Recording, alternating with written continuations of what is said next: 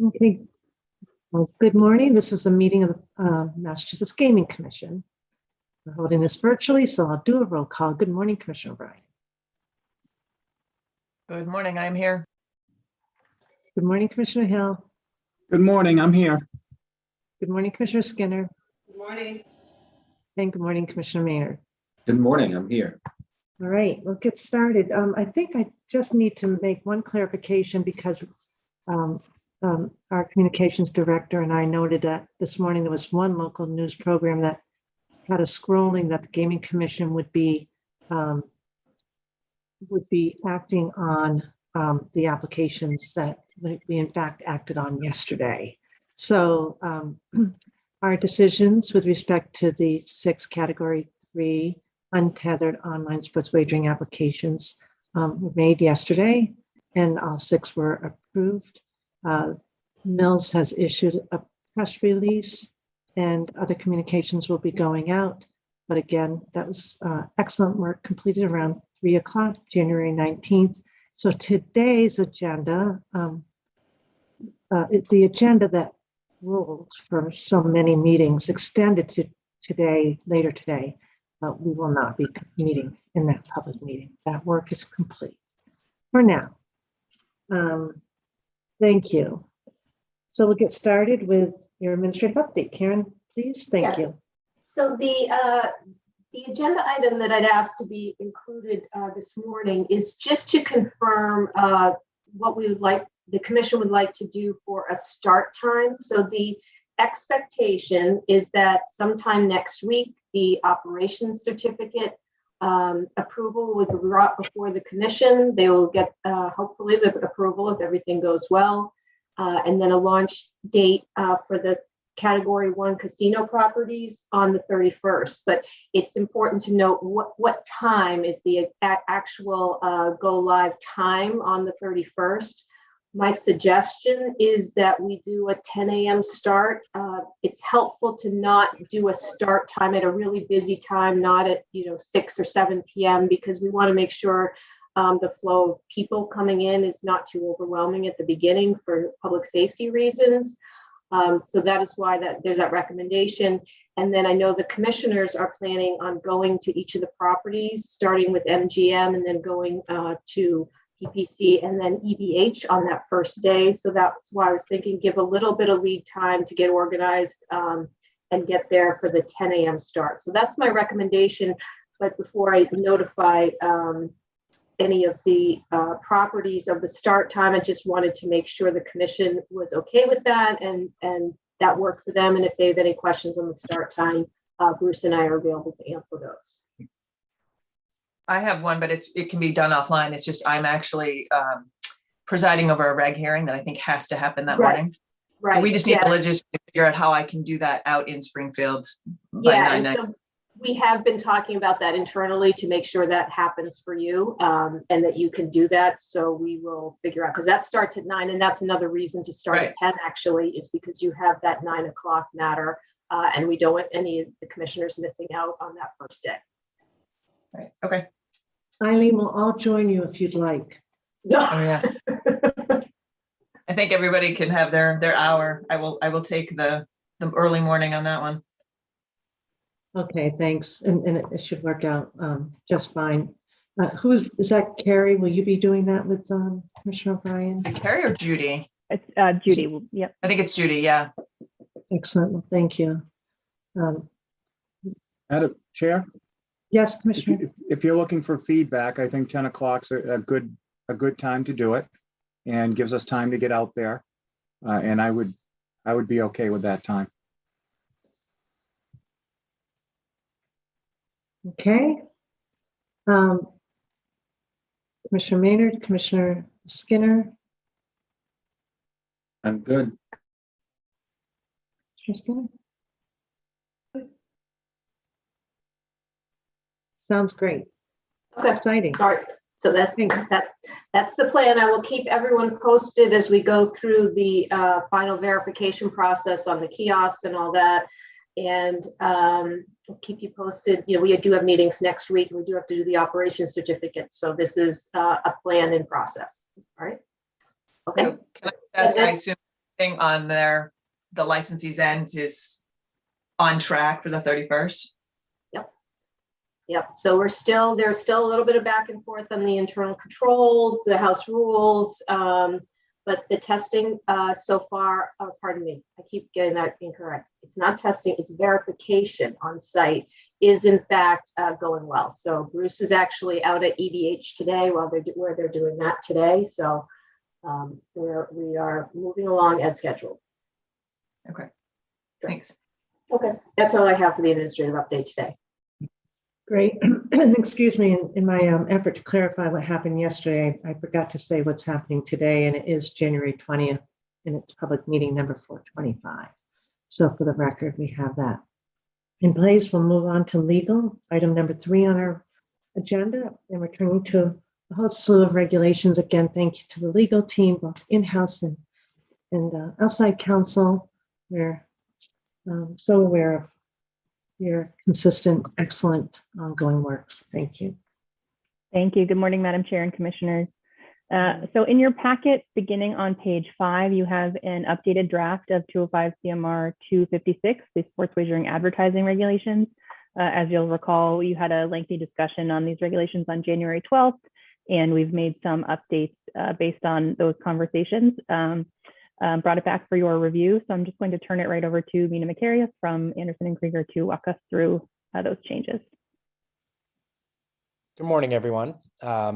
As Carrie mentioned, there is starting at page 5 in your packet, the red line version of 205 CMR 256. By the way, just to note, it's page 5 of the PDF, but it is marked at the top as packet page 3 in case there's any confusion. So I'll try to note both if we need to. There are no changes to 256.01 third parties or 56.02 or 3 for that matter. So on the following page is where you start seeing changes. This is under false or misleading advertising. The first change you'll see here is just a move of the requirement that no employee or vendor of a sports wagering operator encourage a particular wager or specific type of wager. And if you recall, we moved this so that we could keep this will have a 4 in front of it. Apologize, it's just the way the formatting shows up on a red line. To keep numbers 5 and 6 together because they were more closely linked based on our conversation. Number 5 is the provision we discussed last time with respect to what has to be disclosed for a promotion of sports wagering. We took out the words or free to avoid confusion with the provisions in 6, which now are updated in a couple of fairly small ways. One, we framed it in the negative. As I mentioned at the outset of last meeting, we were trying to kind of get the best of all different states' regulations. That, for the most part, was a good thing. It did mean that sometimes we were following different phraseology from different states. So we aligned that a little better in this one, I hope. That's the only real change to 6. So I think this hopefully flows better now and is responsive to those edits. Before I go on to advertising to youth, any questions about those changes?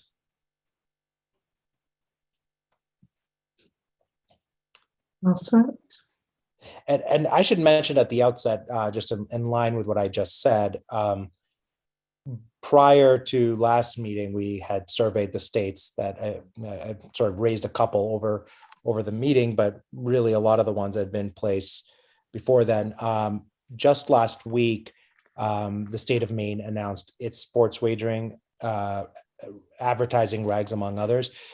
We have looked at those. I'm happy to say that for the most part, we have the same or more detailed versions on almost all of the false or misleading advertising pieces. There are some places where they had done some things that we did not include in this draft. There's one place where we'll talk about where we borrowed from them, but the exceptions that I am recalling, and this may not be an exclusive list, are they were explicit, for instance, about advertisements for sports wagering that also included tobacco or alcohol. It's our opinion that you probably don't want to wade into that very well regulated and field at the moment. However, that to the extent that something that, because of its involvement of alcohol or tobacco, touches something else, for instance, glamorizing sports wagering excessively, you would still be regulating it.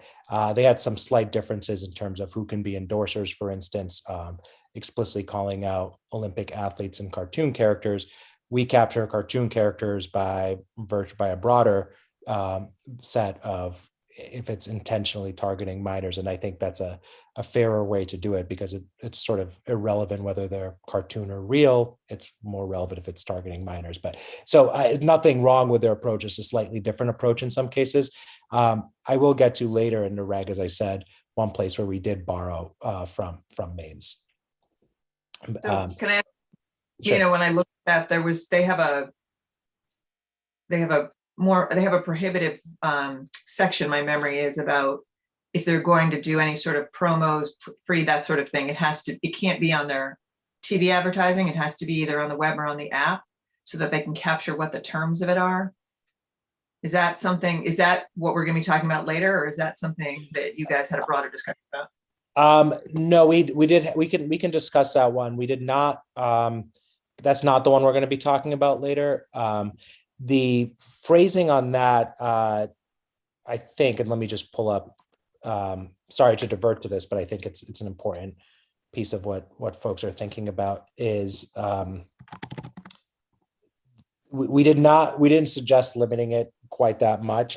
However, the standards that you'll see we did add are how you do have to advertise closer to Pennsylvania and New York, which may mean that an operator may determine that if they can't do all of the things that they need to do for responsible gaming, they may not be able to do a TV ad. So rather than try to exclude a medium altogether, which I think is a slightly trickier piece, we I think, addressed it that way. Okay. But And then that's also basically keeping a record of what the offer was, right? Right. So that is captured. It's not captured necessarily in this. It is captured in this reg as well as 238. When we get to it later, we'll talk about one thing that is, since I'm on the topic, that Maine is doing is requiring pre-approval of or pre-submission at least of all advertising to the licensing body up there. We wanted to balance the sort of functionality of being able to actually process all of those with the utility of that. So as you'll see later, and I apologize for going out of order, but since it came up, as you'll see later, we suggested it as a possible disciplinary or enforcement mechanism where there are concerns about a particular operator. And so, but that's a policy choice for the commission. It could be brought in. Okay, great, thanks. No problem. 25605 is the advertising to youth, which we had discussed quite a bit last time. Again, first change was moving up the sort of broad requirement. This is the one affirmative requirement that all materials have to state that patrons must be 21 years of age or older. And then we reframed a couple of the following ones into a negative to make it clear it's a prohibition, which we hope clears up some of the confusion from last time. So with that in mind, just to reiterate it, so you'll see nots are crossed out and no's are inserted at the beginning. So this is a don't do this as opposed to a longer phrase that has a shall not buried in it. With that in mind, 25605-4 now I hope is clearer that there should not be any advertising to an audience where 25% or more of the audience is expected to be underage for the purpose of sports wagering, minors in one case and under 21 in the other. So, and just to be clear, so that makes it more stringent than many states are requiring when they say majority.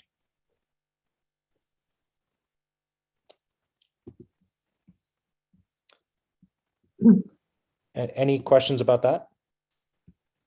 For me, it reads more clearly, Nina. Thank you. No, thank you for the feedback. I think it helped a lot. So I've Um, never seen more wheels virtually spinning than during that meeting, all of us across the board. So thank you. um, Ina, so Yes. this language, does that mean that 75% or more of the audience is expected to be 21 years of age or older? Correct. Yep. So who you may advertise to is an audience over 75% of which is of age, and who you may not advertise to is an audience that's 25% or more underage. If there's no other questions, I will move briskly to the next one so that I don't confuse things any further on that one. The 25606 is the advertising to other vulnerable persons. This was a question of, could we be more, I think we had mentioned we were looking to maybe be more explicit about the standards for what it means to have conspicuous advertising of responsible gaming information.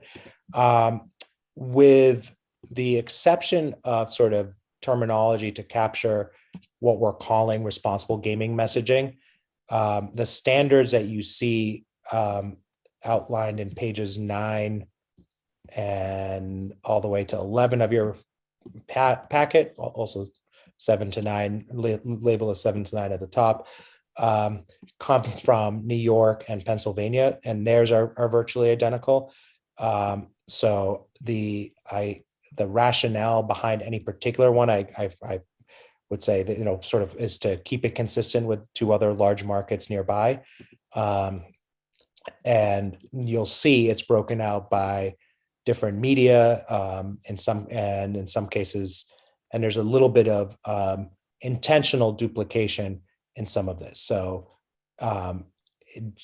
just meeting, for instance, the requirement that a sign, I think it's 2% of the height or width of a video or television ad be the responsible gaming doesn't negate the fact that also can't be obscured or can't be in lettering that you can't see, right? So it sort of all builds on itself to give some clear guidelines to operators.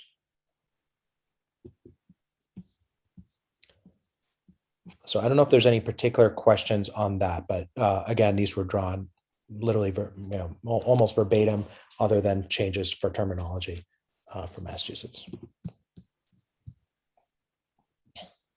Questions, commissioners?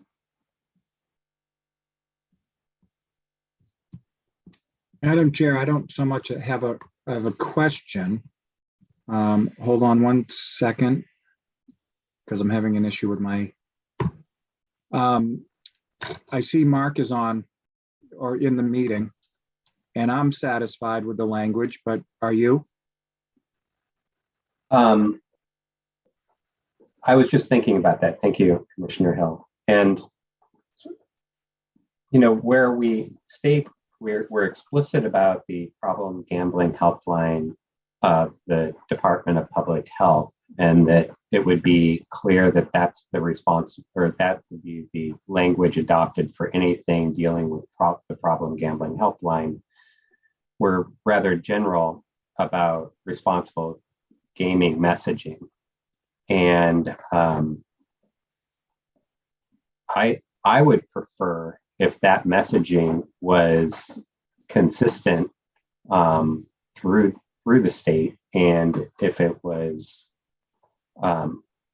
as directed by the commission. It would allow us to integrate GameSense messaging, probably GameSense messaging, but it would give us more control over a consistent message that would be going out about responsible gaming across the state and across our operators. So Mark, and I just for the commission and for your sake, just to make sure the thinking on this, at the bottom of page 9, in this item 4, where it says information regarding the problem gaming I'm sorry, I'm seeing a typo here now, gaming helping, it should say helpline, obviously. So that's a clerical correction we'll make. And any other required responsible gaming information. We were trying not to, in this reg, dictate all of them because we thought those would end up in other responsible gaming regs. But the intent, just to be clear, is that anything that the commission requires be put in one place would have to follow these standards for how conspicuous they are. So if that hopefully addresses that. Again, so correcting the typo. Yeah, I think what you just said is in line with what I had said previously. So if that's the case, then I support that.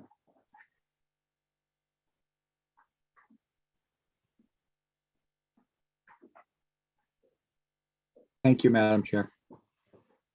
We're all set. Okay. Madam Chair, I'll go all the way down to 25609, which is on page 11 of your packet. Very small change that we actually, I think everyone agreed was necessary last time, striking out the caveat for professional athletes who are minors and may provide endorsements, so that it jives with the provision above about depicting minors, even if they're professional athletes, in advertising. And assuming no questions on that one, I don't know if there are any. We can move on to the last one, which is 25611. Two changes, one in section 2, capturing the reference to emergency enforcement as dictated, as we talked about in 109 last week. I think that was last week, maybe it was earlier this week. To make sure that, you know, that's a one avenue that's here. Again, not in lieu of any other enforcement, but just being explicit about it. And then 3 is what I had started referring to earlier. So as I mentioned, Maine requires all advertising to come to its regulatory agency. I believe they have a smaller suite of licensees, certainly a smaller media market. So one thought was to avoid this sort of becoming a deluge that becomes a harder to review for the commission or commission staff, that if you are finding problems with an operator, you could, as a condition of their discipline, require essentially a probationary check that they do that. I will add that, of course, as you learn from how this integrates, we think this is a reasonable and prudent first step. If you find that this is a good thing to do across the board, the reg could always be changed to make this an across the board requirement.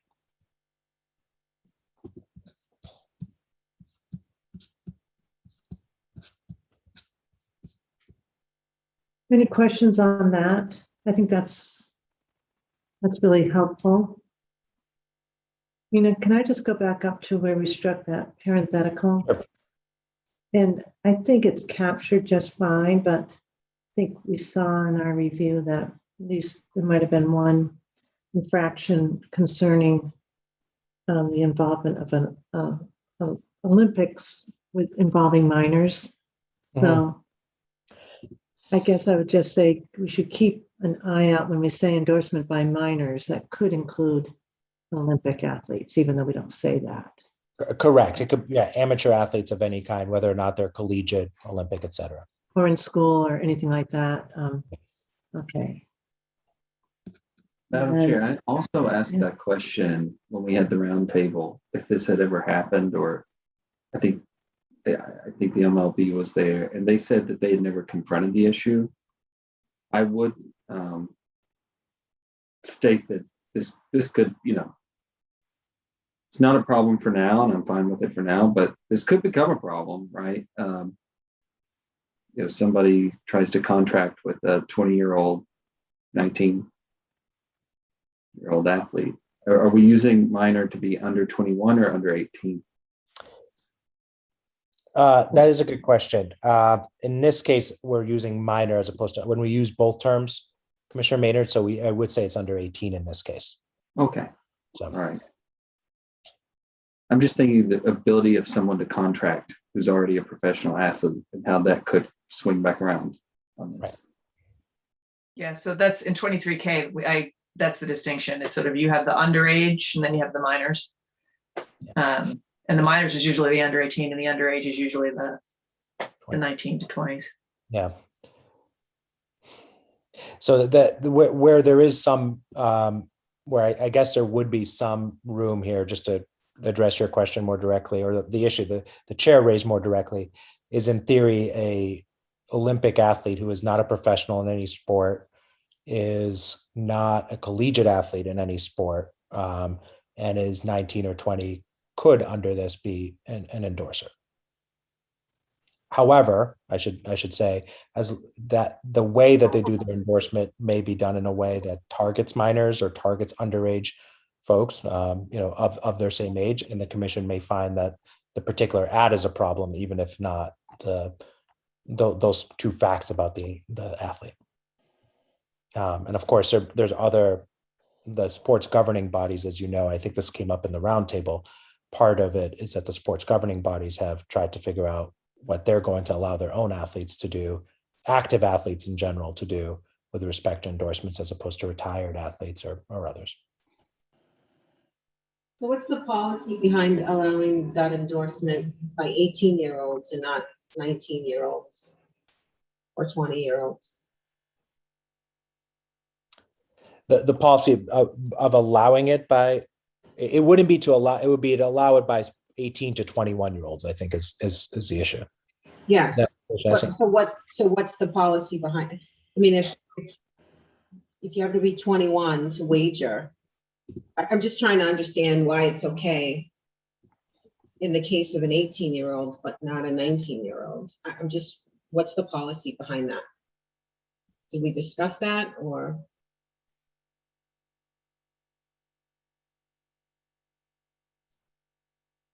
I think that's a policy call for the commission where to set that bar. I think the thought is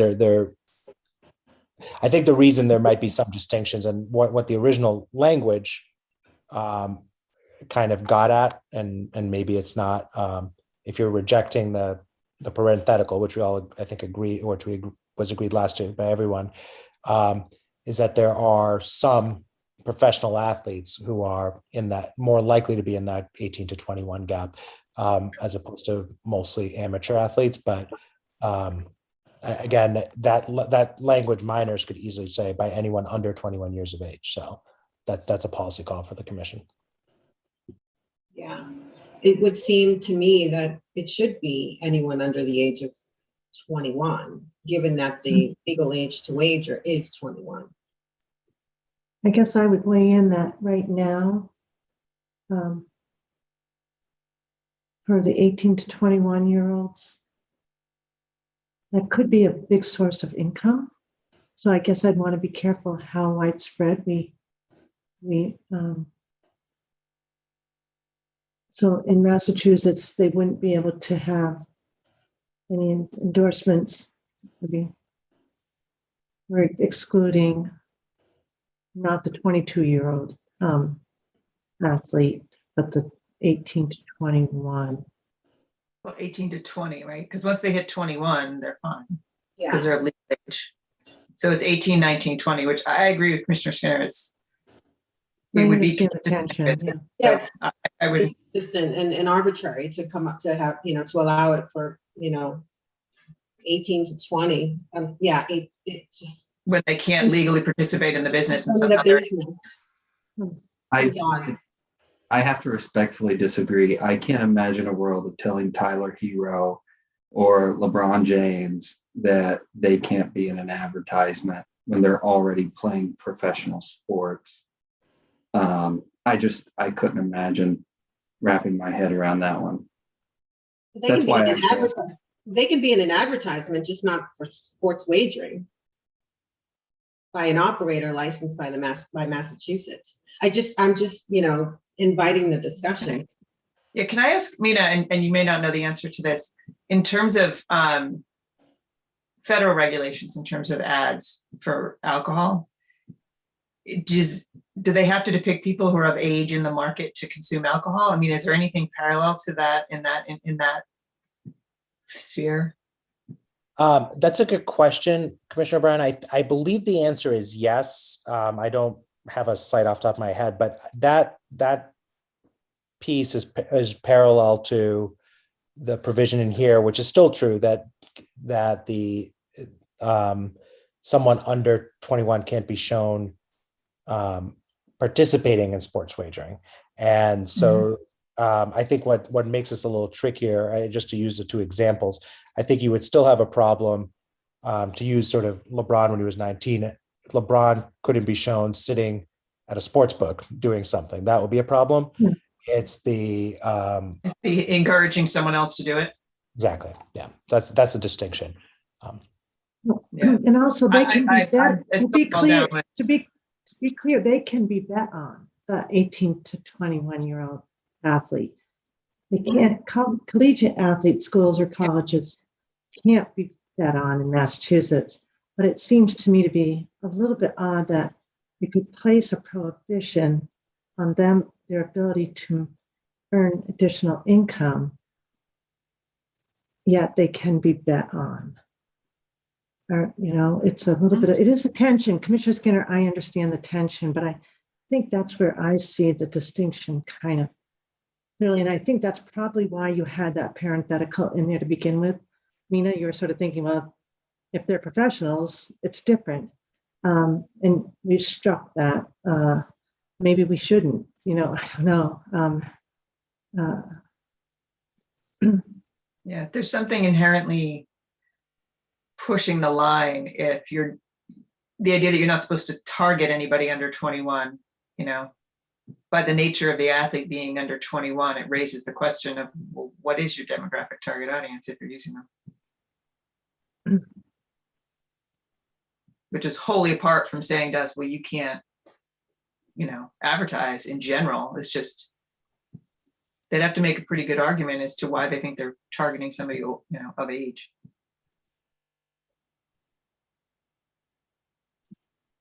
I don't think they would think that. Okay, Commissioner Hill, you want to weigh in on this? I'm juggling this because I'm with Commissioner Maynard. It's like if you're a star basketball player and you're 19 or 20 years old, and sadly that is the case sometimes in the NBA, their endorsements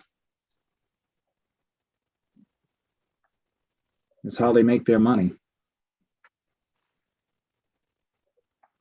So is a professional parenthetical something we shouldn't be striking?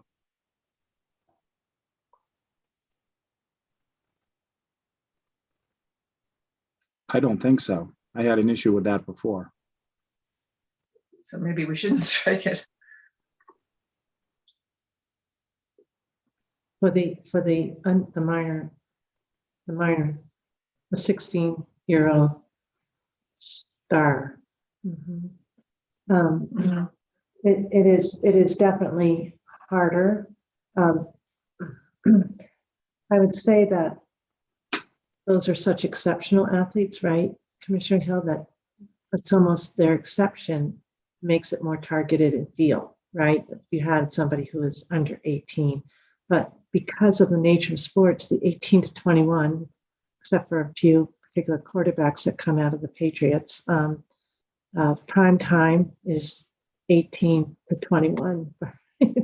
Those youthful legs and bodies. I mean, it stretches now well into the 30s, but that's prime time for recruitment. So I guess my feeling is it wouldn't, if the exception for collegiate athletes makes a lot of sense to me in Massachusetts because they can't be bet on. But I think to deprive a professional athlete of an income because that strain is maybe unfair to them. So I'm thinking of the athlete. So does the parenthetical stay? And say if they're professionals who are underage, that's one thing, but in general, we don't want to see it. I actually feel more comfortable with that, but I also understand the other side. You mean keep the parenthetical in? You keep the parenthetical in too, right, Brad? Yes. I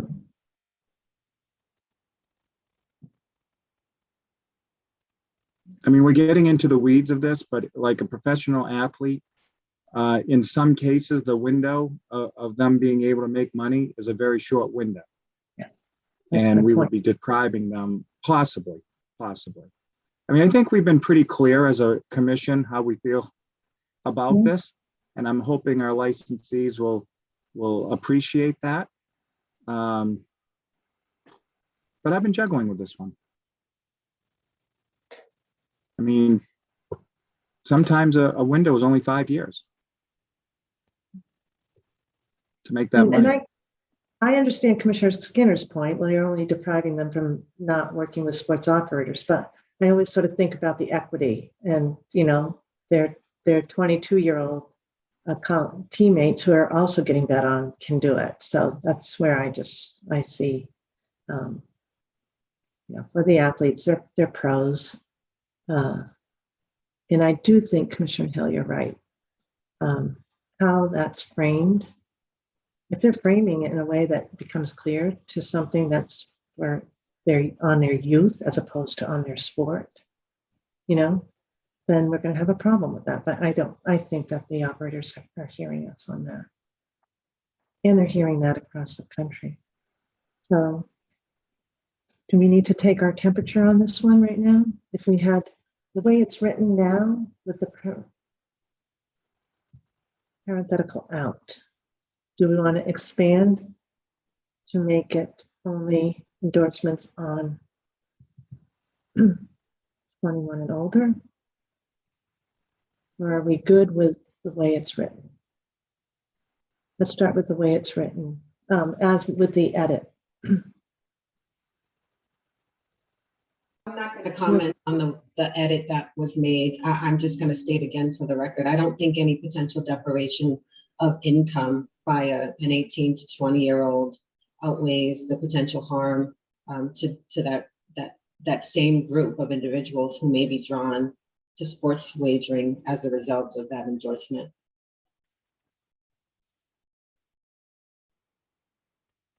Okay, Commissioner O'Brien? So, I mean, after this conversation, I'm more close to the middle of the line, but I still ultimately fall on the same line as Commissioner Skinner. And what is it that's prompted you to shift a little bit? The concept that there might be a professional who falls within that 18, 19, 20 is not something I've really contemplated. But I still come back to, I have a hard time believing they would pick that athlete for an endorsement that wasn't essentially targeting their peers, which to me would fall within that demographic. And so while I'm seeing the argument and I hear what you're saying about this window of opportunity, and there's what would appear to be an arbitrary line, the 21-year-old can do it, the 19 and 20-year-olds can't. That is the nature of the demarcation of a minor to a person of age. So I am falling in the camp with Commissioner Skinner. I don't think we should be allowing it. Okay. Commissioner Maynard? I totally respect both Commissioner Skinner and O'Brien's comments and understand the issue they have. I'll go back to a couple issues. One is there are a lot of athletes, professional athletes under 21. And I used kind of LeBron James in 2003, not currently, as an example, because he was getting a whole lot of endorsements at the age of 18. And I honestly don't know if this would hold up if it was challenged in court by an athlete who wanted to contract with one of our licensees. And so for both of those reasons, one is the equity issue amongst the players who are under 21 being able to earn. And by the way, Commissioner O'Brien, my response to you would be, it probably targets a lot of their peers. It also targets old guys like me too, right? Like I root for and buy jerseys for a lot of players who are a lot younger than I am. And for the fact that for that reason, and for the reason that I believe that this like I said, I don't know if this survives challenge. How do you feel about the parenthetical? Because there could be minors who are professionals. How do you feel about that? I think looking back at this, I would leave it in.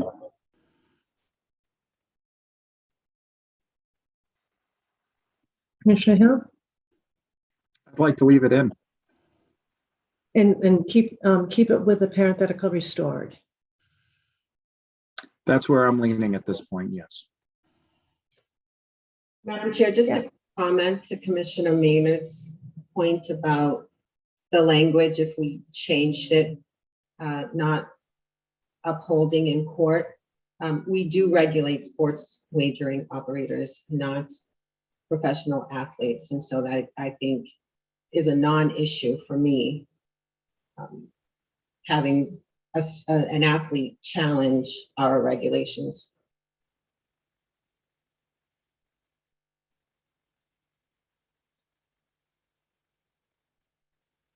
I mean, a question for you on that. Is the reg interpreted such that we would be prohibiting it within the Commonwealth of Massachusetts? Or are we saying, if we find out you did this in California, we would deem that a violation?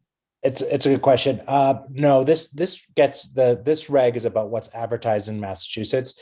I will say, and not to weigh in on the policy piece, but just for one sort of linguistic clarification here, most of the states that we've seen a couple of different permutations of this, but Virginia and Connecticut, I know, do have this carve out, except for professional athletes.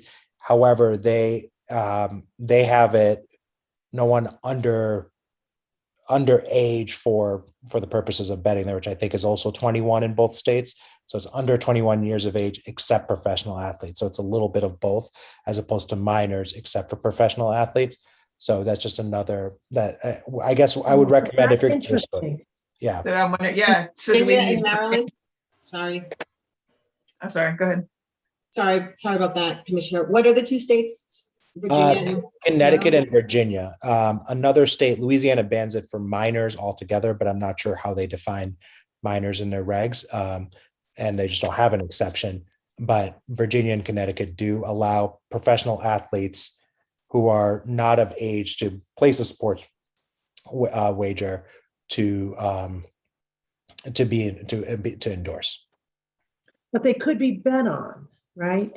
Oh yes, no, that's certainly true everywhere. Yeah, right. So they could be bet on. Yeah. And I'll say those two states also don't have a lower limit. So to the extent now, most American sports leagues don't allow very young athletes under 18 anymore. But if there was a professional athlete who was 16, they could still be part of that. That's again a different piece of it.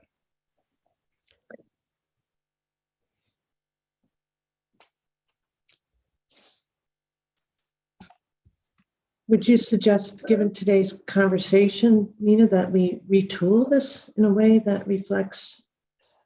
Given today's conversation, I would suggest changing minors to under 21 years of age. I think that maybe simplifies things a little bit. I think it's a call for you whether to include the carve out or not. I would note if you do include it, you still have some enforcement authority if it's clear that the reason they're using a 19-year-old professional athlete is to target their cohort as opposed to Commissioner Maynard's words, old people like me. So I was going to say like us, but like me. So it wouldn't just be endorsement by under 21 because there would probably be 3 of us who would think that's too broad. It would be endorsement by under 21 other than professional athletes. Is that what? Or are you saying just bar altogether, anything under 21? Is that? What I'm saying is for clarity, I would just decide whether you're talking about bar altogether or bar for professional athletes, but it's a call for you whether you want to allow professional athletes under 21. I'm inclined to make sure that a professional athlete who can be bet on is not barred from entering into the same business deal as his colleague arbitrarily. And I know that, and I say arbitrarily because his pitch can be making money for the Commonwealth. And yet, when he turns 1 year older, he can enter into the endorsement. My feeling is that we'll know it when we see it. If there's an ad that is intended to concentrate on his youth, I doubt we'll see that. These 18 to 21 year olds, you're not even knowing that they're 18 to 21. They're so integrated into the game. They're all stars. They're big. They're part of the game, and they're endorsing the sport. They're endorsing their team. They're endorsing their region. And if it's about the youth, we'll know it when we see it. That's how I feel. I have a comment to make on this, and this goes Sure. into timing also. We're meeting with the Players Association, right, on Monday. I'd be curious if they had any thoughts on this. That's a good idea. But then it gets into, I know emergency on emergency is not a good idea. I know Carrie's head explodes at the concept of doing emergency on emergency. If we settle on everything but this, could we do this by emergency on Tuesday and still be good for launch? Just so we have the opportunity to hear from that Players Association to see if there's any insight on this. I assume that's for me. Yeah, in terms of timing, that would be fine. We even if you voted on this today, we would be filing it, sometime midweek next week anyways. So we can file as a bundle as has been requested of us. So that wouldn't be a problem if you wanted to discuss further on Tuesday. We just need to mark it up somehow. But Right. I think we do want to be cognizant of the fact that the leagues would want to respond to, and I don't know about the timing on that, Commissioner Bryan. Yeah, I just felt we got a solicitation pretty early on from Players Association, and because of the schedule, we haven't been able to talk to them. And so given that it's this couple of days and we can still do it, my preference would be to get some feedback from them, and maybe we reach out to the ones we already heard from way early on in terms of the leagues themselves. Yeah, we could do that. That's a good idea. Commissioners, for today, let's see how we want to treat this one. I'm sorry that I opened up a big can of worms, but I guess it's an important conversation to have. But I thought about it because of the segment I saw on the news this morning about a very talented young gymnast using social media to really promote her brand as an influencer. This is not just really restricted now, of course, to professional. Now it's the college athletes in other states will be able to make money on their brand and enter into endorsements like this. In Massachusetts is going to be more restrictive because of the fact that it's a barred group of sports that can be bet on. But across the country, these young athletes are looking to make money. This is their time, and they'll be able to make money, as Commissioner Skinner points out, with respect to other endorsements in sports wagering companies. So can we agree that we will right now leave as is with the without the parenthetical, because there's three perhaps that agree with that, and then change it after, when we get more input from the Players Association? So as is without the parenthetical would bar anyone under 18. But 18, 19, 20 would be permissible under this. Is that, I guess what I'm trying to is get that, is that the proposal right now? well, maybe I should say more clearly that professional athletes who can be bet on should be able to enter into these endorsements. The under 18, we have that carve out. But to the I feel extent very uncomfortable with an under 18 myself. I mean, they can't even contract really. They'd have to have someone do it on their behalf. that's a good point. So I just they don't get- see our licensees doing that. No, me neither. I really don't. So I'm not that worried about it. So we'll leave it in or take it out. Leave it in. That's Commissioner Maynard. I'm feeling more like Commissioner O'Brien on this. My conflict in real life, real time here is like the next Simone Biles, right? Are we telling her, no, sorry, you can't make money on this in the Commonwealth? I mean, I'm just being honest with where my push and pull is. I'm definitely not comfortable telling an NBA, MLB athlete no. So I would just say, I guess I would be a little more broad and hope that the licensees, as Commissioner Hill said, would take care of the real issue. I would say if you are a professional athlete and if someone in the Commonwealth can place a wager on you, you should be able to contract with one of our licensees for, to be in an advertisement. That's probably where I would fall on it. So let's, Madam Chair, Yes, please. so let's use your example with the gymnast. I think under our regulations, I would not be able to bet on the USA gymnast because of the age. Is that an accurate statement? Or would I be able to?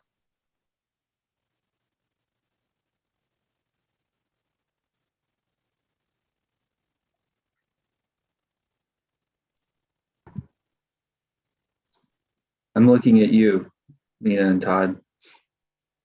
As am I. I am, Todd, you remember from the statute directly, certainly the commissioner, if it was an allowed bet, you'd have to allow it in the first place. I am trying to remember if it was a collegiate sport and not a tournament or pool, then you wouldn't be able to bet on them in collegiate competition. The question of could you bet on the Olympics, I just don't recall the answer. And I don't know if Todd, you do. Yeah, that's what I was looking for. I think we'd have to approve the book, yeah. You would have to approve it, but I was trying to remember if it's one of the ones you can't approve, like high school sports and other things. I don't think it's barred because I thought there was a discussion of it in our later today. Yeah, the word Olympics. That was my understanding.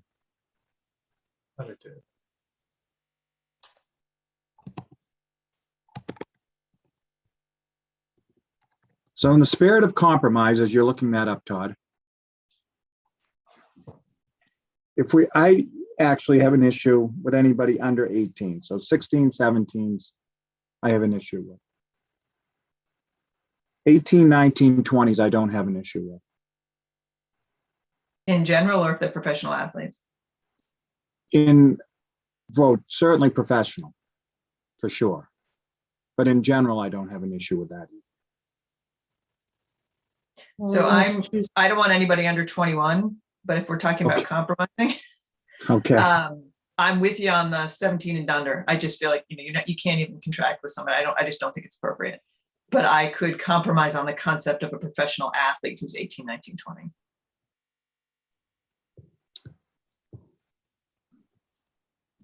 That's a great compromise. I'd shake your hand, Brad, if I could get through the camera. I would be okay with that. Yesterday, at one point during our meeting, Commissioner O'Brien, you leaned one direction. At the same time, Commissioner Maynard leaned, and I almost said, I almost said, oh, they're gonna bump We're gonna have heads. a conversation. It was very funny. But I did know just now you were not gonna really shake hands. So I think that really puts us where we were, right? That just, it's where we were. Well, a little bit different because it changes the minor to 21, but then exempts and then puts the parens back into exempt professional athletes. So it is a bit of a shift. Exempts professional athletes, but they would include then though the under 18 professional athletes. No, the prohibition would be that no minors, they can't do it with minors. So Okay, until they 20 hit 18, they can't do it at all. And then the Maybe 18, I 19, 20 would be the professional athlete exception. Yeah, and I do feel strongly about that because there's just I think that's a big group of athletes. That's a big group of athletes. Agreed. Yeah, I mean, I'm still curious to hear from the Players Association on it, but I I think, think feel for like today's that purposes, I think for today's purposes, yeah, exactly. okay, so how would the language read then, please? Madam Chair, I can suggest language. I think it would say an advertisement for sports wagering shall not state or imply endorsement by minors, comma, persons Between the ages of 18 and between the age of 20, 18 unless and 21, or 20, excuse me. it's 20, right? Because Yeah. Yeah. Parentheses, other than professional athletes who may, other than professional athletes, close parents, collegiate athletes, schools or colleges, et cetera. And to answer Commissioner Maynard's question from before, more concretely, I believe, at least my reading, and again, Todd, I don't know if you disagree with this, but in the definitions, the Olympics and other sort of amateur competitions are not excluded, but they would probably fall into the category of other events that you would have to approve.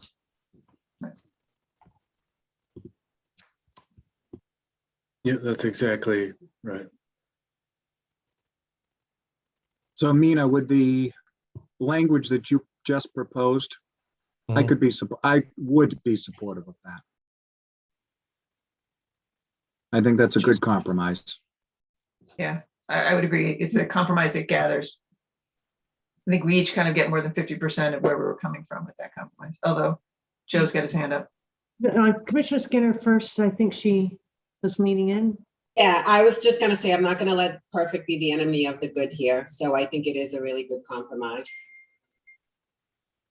And you know what, we'll keep our eye on it, right? But let's turn to Joe from GLI. It's like a radio show. Joe from leaning GLI. into, so just leaning into have Mina and Todd and Mark take a look at 207.01, 1 and 2 under the Uniform Standards for Sports Wagering. That's where the stipulation for colleges is, or college athletes as well. That's all. 247.01, 1 to AB through I. Thanks, Moving Joe. quickly. You're welcome.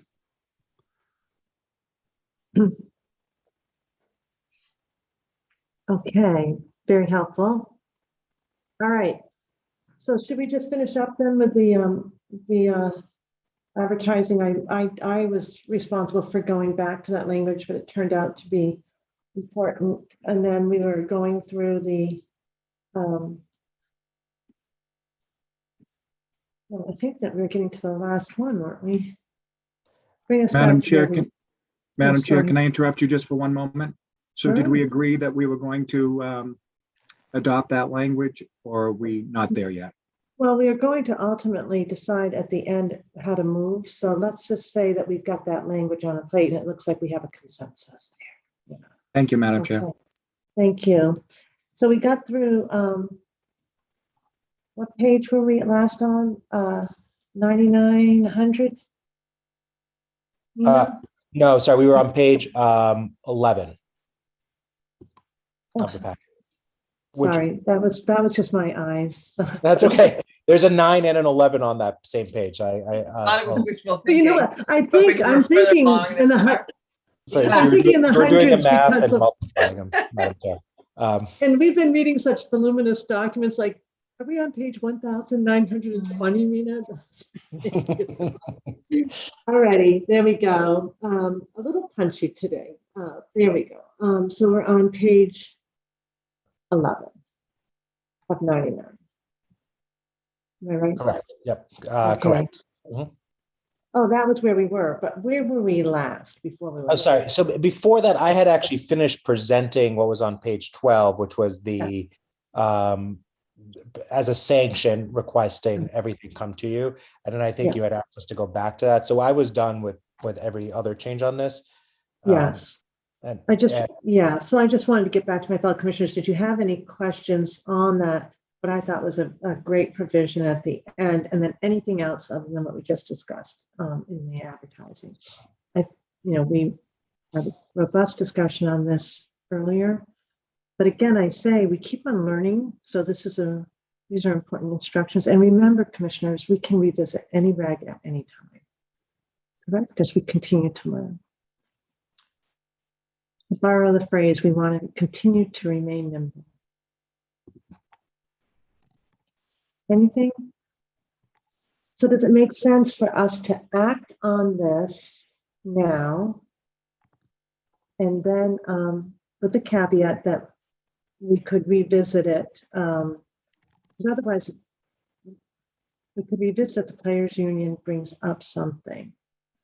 And Then we have to vote on Tuesday, right? Because I think at that point, if we vote on it now and something comes up Tuesday, we can't really do overlapping emergency regs. And so we probably have to wait without it getting messy, right? we can't override it? Carrie? You can override the vote. I wouldn't file it until after you've had the chance to discuss again on Tuesday. Okay, you can hold off on the filing and that gives us the wiggle room. Yeah. Yes. Okay. Yep.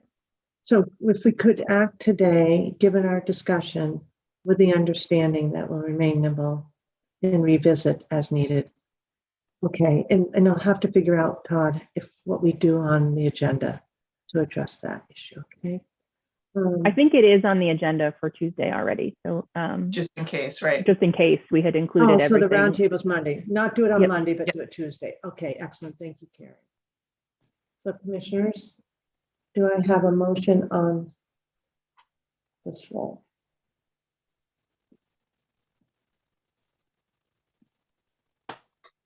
What number are we on? This is 256, right? yes. Okay, Yep. I move that the, excuse me, I move that the commission approve the small business impact statement and the draft of 205 CMR 256 as included in the commissioner's packet and discussed here today. And specifically in recognition of the edits discussed on page, Is it 99? Yeah, I know, right? 9? It's 11 of the packet, 9 is shown in the PDF. if that helps. 9. okay. So 9 of the PDF on page 11 in the commissioner's packet in regards to under 21 and minors. And I further move that staff be authorized to take the steps necessary to file the required documentation with the Secretary of the Commonwealth by emergency and thereafter to begin the regulation promulgation process.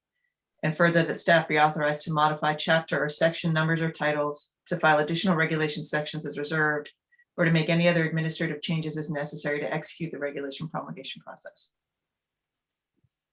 Amendment. I think the page numbers were backwards, so it's page 9 of the packet, page 11 of the PDF. Okay, thank you. And I'll second if that amendment is accepted. Yep, accepted. Madam Chair, discussion. Yes. Mina, can you just read one more time what the language would be for me? Sure. The language would be an advertisement for sports wagering shall not state or imply endorsement by minors, comma, persons age 18 to 21 or 20, excuse me. 20. Open parens, other than professional athletes, close parens, comma, college athletes, and the rest would remain the same. Thank you, Madam Chair. Thank you, Mina. Okay, with that clarification, any further discussion or edits? Okay. Commissioner O'Brien, Aye. Commissioner Hill, Aye. Commissioner Skinner, Aye. Commissioner Maynard, Aye. and I vote yes. Okay, 5-0 on that.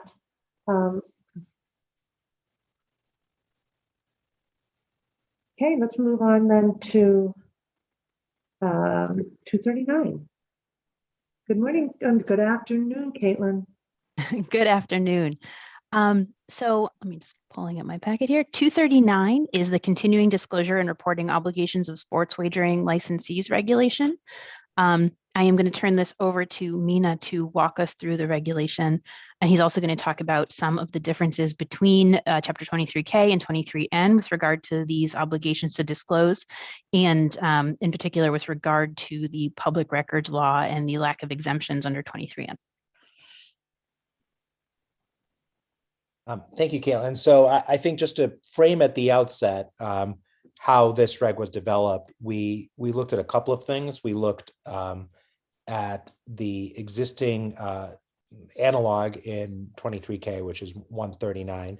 There's actually a couple of others that sort of, it's in a few different places, but that's a key one. We also looked at a lot of the other regs we've been putting together over the last couple of months, including the revisions to 138 and 238, and tried to make this to consolidate in one place. This is another one of these, as I've been sort of referring to, super regs that explain what's going to have to be kept in terms of records and submitted to the commission or to particular portions of the commission, like the Bureau. The issue, as Caitlin alluded to, is that under 23K, there were fairly broad public records exemptions built into the statute for categories of documents that don't exist in 23N. Much of what would be captured here in the sort of post-application world, especially, would only be exempt from disclosure as a public record if it otherwise met an exemption under the public records law. Therefore, in putting this together, we spent a good amount of sort of listening sessions and got a lot of feedback from various internal stakeholders about the records that they really needed to be able to do their jobs, whether they needed them to be in the commission's possession, custody, and control, or whether they needed them to be kept and available to the commission in a particular instance, keeping in mind that the commission would still have broad authority to seek any records, but that it could then make the judgment call about what protections, if any, from public disclosure would be appropriate in those cases, and so that to avoid sort of over promising confidentiality that you couldn't for public records purposes, or holding records that you don't really need to hold at the commission itself. So that's sort of the general framework of why things may differ from the 23K framework in some cases. With also a lot of really helpful input from Bruce and folks at the Bureau and others on this. So with that in mind, I can go through the regulation. This starts on page 17 of the PDF, which is labeled packet page 15. So 239.01 is a couple of general statements. One is what I mentioned a second ago, the commission's access to an ability to inspect the premises of an operator, but also to require production of records. It also requires the maintenance of complete records. Note that on the ability to inspect a premises or to have access that way, that's limited to category 1 and category 2. We do not think it's appropriate, at least in this regulation. You may have other abilities through subpoena and other powers for corporate office space of an untethered, obviously category 3, but that's different than this. 230, so any questions on the sort of general authority piece? Okay. 239.02 is a very simple one. And this is really just for consistency with the gaming entities, that the operator should have a fiscal year. I don't think that's going to be a difficult one to comply with. 239.03 is where things, I think, these judgment calls I mentioned before start getting made. These are the reports and information to be filed with the commission. So this goes on first with the list of reports include detailed annual and, as otherwise required, statistical reports on employment and MBE, WBE metrics to sort of compare to the diversity commitments, diversity and inclusion commitments made by operators, as well as just for data for the commission to have. Item C at the top of page 18 is sort of an update, a regular update on goals and commitments generally, not just on those issues. Reports required regarding occupational licensees, quarterly reports which show up later, documents and other materials that might be referenced in the license as being required. House rules and internal controls and amendments are obviously fairly big ones. That's G. H is a declared event of default. I think we received some comments on this, Caitlin, if I'm not mistaken, at some point, and one of the questions was, should this be in here, or any event of default? And important that this is a declared event of default of debt obligations, is to ensure financial competency and ability to pay wagers. The annual problem gaming plan, et cetera, that's all sort of regular reporting that goes in there. And this, for instance, the condition on the license one, just to go back to that one for a second, that's how you would, if say you did condition a particular licensee now or in the future to give you all of their advertising up front, this is where this would be sort of a belt and suspender approach for that as well. Mina, Yes, yeah, but we're gonna, question, please. Subsection H, would we not want that reported by the parent company, the operator? I believe this language comes almost, I think, is identical to what you have in 139, and I would think the affiliate or holding company would include the parent company, or that's at least the understanding. Okay. Yeah. Can I just add, Mina, while we're on the subject, this is where, picking up where we left off yesterday, relative to the workforce and diversity spend goals, this is where this is captured. It's not expressly stated, but it's in A, B, and C, I think, would cover that and require that reporting. Yep. Item 2 is, this is consistent with the continuing obligations of disclosure. This is self-reporting of violations or suspected violations of the Sports Wagering Act or any other or the regs. Suspected violations include irregularities in volumes or changes with odds. That comes from the statute as well. Section 3 is similar. This is self-reporting if a self-excluded person on the self-excluded person list is found to have engaged in sports wagering. I think those words are important. I'll just want to pause on them for a second, because I think there was I know there's been some thinking about how to define, and when you get the definitions regs back before you in the next couple of weeks, I think you'll see that we're defining sports wagering area and facility and thinking about that issue.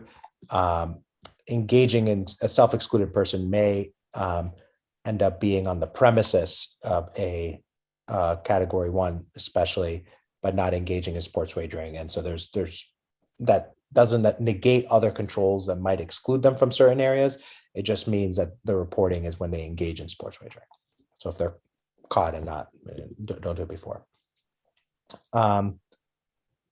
Number 4 is intended to be, to get the information about how much money is coming in. So that's sort of the kind of central to a lot of the operation here. So obviously it needs to be reported. 5 is an underage person report. This is where we start referencing some other regs under 250. There's also in 6 a quarterly report regarding complimentary services offered. I think this came up before. What promotions and other complimentary services have been offered as part of sports wagering promotion. And then number 7 is counter check information, which again references back to the internal controls regulations. So those are the ones that will be required to be submitted. The only, if I may, I'm sorry I didn't catch this earlier. Counter checks is credit, and that's not permitted on the sports wagering side. So I'm not sure exactly the application here. And What was that, Todd? I'm sorry. Could you just say I was that just, one more time? he was just discussing paragraph 7, which talks about counter checks. That's the old name for credit that's issued by casinos. So that We should take it out then.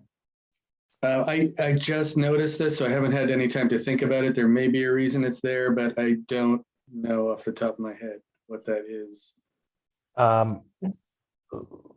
We may not have known what that meant. I have to say, I don't know if others picked up on it, the counter check what it means. So hopefully the answer would always be 0 if they are reporting on that, but otherwise that's. And then the other one was 6. Oh, sorry.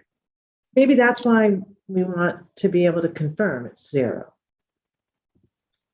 Yeah, I'm just double checking because this came from 138. This was a reference that refers back to 138 as revised. So I just want to, as Todd was speaking, I want to make sure we're on the same page there. And the only other thing while Mina's checking that is on 6, and again, I apologize I didn't catch this sooner. Obviously, that's requiring a report on a lot of items that are comped by the casino. I don't know that a lot of that stuff is really applicable to sports wagering operators specifically. So I would just throw that out. And again, I haven't spent a lot of time thinking this one through yet.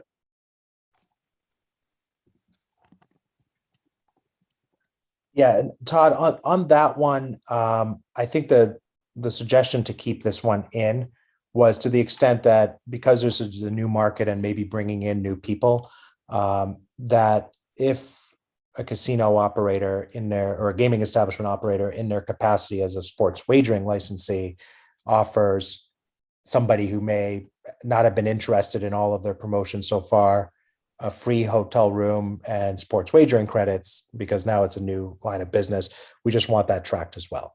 It's sort of a making sure there's no end around, actually, that they're not reporting something because they only gave it to somebody as part of their sports wagering arm, not their gaming arm.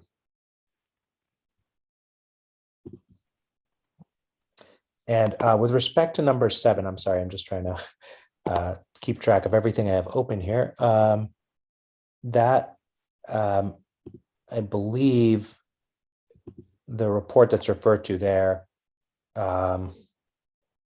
actually have to do with including, you're right. I think the answer would normally be that it's 0.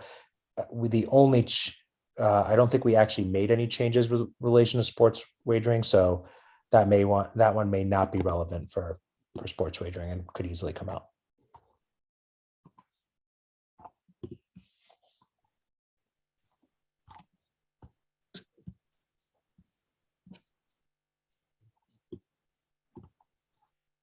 Any questions, Commissioner? Okay. 23904 is a category of documents that have to be maintained and may be available to the commission. at its request, but don't necessarily have to be submitted every time. I will say that even though there were confidentiality protections under 23K, some of these were treated the same way there too. These include sort of internal business documents. The first category is really everything that a corporation or a corporate entity would be expected to keep, everything from minutes and records of votes and records of shareholders, et cetera. So this is basic corporate records. Number two is securities filings submitted to federal, state, or domestic authorities. Obviously, some of that may be already a public record, but since they're if they're to the extent they're subject to other redactions, there wasn't a need to submit separately. Three is a similar category. Number four is tax returns. It was felt that that was an appropriate thing to be kept at the entity, not necessarily submitted annually to the commission. System of financial accounting, obviously, this sort of serves two purposes. Obviously, yes, so that the commission could audit it, but also to ensure that they're committing to keeping a basic functioning accounting system. Number six is gets into data derived from an operator's player card and reward card programs.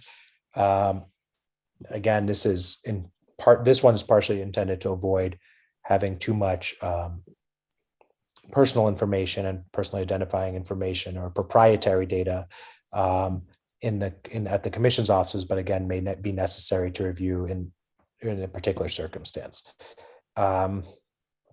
And the last three are, again, kind of back to kind of corporate ones: business plans, compliance plan, separate and apart from the internal control regs, et cetera, and copies of minutes of all board and committee meetings. So any questions on those? Right. 23905. This identifies the quarterly reports, again, that need to be submitted to the commission. And this is now more of a specific set of reporting requirements. The first is on financial positions. Again, this is a sort of a check on financial health, and there's attestations that are required by appropriately senior folks at the entities to do that. The report has to be accompanied by these attestations that really that the company has the ability to put these all into much simpler language, has the ability to meet its obligations both to patrons and to comply with what it needs to do as a regulated entity.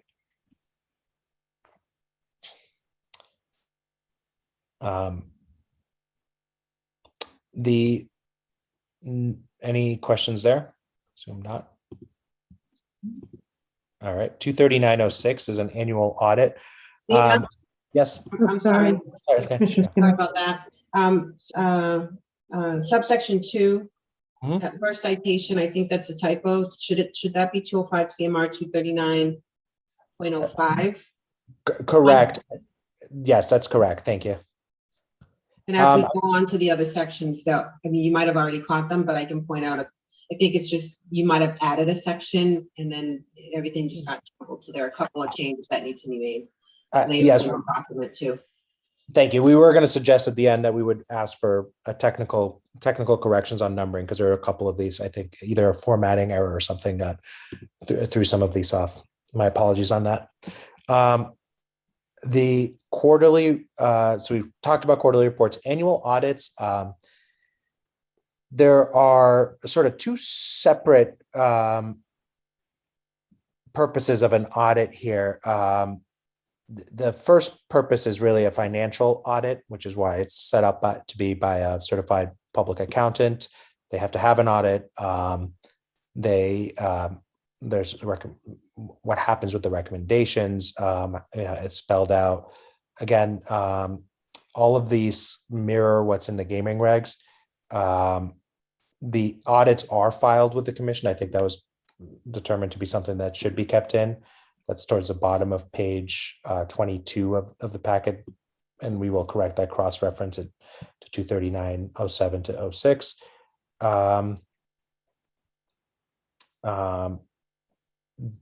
there are also going through these sort of other safeguards about what happens if there are particular circumstances during an audit or of a removal or resignation of a chief financial officer or audit committee chair.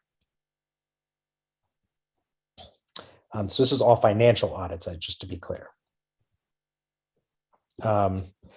This is the last section is 23907, audit by the commission. The commission would audit on an annual basis, really any aspect for compliance with the system of internal controls. So you have financial audit, you should have more of an operational audit. The commission is the one that performs the operational audit, and that's put here in the same place. So I think that's it. As mentioned, we will address the numbering. And I don't know, Madam Chair, if we came to a final decision on whether to include the cross-reference to counter checks. I think it could be removed for the avoidance of doubt. Unless we want to know that it's 0 for compliance purposes, but my hesitation with that, Madam Chair, is that it is, and looking at 138, it is a very complex report. It is not as simple as how much could I issue. So I just didn't want to be putting a burden on to put 16 different things to you every time. In accordance with our regulatory review sort of policy, I think I'd recommend we take it out. It just makes it more complex, right?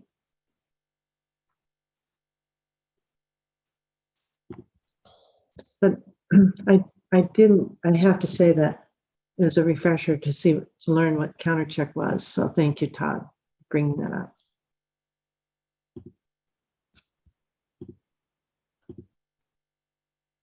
Any questions on this? This is a good bit of work because we didn't have the same guidance in 23K. So thank you for this.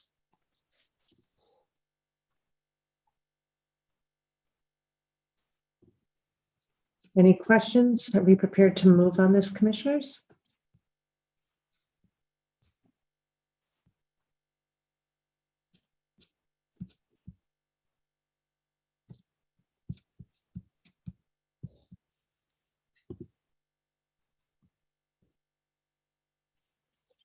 $239, correct?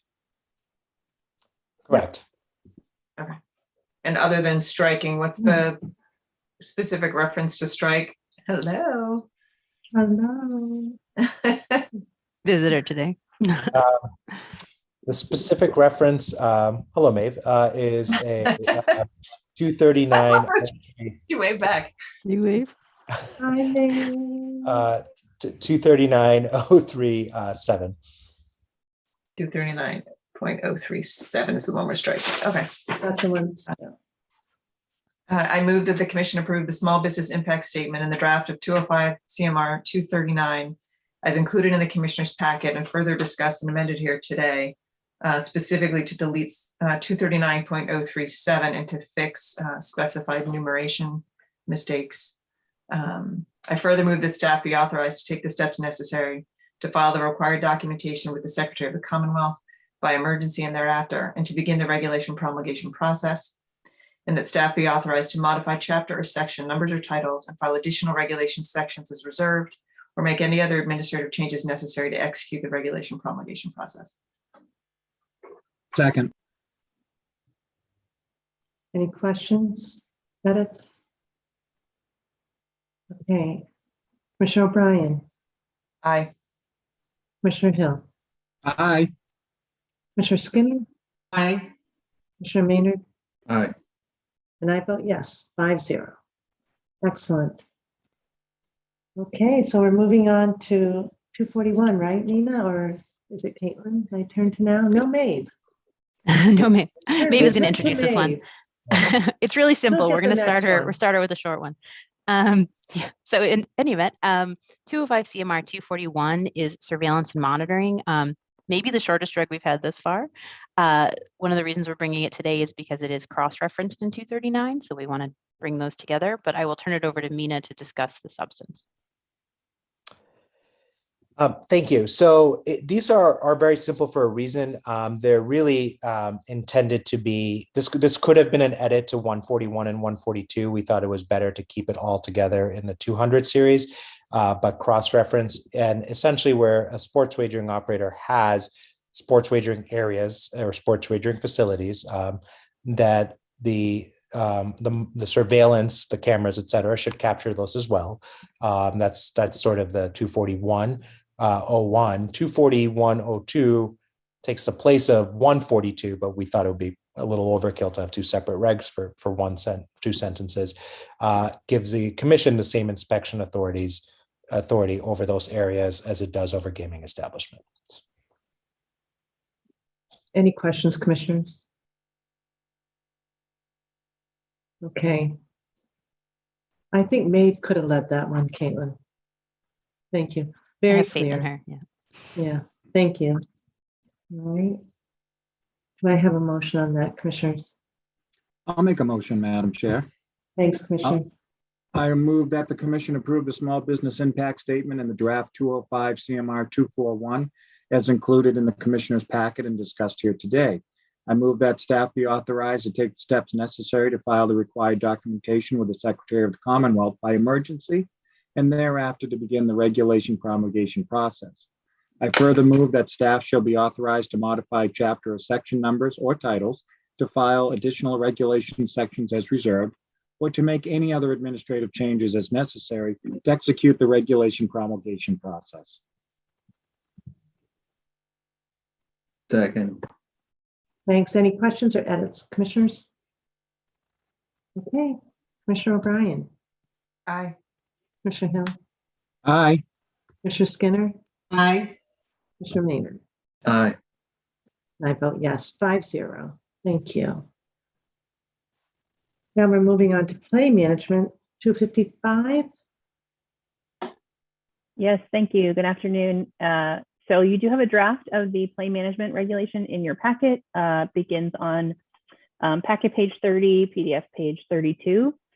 This regulation falls in the family of responsible gaming regulations and requires sports wagering operators to offer play management programs to patrons, including various types of limit setting.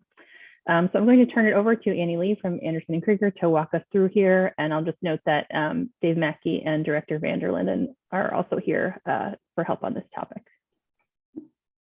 Thank you, Carrie, and good afternoon, commissioners. So as Carrie said, today we have before you play management regulations.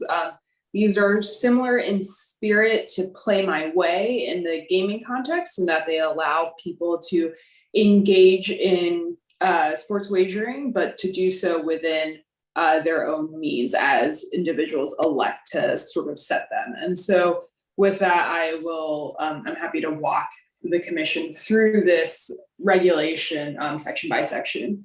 And so the first one, 255.01, again, I'm on packet page 30. This is just stating the general scope and purpose of the play management regulations. This is to allow people a means to restrict their sports wagering behavior and to increase informed player choices so that folks aren't accidentally gambling or wagering beyond their means and finding themselves in hot water. We do envision this as applying exclusively to the mobile apps as well as to kiosks, though I'll circle back on this kiosk aspect after presenting the regulation. But I just want to note that this isn't envisioned to apply to retail sports betting or to any sort of physical sports betting, and is supposed to apply exclusively to sort of digital sports betting. And so the specific limitations that we envision for sports wagering or in the play management programs are described in section 02 of the regulation, and it provides for 6 different ways that people can set limits for themselves. And I will note here that individuals are not limited to just selecting one limitation for themselves. They can select anywhere from 1 to all 6 limitations. And so the first limitation that we conceive of is just a maximum wager amount. So you can say as an individual, I don't want to at any one time put more than $50 on the line. And so if you as an individual wanted to place a $60 bet, you would be prevented from doing so because of your own self-imposed limit.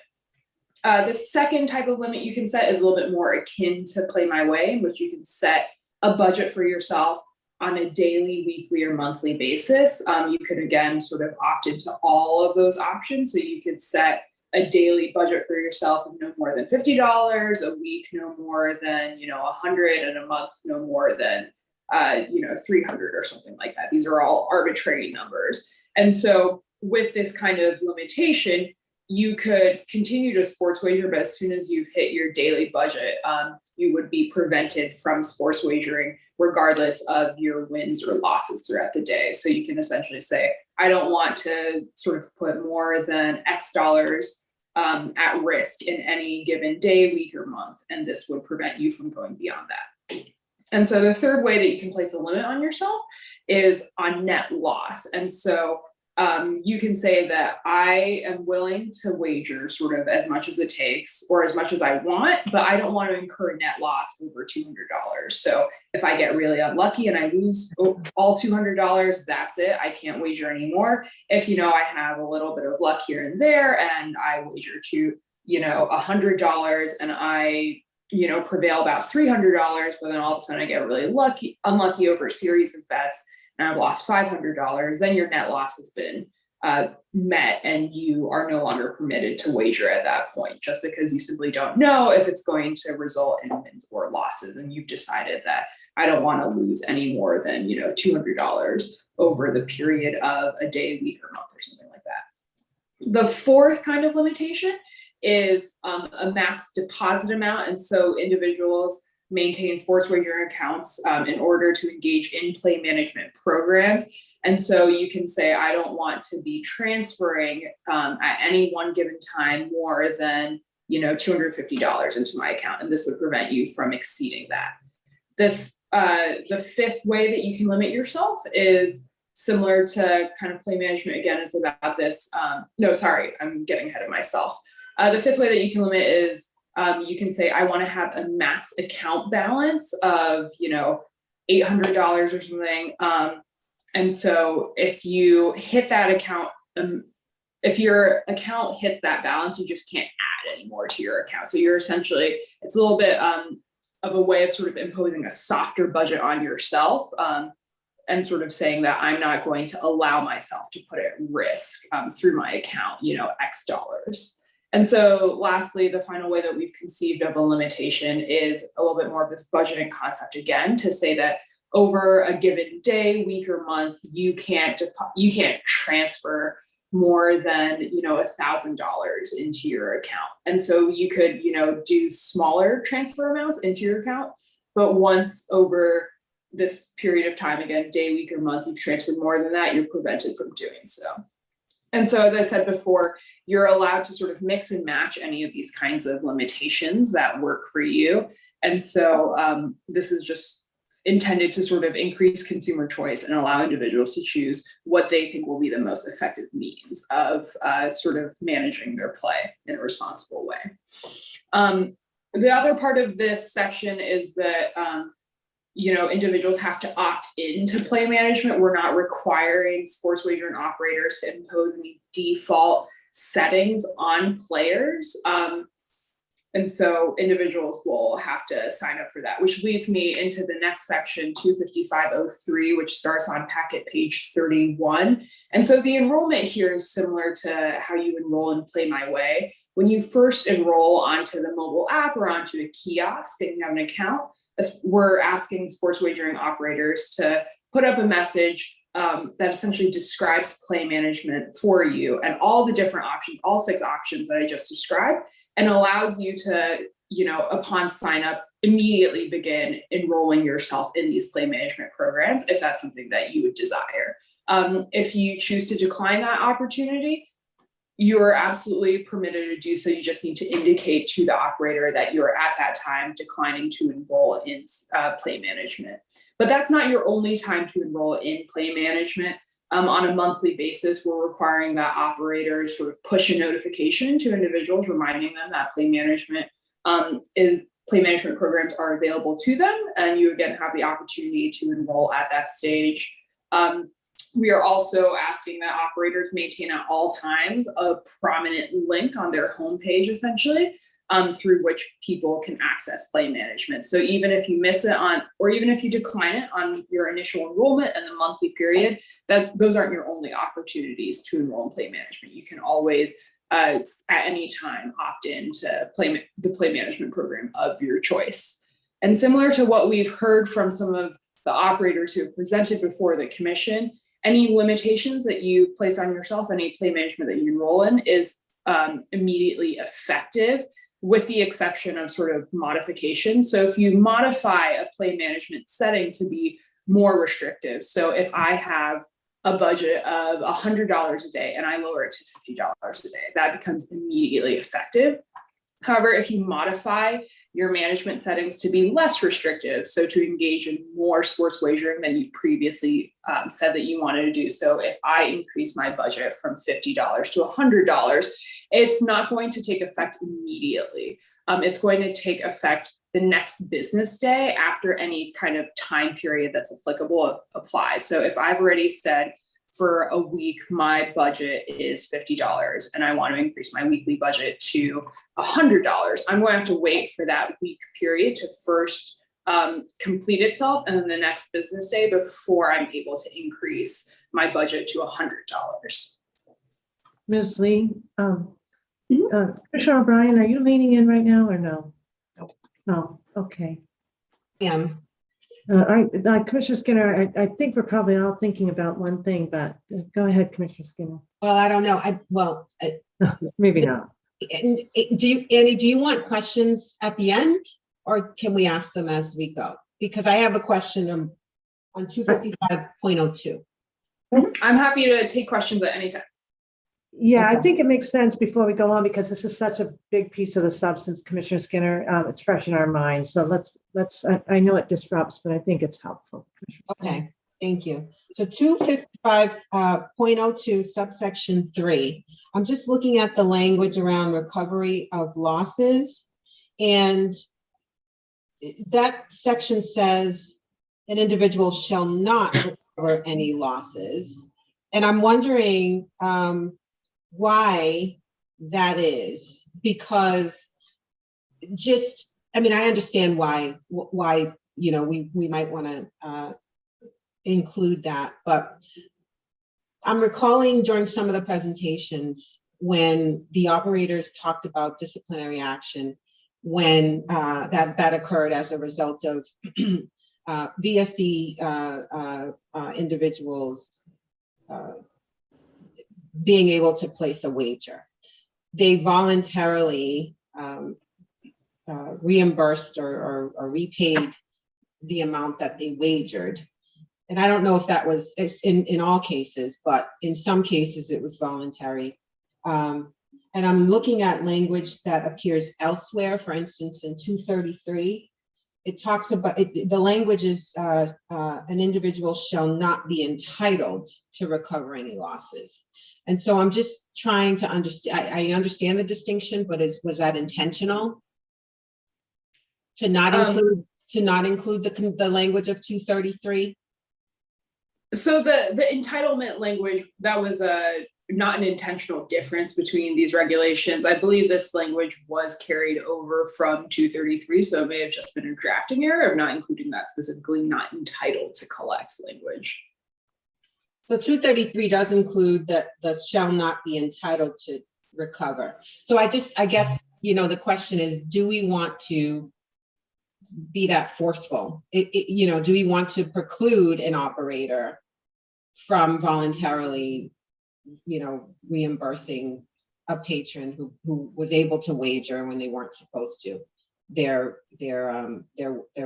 amount that they wagered? Commissioner, Director Vanderlinden, please. Yeah, thank you, Madam Chair. Commissioner Skinner, I did have a similar question as well. It feels to me like I can't imagine a scenario in which somebody who chooses to enroll in the play management or self-limit setting, unless there is a fault to a faulty, unless the system is faulty, I can't imagine how they would be able to bypass the settings that they've established.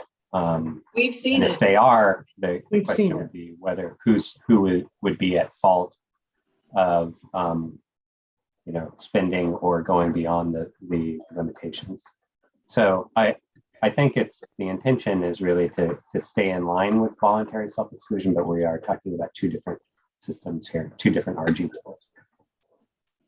So Commissioner Skinner, you want to elaborate, because we did see there are infractions where they did, and so to your point, they did give back the winnings. Yeah, and I know, I specifically remember at least one of the operators saying that they voluntarily did that. Yeah. Other operators might have done it because they were required to under that jurisdiction's regulations. So I'm asking where we want to be. Do we want to prohibit it? Or do we want to allow an operator to voluntarily return wagers that shouldn't have been placed in the first instance? That were at, and they were placed, enabled, the patron was enabled because of a faulty technical error or some error on the part of the operator. Right. Right? As opposed to the VSE. Right.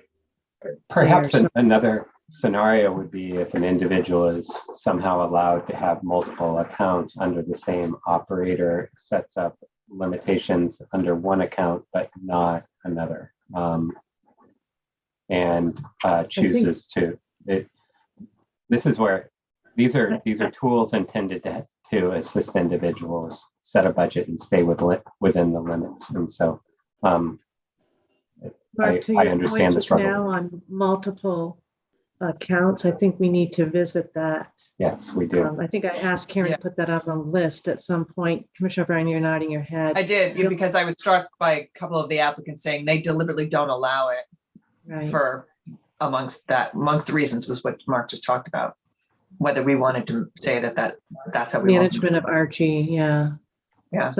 So putting that scenario aside, because Nina and legal team, I don't know where that fits into the scheme of our regulatory scheme, but I think we want to visit multiple accounts. So Commissioner Skinner, you're sort of as to the language we're looking at, it's 255.02 subsection 3. Am I right? That you're wondering that we give more flexibility? Yeah, I'm suggesting that we give more flexibility. I mean, I'm looking at, and I don't know where these are in the process.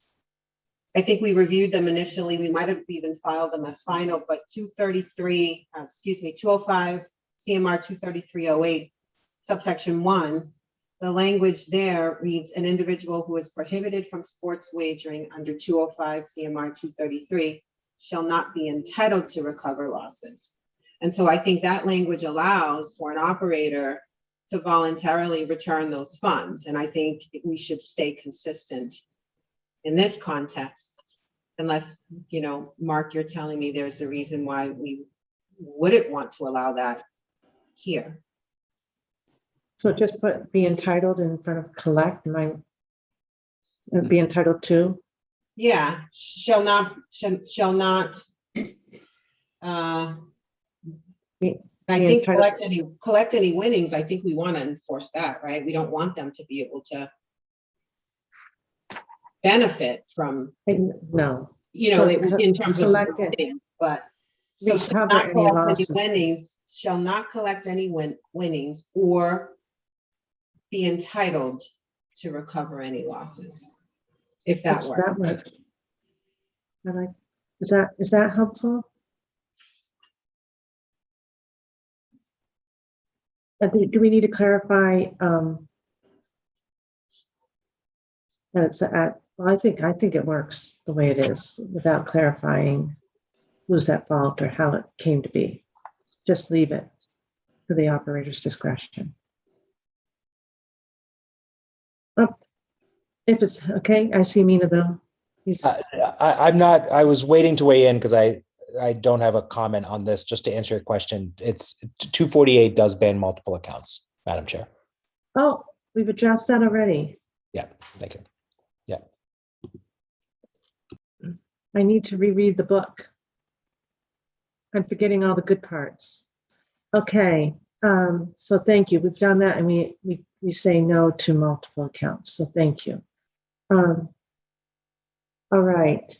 So in terms of Commissioner Skinner's suggestion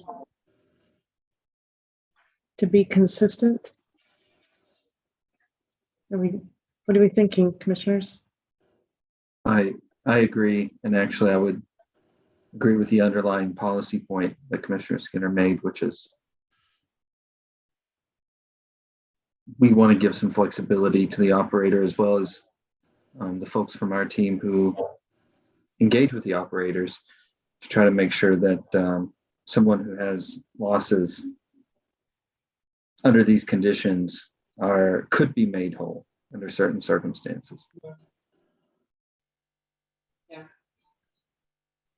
Commissioner Hill, are you leaning in? But I'm fine with that change as well.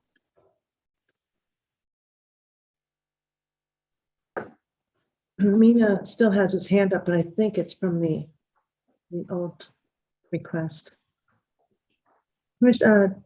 Dave or Annie, do you want to weigh in? Is there any concern if we were to adopt that? And I'll go back to Director Van der Linden. Yeah. I think it's an appropriate change. I guess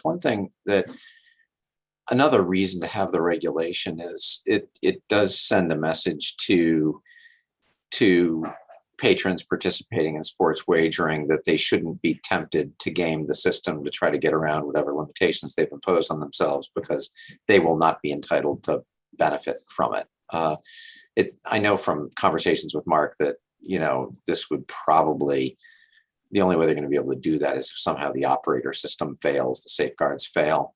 But I think it's also a nice message to the patrons that they shouldn't try to get around it, because even if they could, they're not going to be able to win anything. Okay.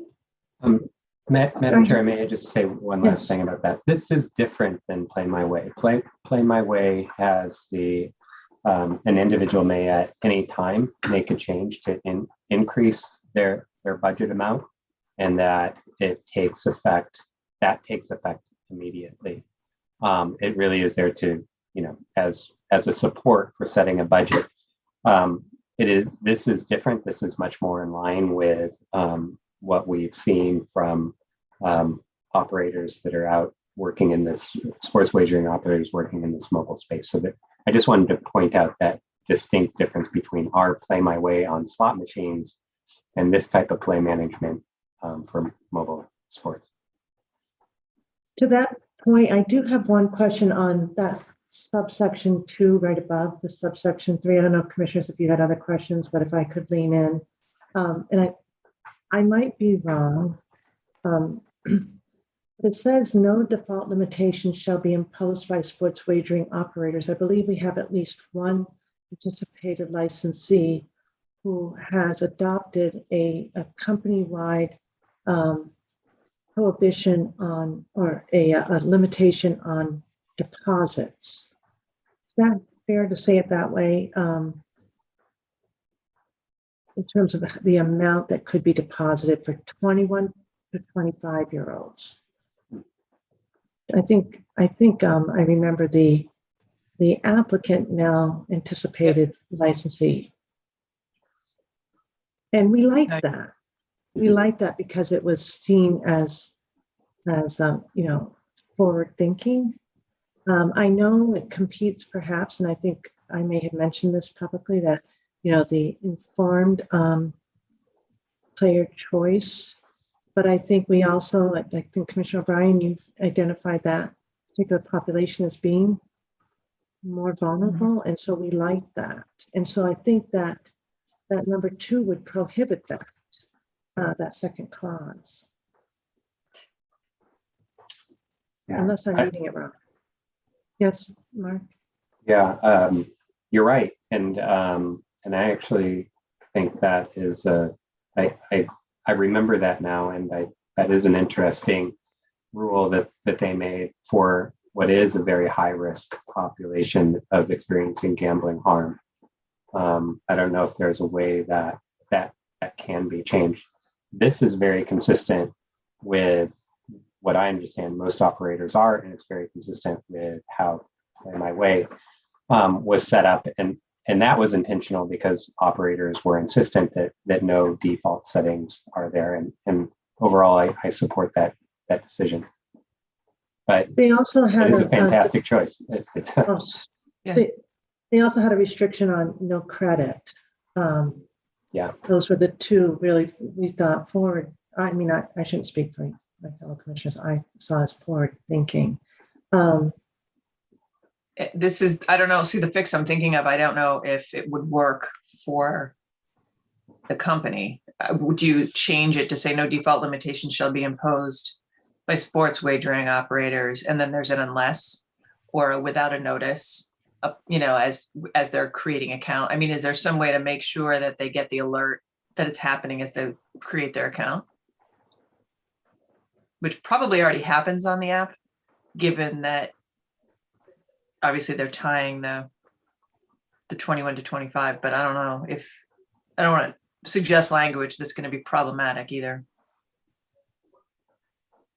Commissioner O'Brien, I think that it could also be doable just to strike that entire section. So 255.02 section 2, and that would give operators the most flexibility to continue for this sort of forward thinking that the chair and you just described. Except what I'm wondering about the first sentence, we've had a lot of people complain about, geez, I'm doing well and now they're not letting me bet, or they're limiting my bets, and I didn't ask to do that. And so I'm wondering if the first sentence, is that part of why it's there, or is it all?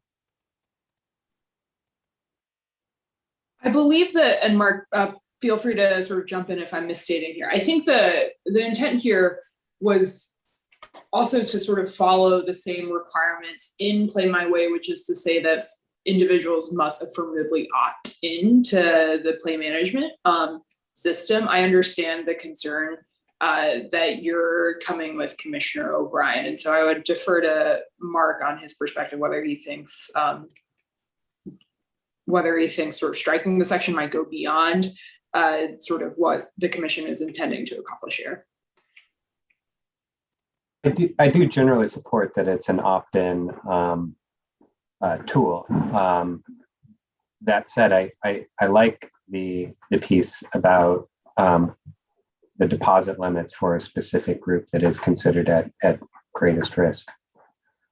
So I don't know if there's a way to change the language that would support that. Can you, does it say if individuals choose to be subject to limitations regarding sports wagering, they must affirmatively designate themselves as such unless the company's, you know, internal controls require default limitations as a condition of creating the account or signing up or something like that? Or maybe, sorry, maybe unless the operator's internal controls impose limitations on all patrons or particular classes of patrons. So in other words, there might be automatic limits on young sports fans, you know, of a particular age, and they're just going to apply that across the board. But if you want something in addition to that, you've got to affirmatively designate it. Right. If this is coming in through internal controls, we could also add in just a clause at the beginning of section 2 to say notwithstanding a sports wagering operators approved internal controls. And that way operators are only limited to sort of imposing the default limitations that are approved by the commission in its internal controls, and still preserving this opt-in ability for patrons to engage in sports wagering.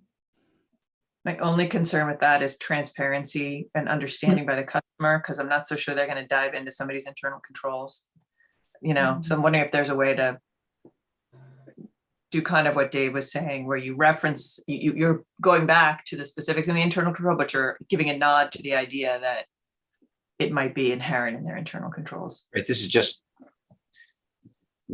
the way they do it. They do it for everybody. They do it for particular classes of patrons, and that's just the product that they offer. So it's not based on their sense of whether an individual is responsible or not. It's just their internal control.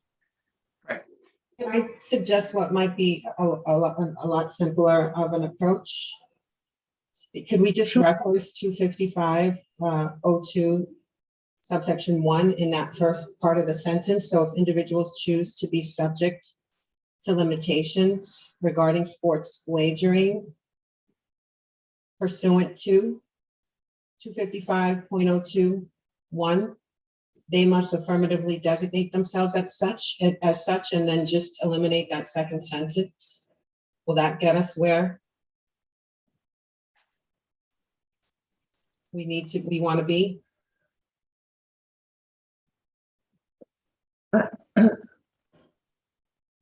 I'm not I sure guess- that, Yeah, go ahead. Yeah. I'm just No, trying to Jason. think through it. I'm wondering if we amended O2 that, if we amended O2 that way, it then seems redundant to O2. Redundant. Yeah. Because the 021 does, I think, presume, doesn't use the word affirmatively, but, you know, the idea is it's going to take an act on the part of the patron to sign up.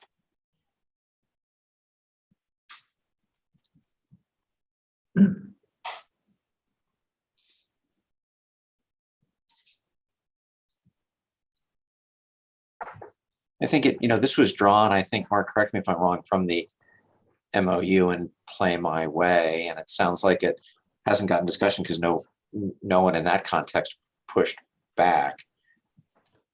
And now we're Right, dealing quite the opposite. There was an intentional push not to have self-imposed limitations on it, to leave it to the patron.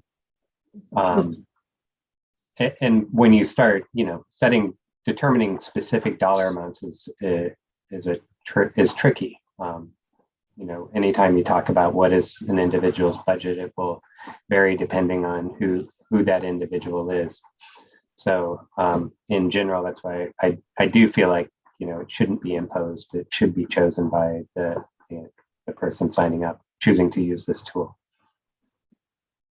In contrast, we just listened to, an applicant that gave something that we weren't offering, but it came out, I think it was at the big conference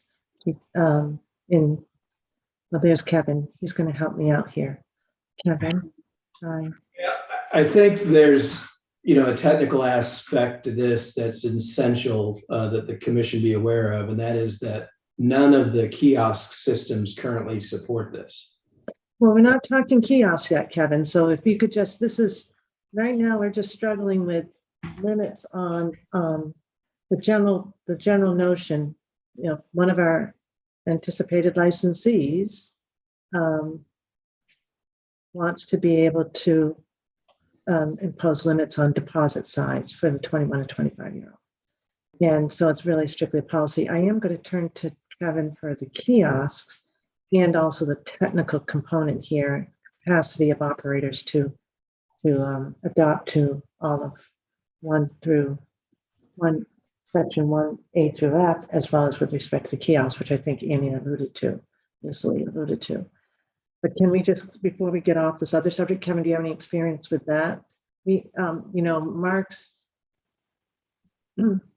mentioning it's really important to have informed player choice.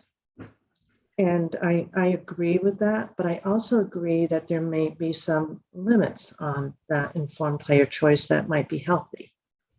Yes. I think we have one, we have one category 1 operator who I know has a more restrictive approach to allowing for, they prohibit anybody who's on the VSC list for placing wagers on slot machines to also not be able to place wagers on online sports wagering. Am I right, Mark? We do have one who's adopted that. Right. That is actually pretty consistent across operators right now. But our policy is that if you're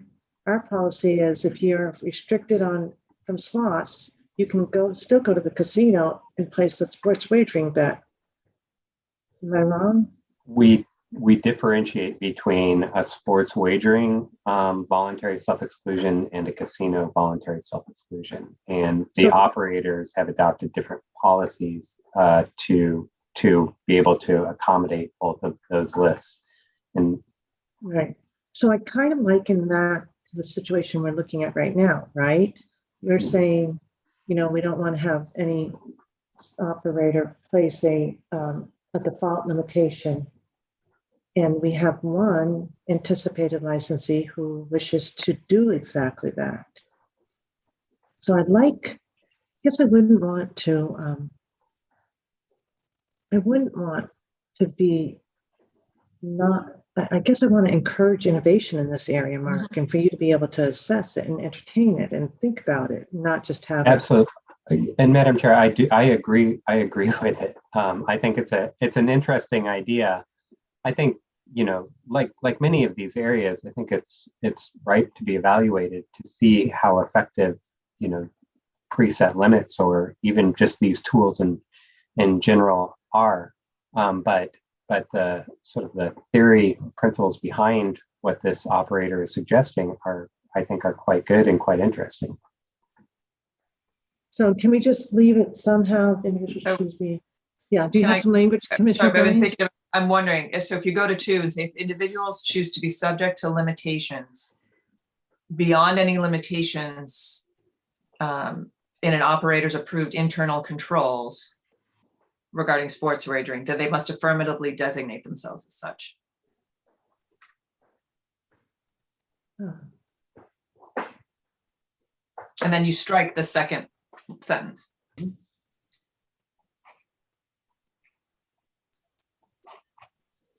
Or I guess you could leave the second sentence because it's more,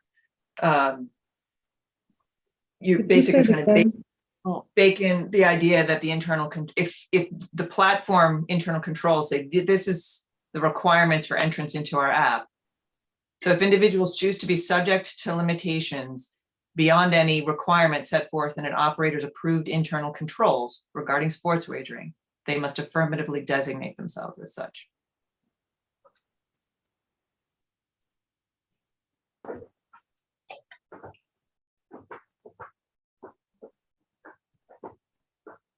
Or I could offer, you could more affirmatively state it, say operators may impose limitations through their own systems of internal controls, but if an individual chooses to be subject to limitations beyond those, they have to affirmatively designate them. Right. You wanted to, that's almost encouraging operators to think about limitations, internal controls. Yeah. And then, Mark, if we see operators choosing limits that, we really think are outside our, not consistent with our values, we can, work with them or change our reg. But I like that.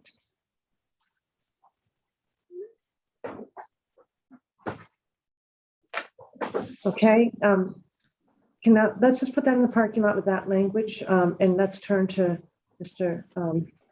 Mullally, because I know you have, and Ms. Lee, if you want to introduce the issue around the kiosks, and then just confirm for me, I'd love to understand whether online operators would be able to implement. I think most of these are consistent with what they've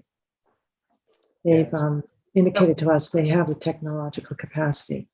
Madam Chair, before we keep going, I just have to raise a flag that I'm going to need to stop and get lunch pretty soon. So if we could maybe bank on breaking at 1:30 as we keep going through this, I apologize, but I'm with you. I realize that, but okay. Just wanted to say it now instead of 1:29. Okay, thank you. In an Kevin, effort you're only to- one standing between us and lunch. There you go. Yeah. Oh, what a heavy responsibility. Well, I certainly don't want to be the cause of anyone's hanger, so I will try to move through these speedily. So returning to the regulations, the next section I wanted to explain was 25504 on packet page 31. And this is regarding notifications of approaching limit. So this concept is one that came from Play My Way, in which people get notifications that they're at 50% of their budget, 75%, 100%, 125, 150, every 25 increment after.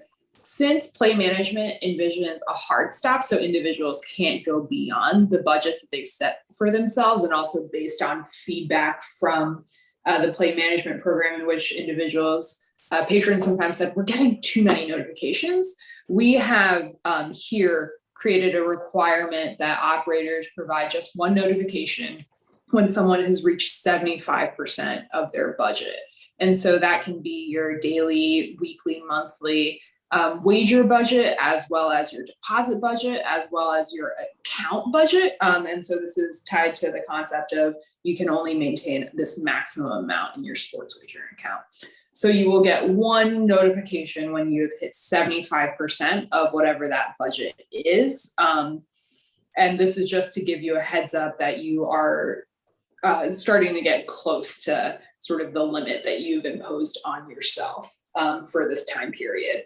And also in recognition of the fact that patrons said we're getting a little bit too many notifications, we've also created the ability for patrons to say, I don't want to receive these notifications, because if this is going to be a hindrance or an annoyance in their sports wagering activity, and therefore they're not going to want to enroll in play management, we wanted to remove that sort of disincentive or that sort of barrier that may prevent people from otherwise enrolling in play management. And so if an individual chooses to accept, or if an individual doesn't opt out of these notifications, what will happen is during this person's session, so during the day, week, or month for which they've set this limitation, they'll get the notification the first time they reach the 75%. They're not going to get it a second time or a third time, X number of times as sort of their sports wagering activity fluctuates. So they'll only get it the first time. In order to proceed with sports wagering, they'll just have to acknowledge that they have received this notification that they're at 75% of their budget. If there are no questions there, I will quickly move on to the next two sections. Can I guess I'm just checking in because Mr. Mullally was going to weigh in. Should we be turning to Mr. Mullally now? Annie, are you going to wait? I was going to wait until getting through all the substance of this before addressing the kiosk aspect of it. And okay, did we get through all the three? All three? All right, Commissioner Skinner? I just wonder whether including these notifications is a relatively easy thing to do. I didn't hear that any of the sports wagering operators were doing that currently. And my other question is whether that is a requirement in any other jurisdiction. My exact question. If you know. Kevin might be able to answer that, or someone from GLI. There's Joe and Kevin. Yes, that answer is no, it is not required in other jurisdictions. So Massachusetts would be the first to require this? Yes. So Joe, on the first, to Commissioner Skinner's second question, how flexible are operators, online operators? How are they able to incorporate this overnight? They session? would. That's a really difficult question to answer. Certainly, operators are looking to comply with the regulations that are imposed on them. As for what is being decided here and how some can react to that requirement, I really can't answer. There's 7 untethered mobile operators, and all have would really different dev depend on teams the and mobile depends. operator. Sorry. Yeah, that's what I'm saying. It's like it would really depend on the operator and how quick they can get such functionality implemented into their system and then through the lab for testing. Certainly, if you're intending on imposing this requirement prior to launch, you might not end up having many operators able to launch unless they're able to really fast track all these updates, which I'm not going to speak on behalf of the software providers. Commissioner Skinner, I didn't mean to interrupt, but I've had that on my mind throughout, wondering what's new and what's different. And so, Commissioner Skinner, you want to elaborate? Yeah, well, exactly what Mike, I think it was Mike, mentioned is that would be my concern, is whether or not an operator can launch at the anticipated time frame once that's identified. I know we said March, but once there's a specific date issued, that'd be my concern, is whether they'd be ready to launch. The other thing I want to bring up is that basically what we've seen in other markets is most jurisdictions do require deposit limits and wager limits, but very few, if any, off the top of my head, require loss limits. And that's because the nature of sports wagering, it's not that you place a wager and it immediately settles. You've got futures bets that might settle in the middle of the day, and basically you're having a player who might be chasing losses by trying to have a loss limit as opposed to just requiring a wager limit. And with wagers settling in the middle of the day, you might have a wager settle, and then you hit that loss limit, but then 10 minutes later another wager settles, and now you're back in because the equation rebalanced, and now you're below that loss limit, and then another wager settles, and then you're back out. So it's typically not implemented for sports wagering. It's more of a iGaming type of wager. Yeah, due to what we call latency, the time between the bets placed and settled, where you'd imagine on a slot machine or a blackjack or roulette game, the bets are placed and instantly, near instantly, resulted, where an individual can place a bet on a sporting event, and then there's a 3-hour plus betting window for them to continue to bet, and that first bet hasn't actually been determined a win or loss yet. In addition to longer timelines, where as soon as this launches, there's possibility of instant bets on the Super Bowl, which won't happen for a couple of weeks, and then you could place a bet right now in most markets to have the Celtics win the NBA championship, and that won't happen until the end of June. So, just bringing some extra light to what Mike said. Given that we're only requiring a single notification, I wonder how effective it will be. Right, so to the point of a win settles and you go below the 75% mark, but an operator isn't required to send a subsequent notification once it gets back up to the 75%. If there's a loss that settles, I wonder about the effectiveness of it. So I don't know. And really I don't know if Mark can speak to sort of the policy behind this. I mean, these are fantastic points. But, much like playing a slot machine, you will be up and down, and you may be over the 75%, or it's really just it's an approaching notification. It's not even saying you are at 75%. It's an approaching, you're approaching your budget is the intention of it. Letting somebody know they're getting close to whatever the designated budget is. So you can go up and down from that 75% on a slot machine too. But the idea is to just provide one notification. Could I make a suggestion just out of practicality? Because, we look at Director Van der Linden as being, a real thought leader in this space.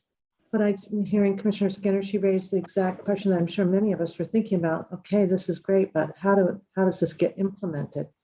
So could we think about this reg in two parts? The current part that we know the operators could implement for launch, and then revisit the other parts and understand, and then get really become really well informed on the philosophical part or the policy, underlying policy, Commissioner Skinner, and then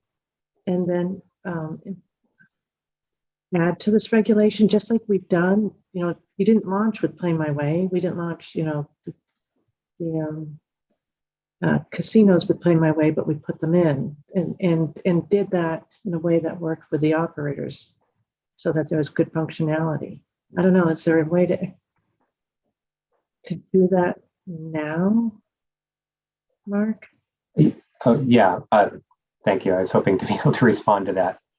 I wholeheartedly support that. The operators that you have selected, the operators that are currently have licenses and operating in Massachusetts, have been good partners in developing these types of play management, responsible gaming tools, and I think we are in some cases in uncharted territory. This is a relatively new form of gambling.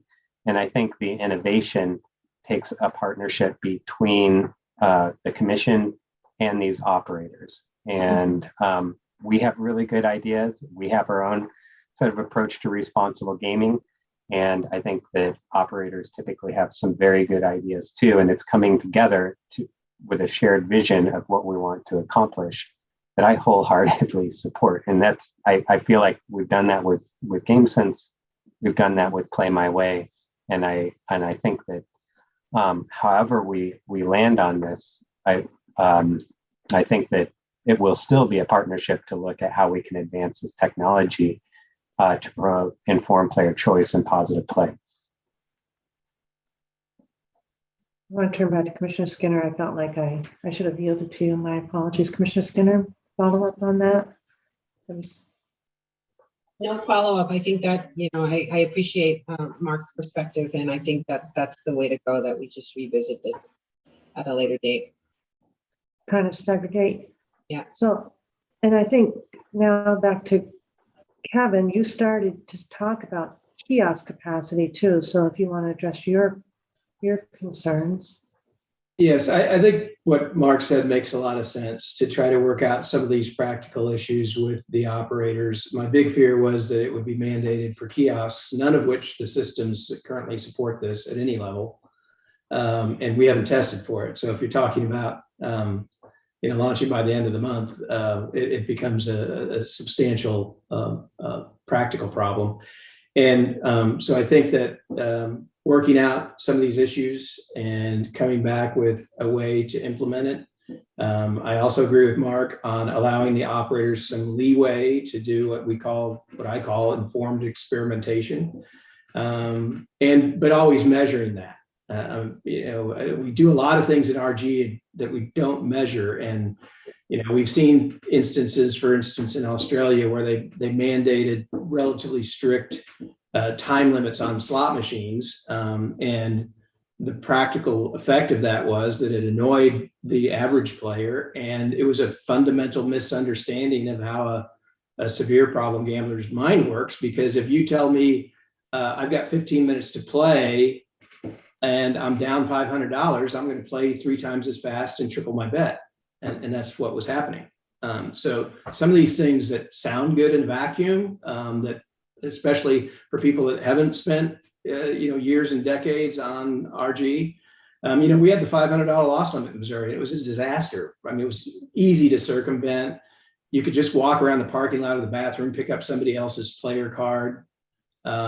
It just really wasn't part of our, we were the first ones to have self-exclusion, the first one to have an alliance on problem gambling, the first one to have free counseling for every resident. It just wasn't effective. And the thing I worry about with kiosk gambling is, even if you're using an account and you run up against your limit, all you have to do is log out of your account and put money in the device.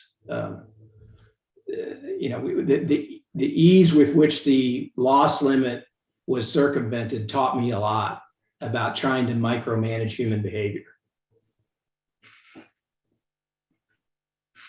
I don't disagree with that, Kevin. I think a lot of responsible gaming tools can be circumvented, and it's our job to put them out there to allow these types of tools to be in place so people can put parameters, put limits on their gambling. That we do run into, I mean, this is outlined in 23N, so I do like the direction that this is going, but I don't want to forget what we're required to do too. So I don't know how to reconcile those two gracefully.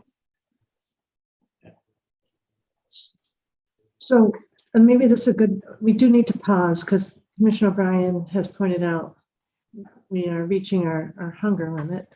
So it's 1:35. I want to be cognizant of time. We can revisit this, but to Mark's point, nothing that we decide to take out the items that cannot be imposed nimbly, just assuming we accepted the policy, underlying policy, couldn't be accepted nimbly by the operators for the launch dates. Would we still be meeting would the operators still be meeting their statutory requirements? And my response to that is that they've known all along what the statutory requirements are, and that their applications and their demonstrations reflected compliance with the statute. So does that help, Mark? Yes, okay. Madam Chair, I think absolutely. It's in statute. There's a requirement to do so, in each applicant that has come forth has demonstrated limit setting technology that's available on their platforms. Yeah. And so it's that thought leadership that we want to reserve the option to implement. It just may mean that we have to do it in a second step. Commissioners, should we return to this item after lunch, or do we have a plan now? And I turn to our lawyers too for any guidance. I'll be blunt, Madam Chair. I need to take a break. Okay. Like 7 minutes ago. So I'd like to circle back after lunch. All right. Let's break. It's 1:37. We'll come back at 2:10. We may have to turn to the catalog next to make sure we get to that before we go back to our regulatory review. Okay, we'll come back at 2:10. Thanks, everyone.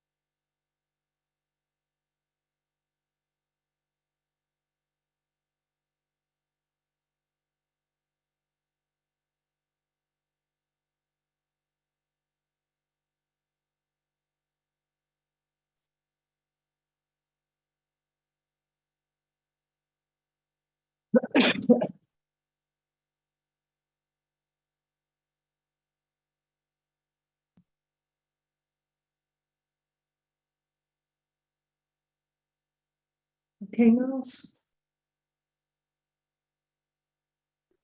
All set. Thanks.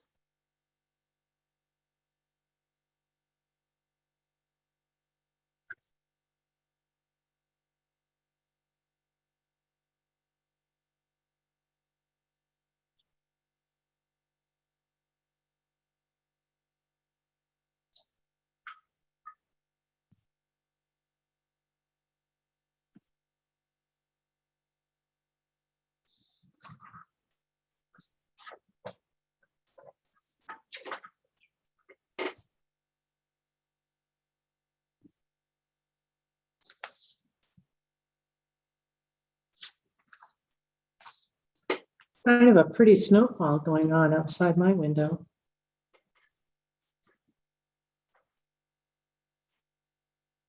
Yeah, same here. Same in Boston, yeah. All right. Chair, I need to refill my water bottle. So Yes, please. I'm here, so you can just, if you need to take roll call without me, please go ahead. Okay, thank you.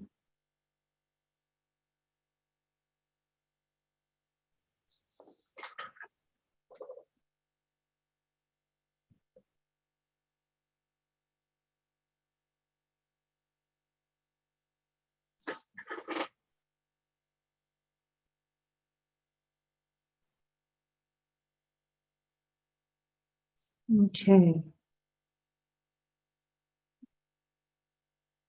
So we're going to just get started with the roll call. This is the convening of our meeting that we started earlier today at 11, and Commissioner Skinner's just getting her water bottle filled, so she is here. I'll confirm a roll call. Commissioner O'Brien.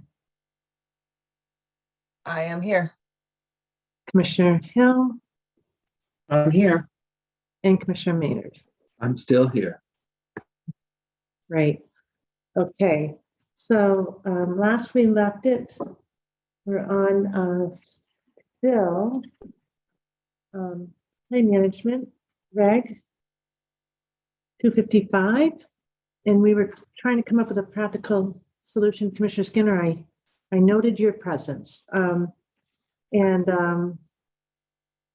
trying to come up with a practical solution that would preserve the thought leadership that Director Vanderlinden brings to this area, as well as allow for practical operational implementation. So I'm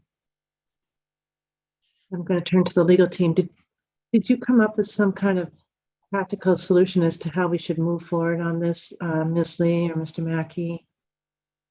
So from what we were hearing, based on the conversation before the break, it sounded like the commission was trending towards removing the references to kiosks as well as the notification provision for this first round of promulgation, due to concerns that operators just don't have the technological capabilities to implement play management on kiosks, as well as provide these kinds of notifications that we had originally called for.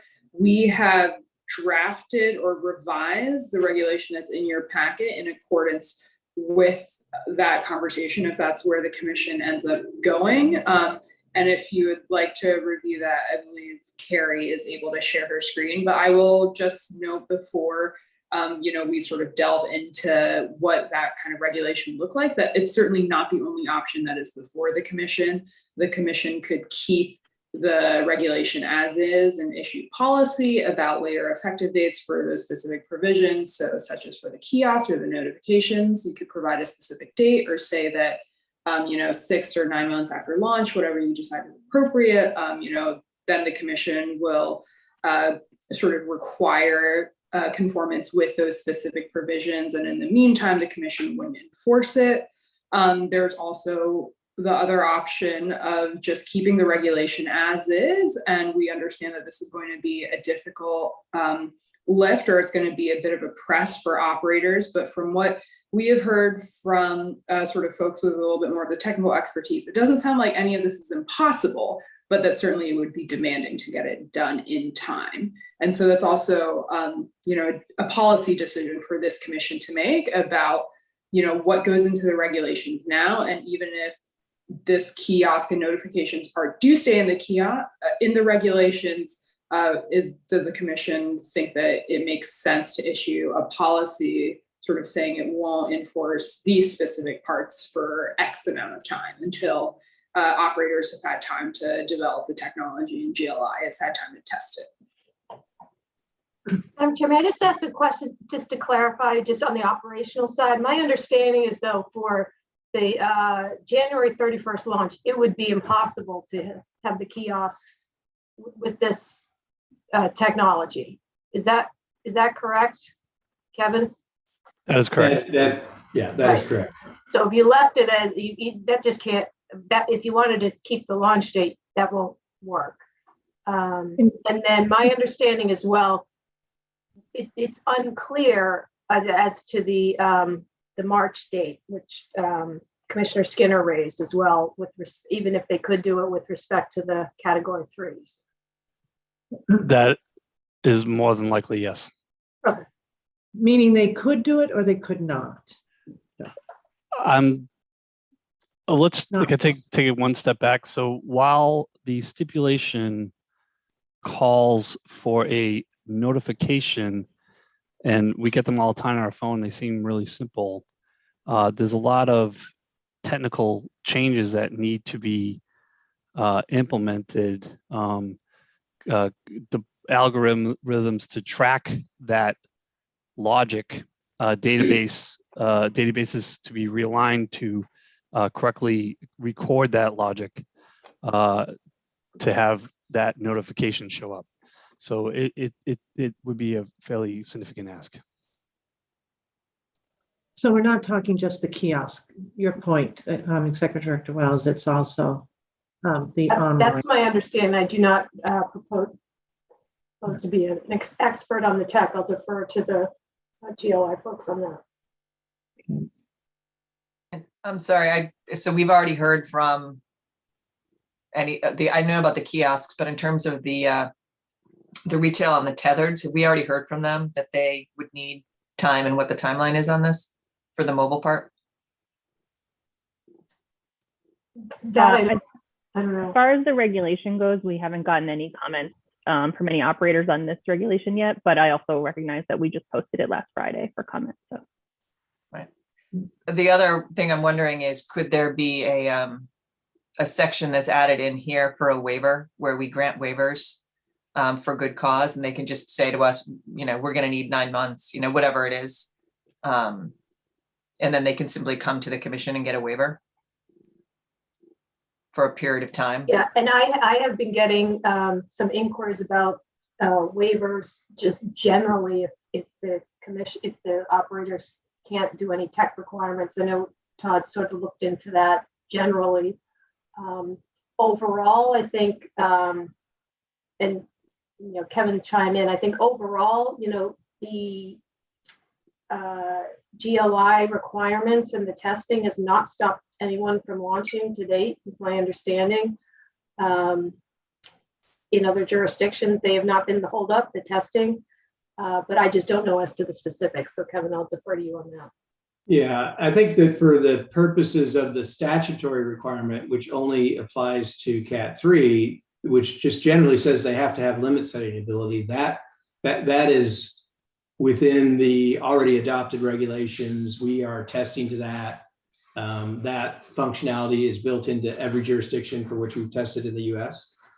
So I'm not so worried about that. This specific, the additional requirements in this, I think there are two things to consider. One, how long from a technology standpoint is it going to take to support it? And two, do we have a proper, a robust and sufficient vetting period to make sure that it works as we are advertising? Because one thing that I always look for with, especially with anything, but especially with RG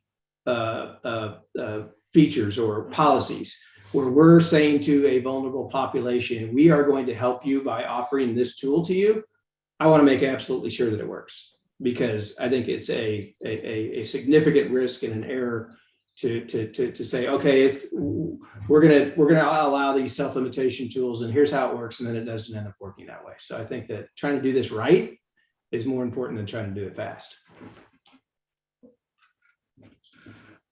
So my question in that regard then is, if we want them to be working toward this and testing it, if we're not going to have it in the reg, where's it going to be so they know they would have to work toward it, and what would the deadline we're shooting for be? Mark and I have talked about this.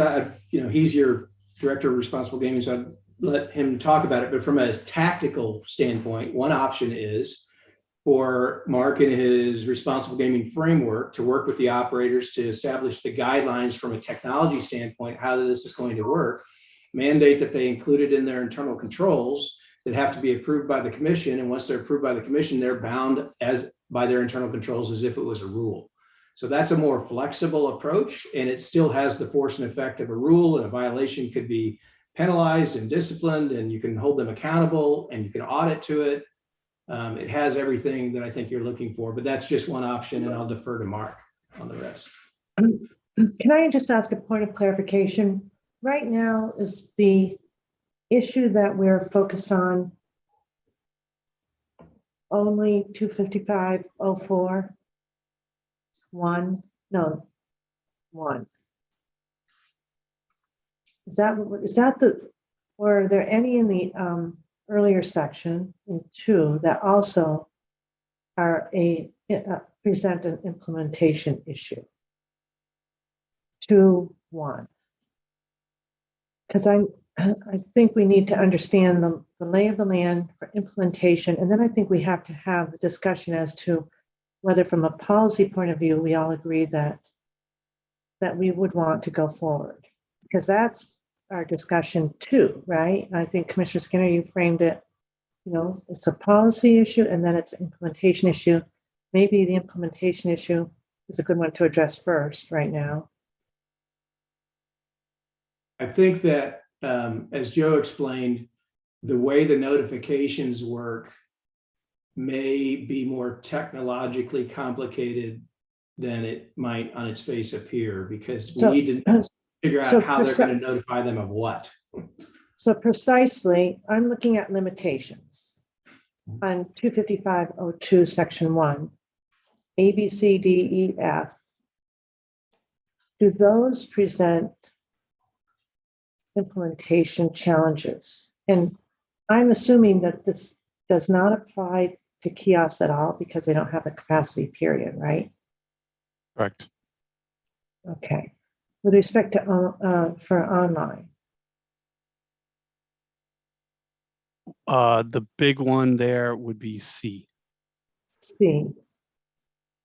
because of the examples I brought up earlier, and how the velocity is the term used in the industry of sports wagering is significantly different than a casino or a slot machine.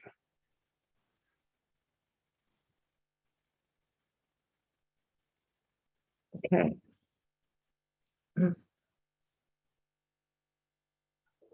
Okay, and so Joe, A, B, D, E, F.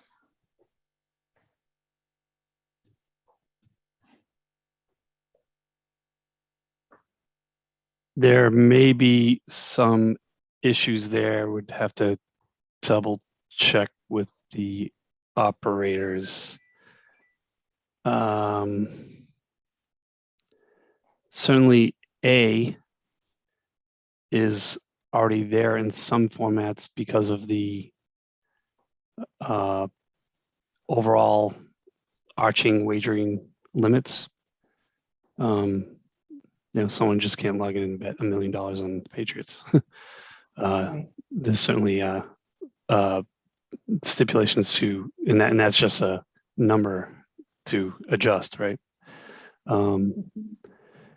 And then B, I am aware that some operators do already have that type of functionality. I am not aware at this moment if all of them have, specifically for the ones that applied from Massachusetts.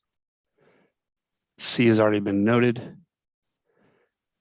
D is the same answer as B. E.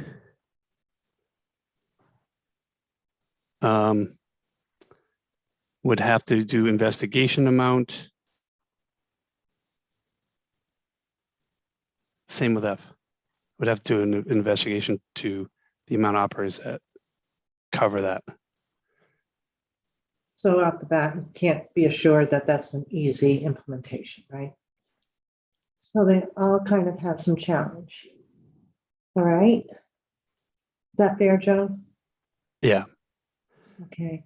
And then we got to 255.04, notifications of approaching limits, which Ms. Lee went through with us. So we understand what it's intended to do.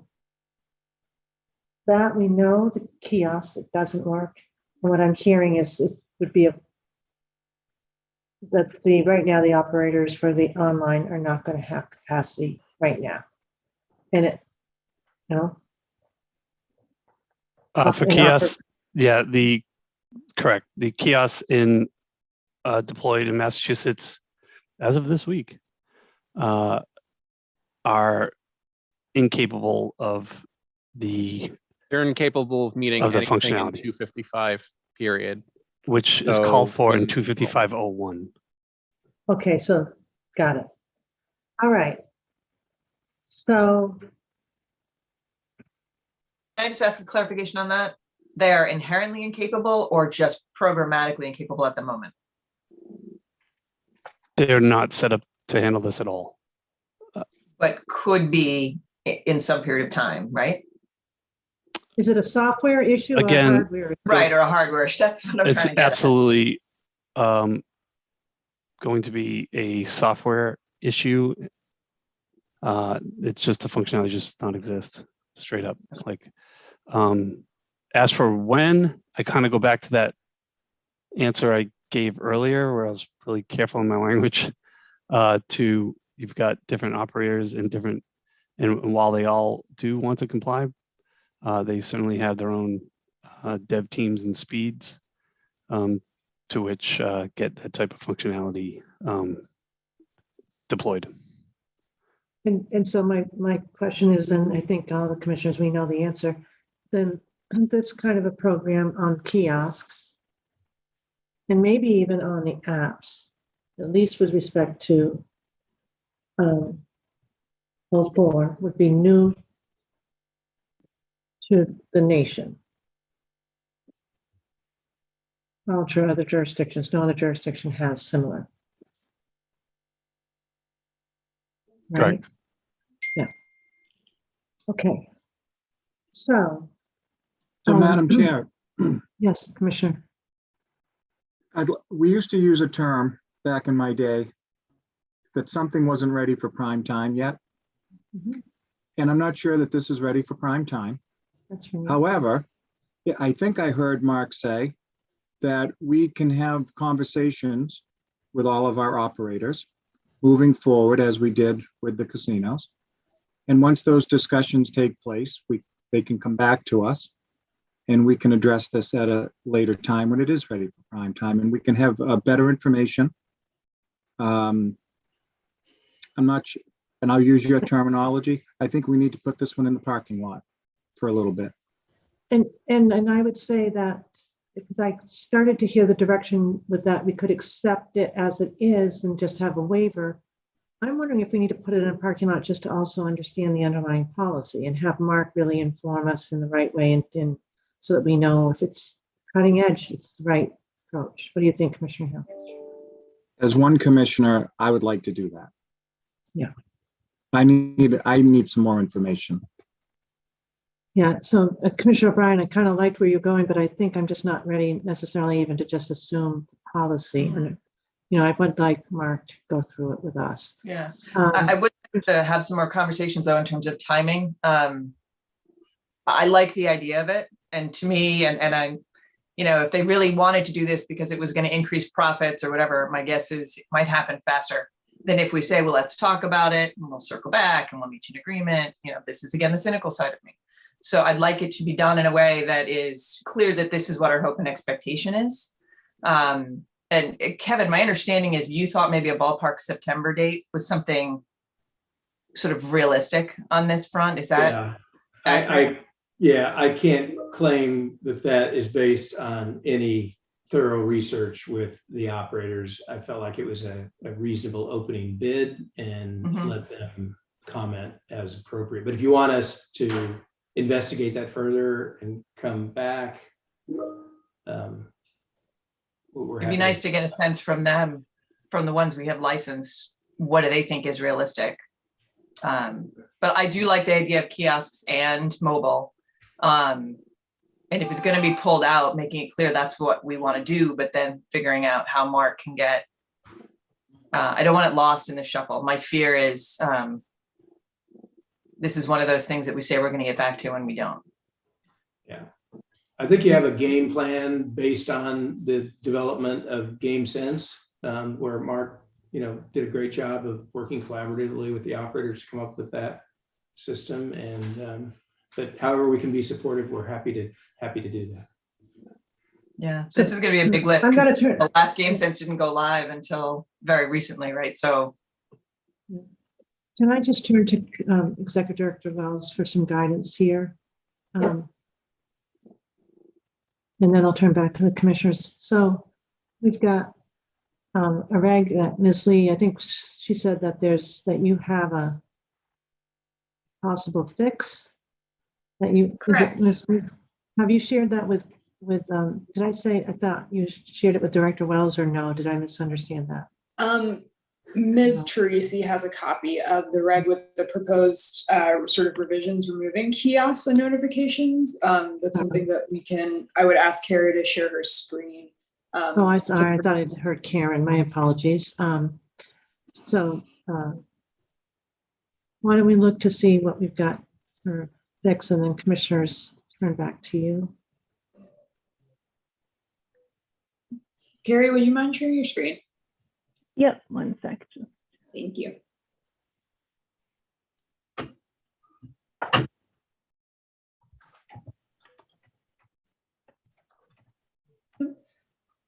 So in these revisions, the sort of one revision that I will highlight that is made in this copy that we haven't discussed yet is in 255.01. You'll see the insertion of who maintain a sports wagering account.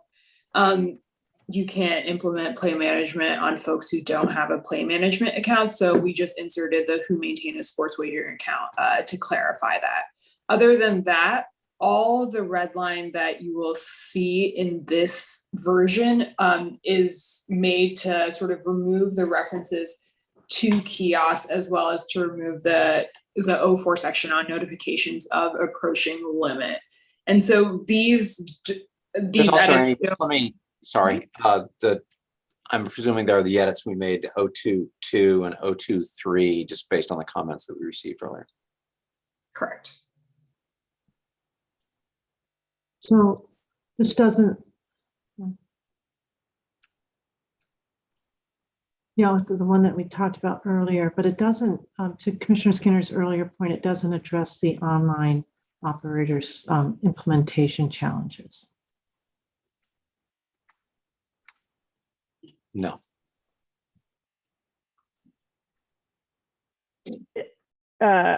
This version would just take out any references to the kiosks, as well as the, I'm sorry, I'm having some scrolling trouble, the notification section.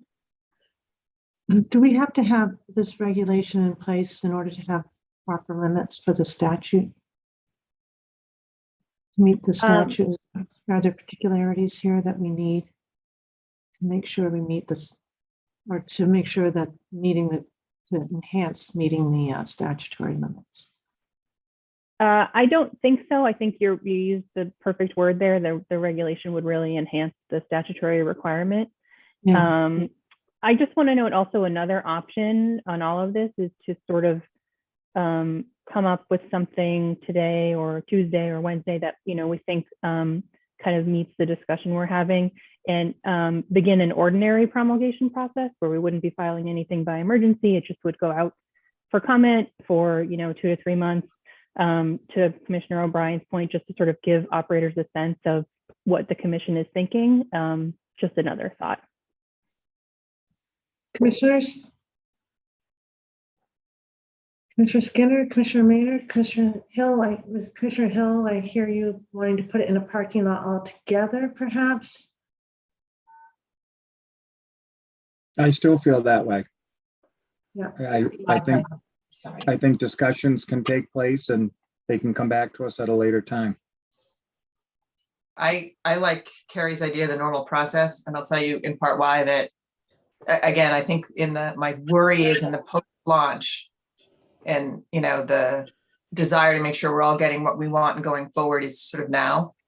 And so I want to respect the fact that it's not a possibility right now, but it's something that we want. And so if the normal process allows that, vibrant engagement and discussion in the normal reg promulgation process, to me, that would be the way to go. And if they come out at the end of the day and say this isn't practical and here's why, et cetera, and we scrap it, then we scrap it. Yeah. But it does keep the momentum going.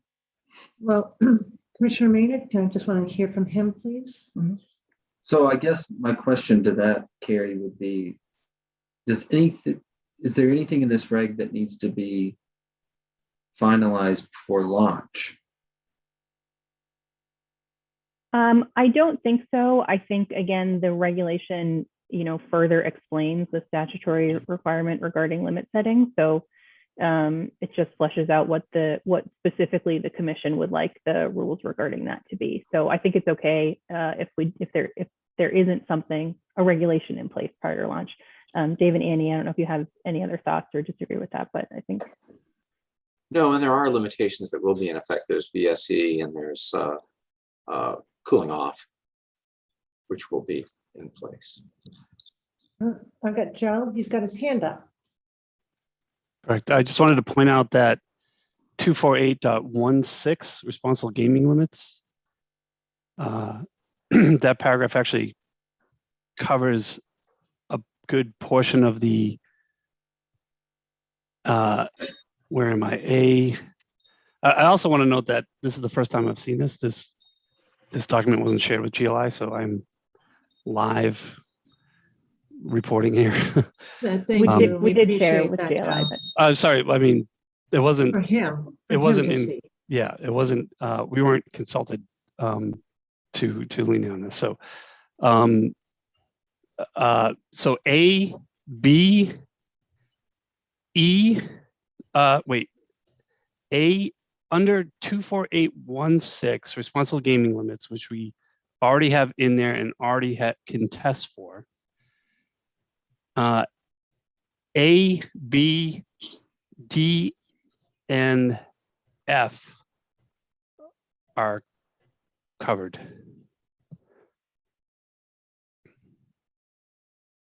Under the other reg. Yes.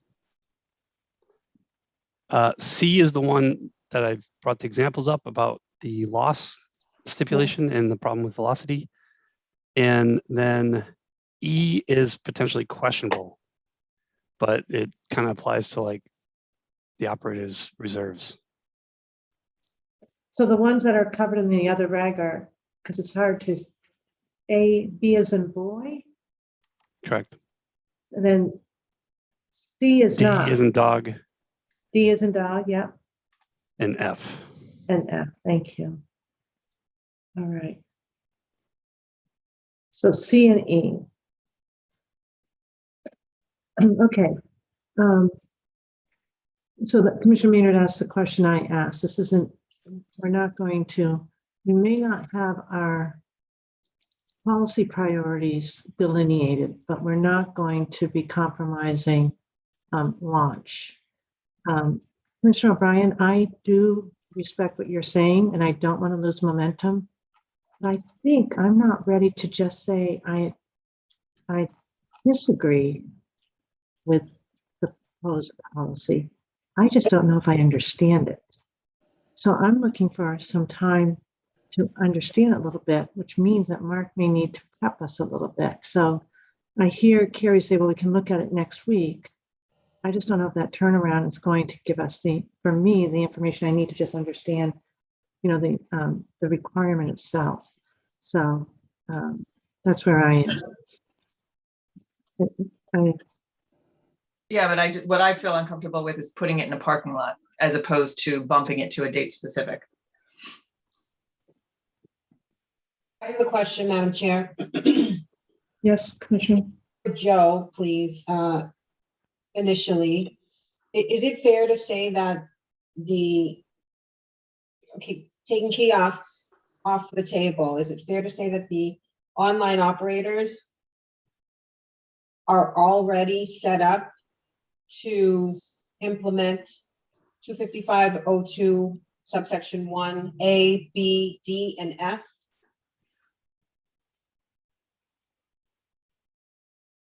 Yes.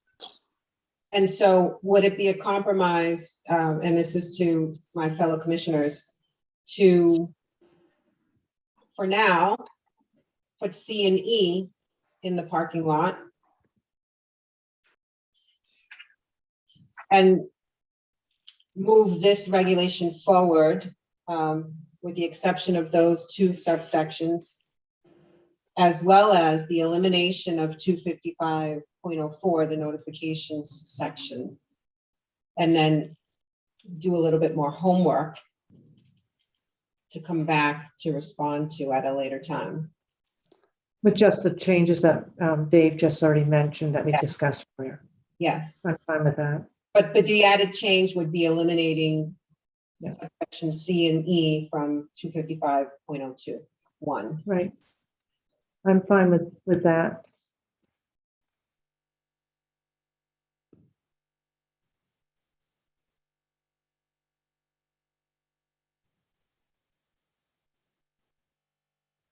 Commissioners, what do you think about that proposal?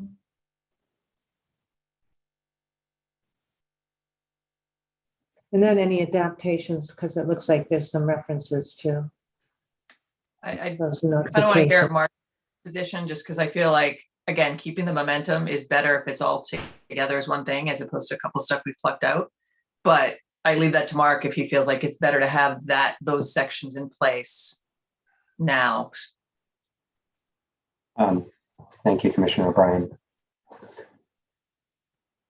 Operators currently have limit setting in place, and I don't see that changing when they launch in Massachusetts. I think there are specific sort of a philosophical approach that we've adopted in Massachusetts that I think needs to be implemented or reflected in the current play management or limit setting technology. And so I do and would really appreciate a more prolonged process to kind of figure that out and what makes sense, what is feasible, what we need to be working towards. So Commissioner O'Brien, to your point, I do like a little bit of fire under myself and our operators to push this discussion. I mean, not to keep pulling it back to play my way. It was a good process, but there wasn't the fire under our feet of a regulation. There was a fire under our feet of an MOU, which was a different experience than this. So I would love to push this out and make sure that there are limit setting features in place that are consistent in Massachusetts. And I think that's probably in place right now. I would like to continue to evolve this type of tool to make sure that we're improving this practice in collaboration with our operators and come to a regulation that works for everybody.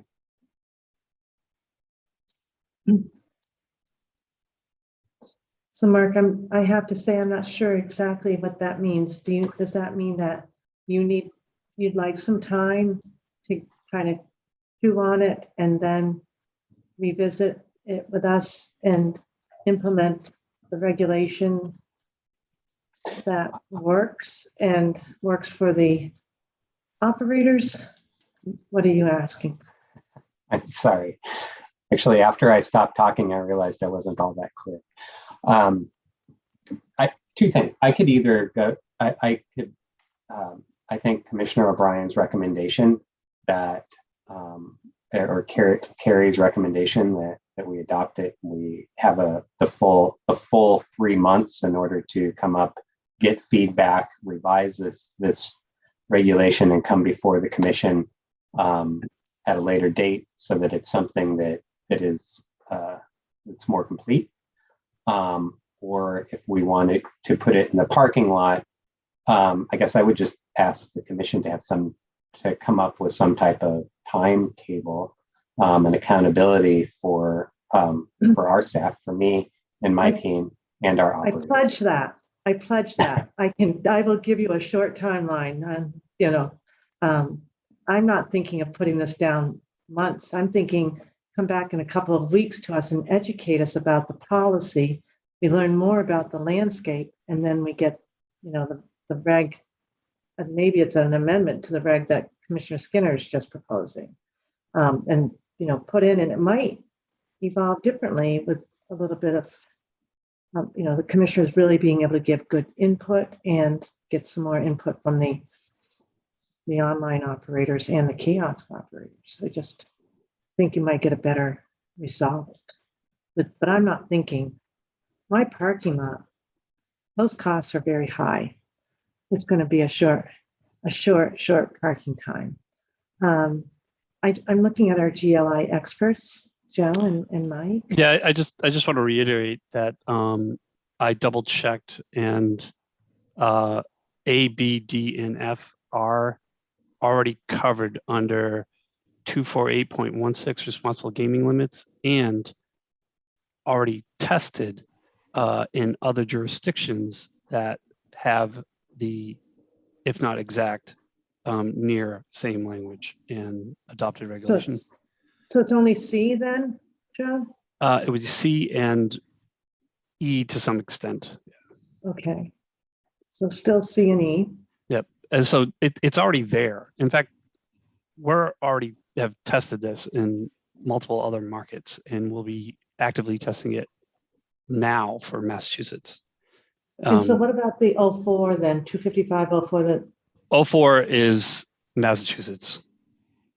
And The that would be requirement for notifications would be specific to Mass. And a little bit more cumbersome, or maybe even much more cumbersome for the operators to put in place. In a short time frame, considering they're aligning to launch in a new market, I would say that is a extreme ask. All right. But the list got, okay. And then Mike had his hand up, but maybe he took it down. Went back to the back of the row. Now we've got Director Van My der hand was up Linden. to support Joe. Okay, thank you. Thanks, Mike. Director Van der Linden. Yeah, I think the notifications is a perfect example of something that I would like to continue to work with our, with the industry, with our operators on. I think that's a perfect example of, philosophically, I really like the idea that we're providing people with advanced notification before they actually reach whatever limit or budget that they have set. But clearly, as GLI pointed out, there's some issue with implementation. But I think that it's something that we may be able to work on and get to a solution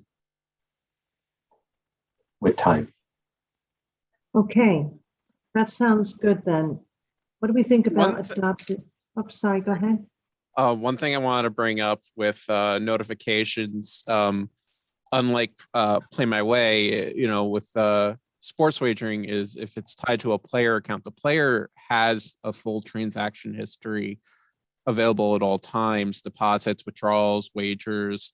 They can review responsible gaming limits. Their balance is clear cut on the screen. So it's not a, oh no, I forgot I spent $100 last week and in cash, on a slot machine. It's all recorded in the system and Yeah, I was gonna available for the ask about player that to always page. see.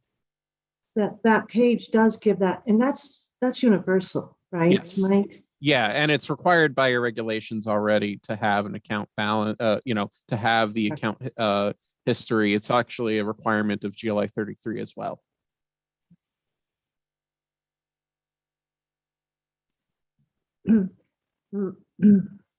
Mark, I think you were probably imagining it was real-time notifications of some sort, but I think the nature of sports wagering makes it difficult with those future bets, et cetera, right? Well, it makes it difficult for specifically, and note that .04 calls back to 02, and it makes it specifically difficult on the technical side for C. And as noted, A and B already exist. Now, the notification layer is certainly an ask and will require additional development. C might be just flat out really complicated logically on the technical side because of the lack of velocity in sports wagering, meaning a bet is placed and it's not instantly verified, or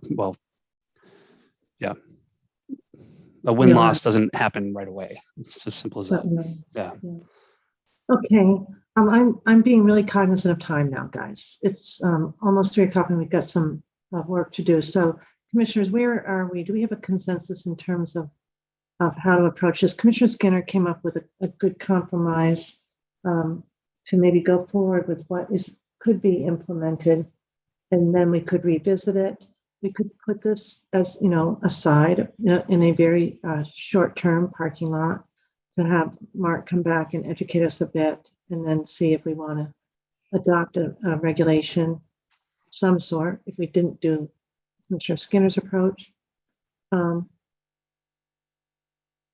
Or we could adopt as is, but I think we're hearing that that's really an implementation challenge.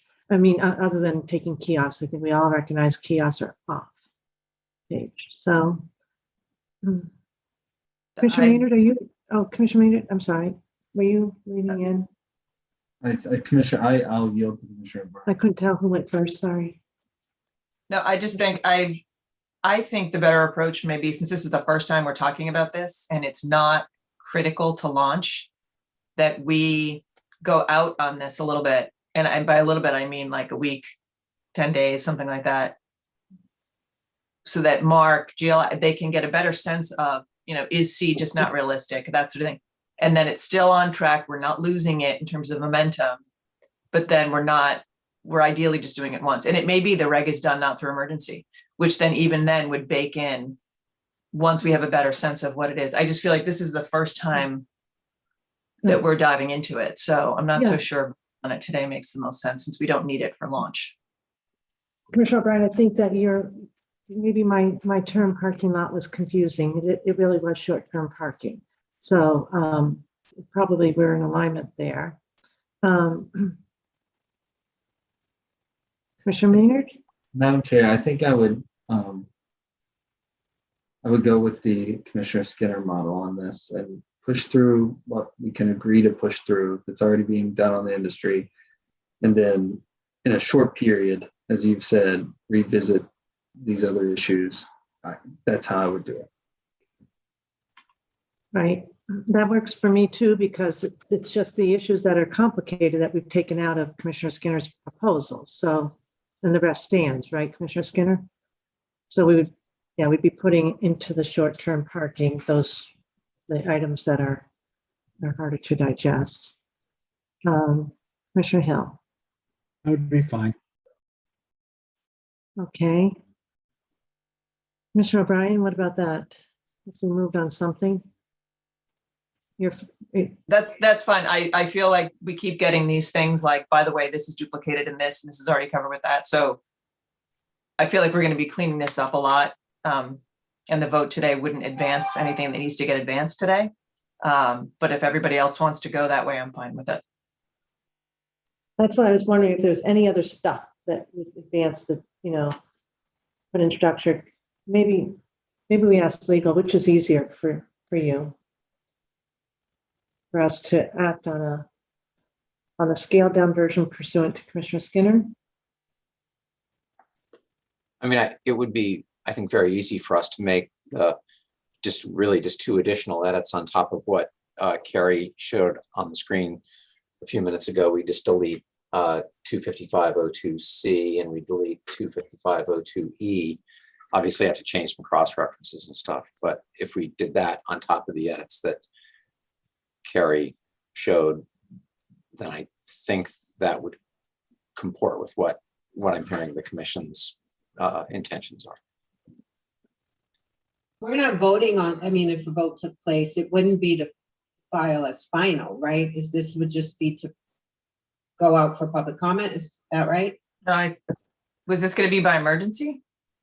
You could do whatever you prefer. You could vote to just begin the ordinary promulgation process, which we wouldn't, nothing would be filed, nothing would go into effect. It would just begin all of the notice requirements and go out for public comment if you were to choose to do that today.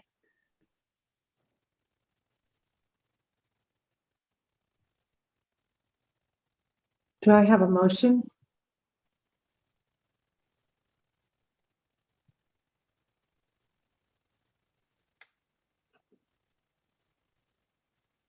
I can try to pull one together. Just bear with me.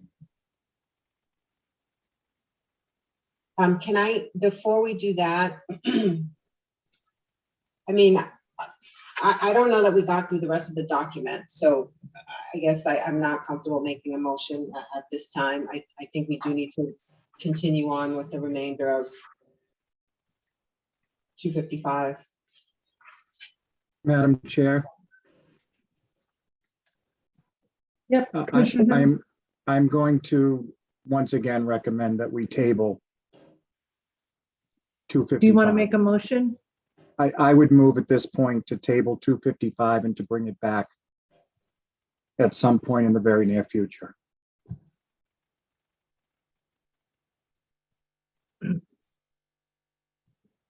I would agree with that. I think we table it for, a couple of weeks until we get more information on it from GLI and the licensees and Mark. Do I have a second? I had to call the discussion, guys. Are we moving formally or just talking about it? No, Commissioner Hill just made a motion. Commissioner Hill made a motion. I second it. I say I'm just asking to put a date specific on it. So I was just asking for a 2-week date. 14 days? Well, yeah. Well, yep, 14 days. Bring it back in 14 days. Within as long as I want to give Mr. Director Van der Linden time to be able to fully develop his ideas and come back. It's driven not by us, but by him at this point, is how I feel. Yeah, so whatever he thinks is reasonable. That's right. Mm-hmm. We have an agenda setting. Yeah, I mean, there's a lot happening. I think that let's put it out for 14 days, and I'll do the best I can to bring back to the commission as much information as I can. And I guess you can decide if that's enough and how to proceed. Right.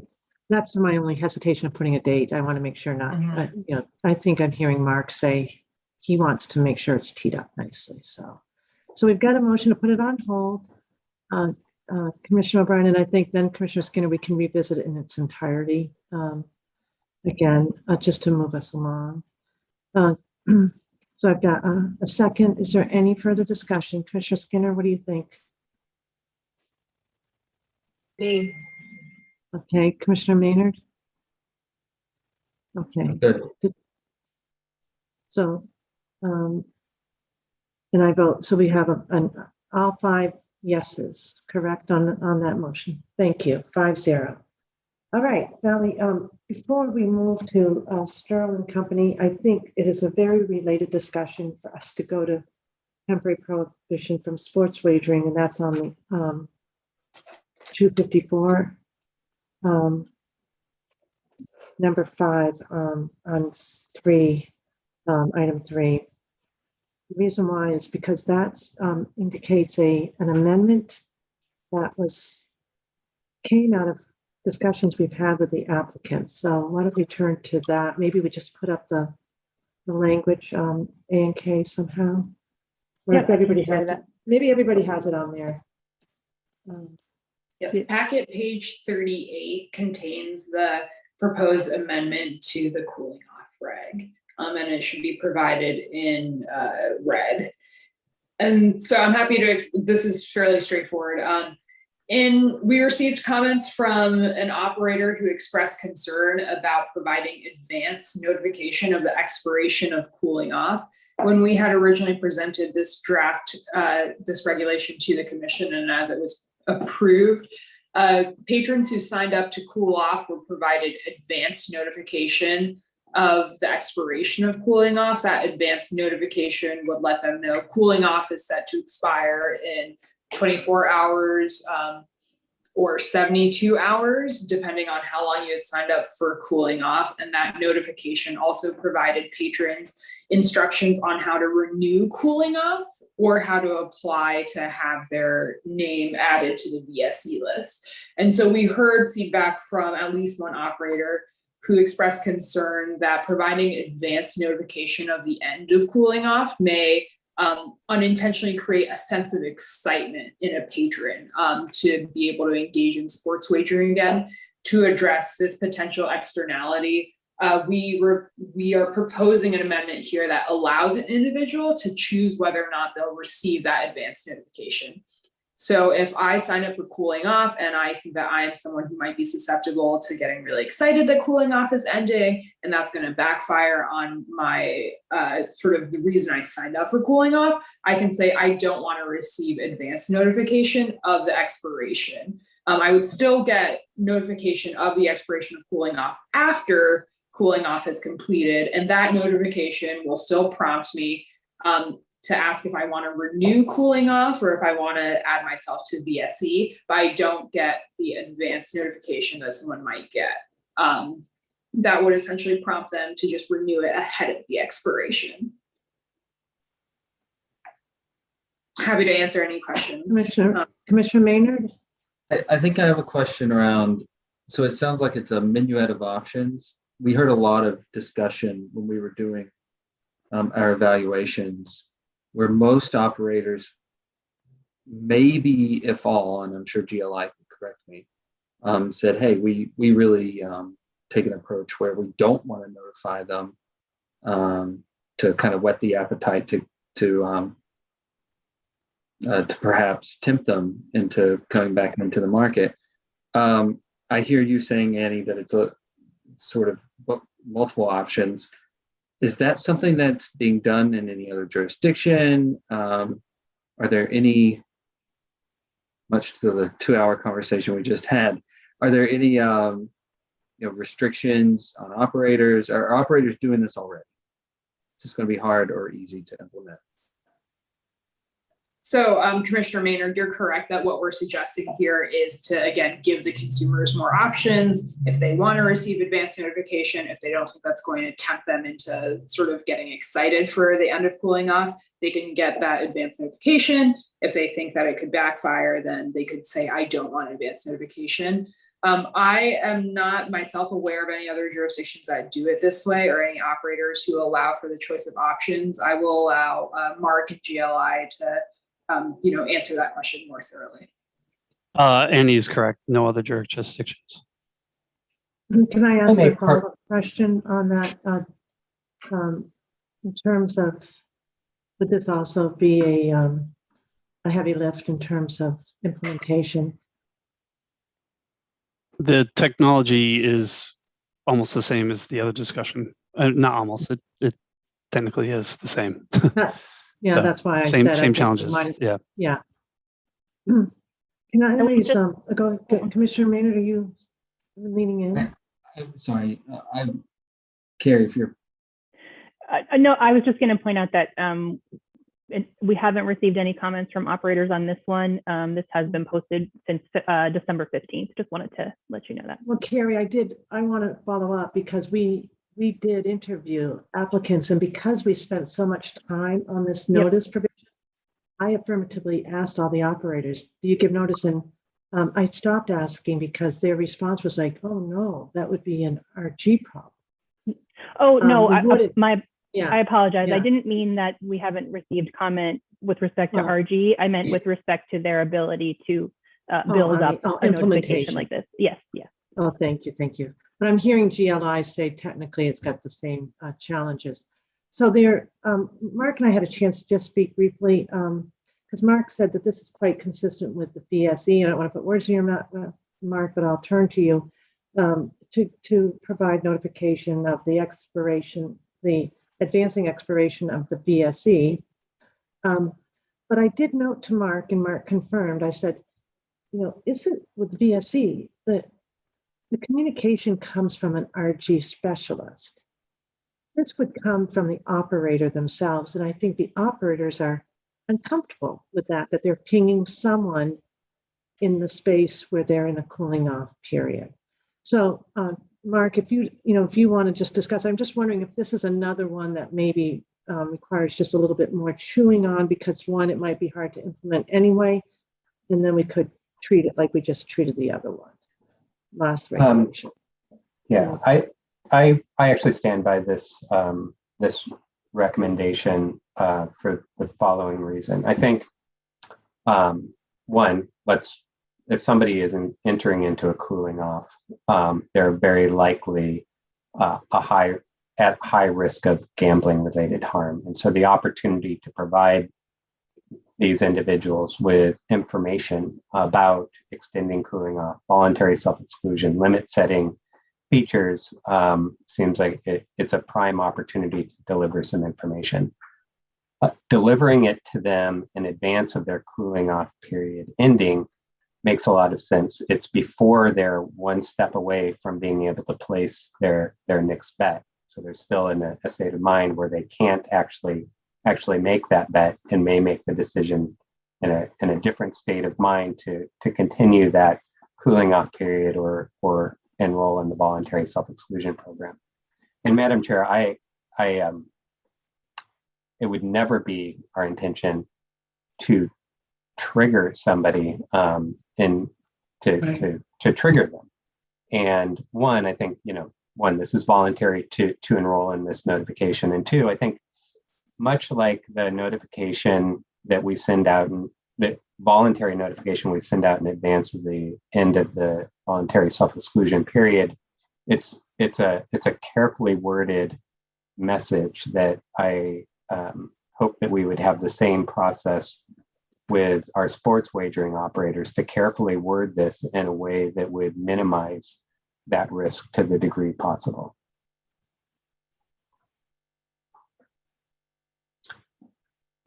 Commissioners? Can I follow up on my initial I just question? need a hand. Oh, Commissioner Maynard, I can't see who's speaking. I'm sorry. Commissioner Maynard? So Mark, I'm a little confused with because the language of this looks one way, but what you're saying sounds another. Like, would it be someone from your team reaching out to the patron, or would it be the operator reaching out to the patron? Yeah, no, Commissioner Maynard, I appreciate that question. That is an important distinction. At this point for the voluntary self-exclusion program, it is a message that comes from the Gaming Commission. For cooling off, this is because cooling off is a function of each individual operator. It seems like it would come from the operator, but I think that the content of the message is what is ultimately important. So my initial reaction to that, Mark, would be I would be more comfortable putting that burden on the commission and us with information provided probably by the operator than I would putting it on the operator and the app. That's an interesting idea. So this is kind of a question for GLI and something to throw out to my fellow commissioners and Mark. Rather than advance notification that it's coming up, is it easier to build in a delay in getting off of it? Like if it ends, would you have, almost like a waiting period, like, oh yeah, I want the cooling off period to end? Would it be more doable to have that? You'd have to try to affirmatively go in and do that, but you still have to wait 24, 48 hours before you could do it? It doesn't exactly get to what you're looking for, Mark, but Yeah, it does feel a little bit different, Commissioner. it is a little different. But I just thought in terms of them being uncomfortable with sending out a message that would be seen as triggering. Mm-hmm. Quite honestly, I do, I understand a message coming from the operator about the sort of the sunsetting of a limitation. But I go back to, I think that there's a way in which if it's coming from the customer care team, or if it's coming from the commission, it's somehow an email that when you enroll, I guess it could be an email when you enroll in the limit setting, if you wish to receive an advance notification from the MGC that your limitation is going to end, that we would have to have a system in place to deliver that message, which perhaps is a solution, as Commissioner Maynard suggested.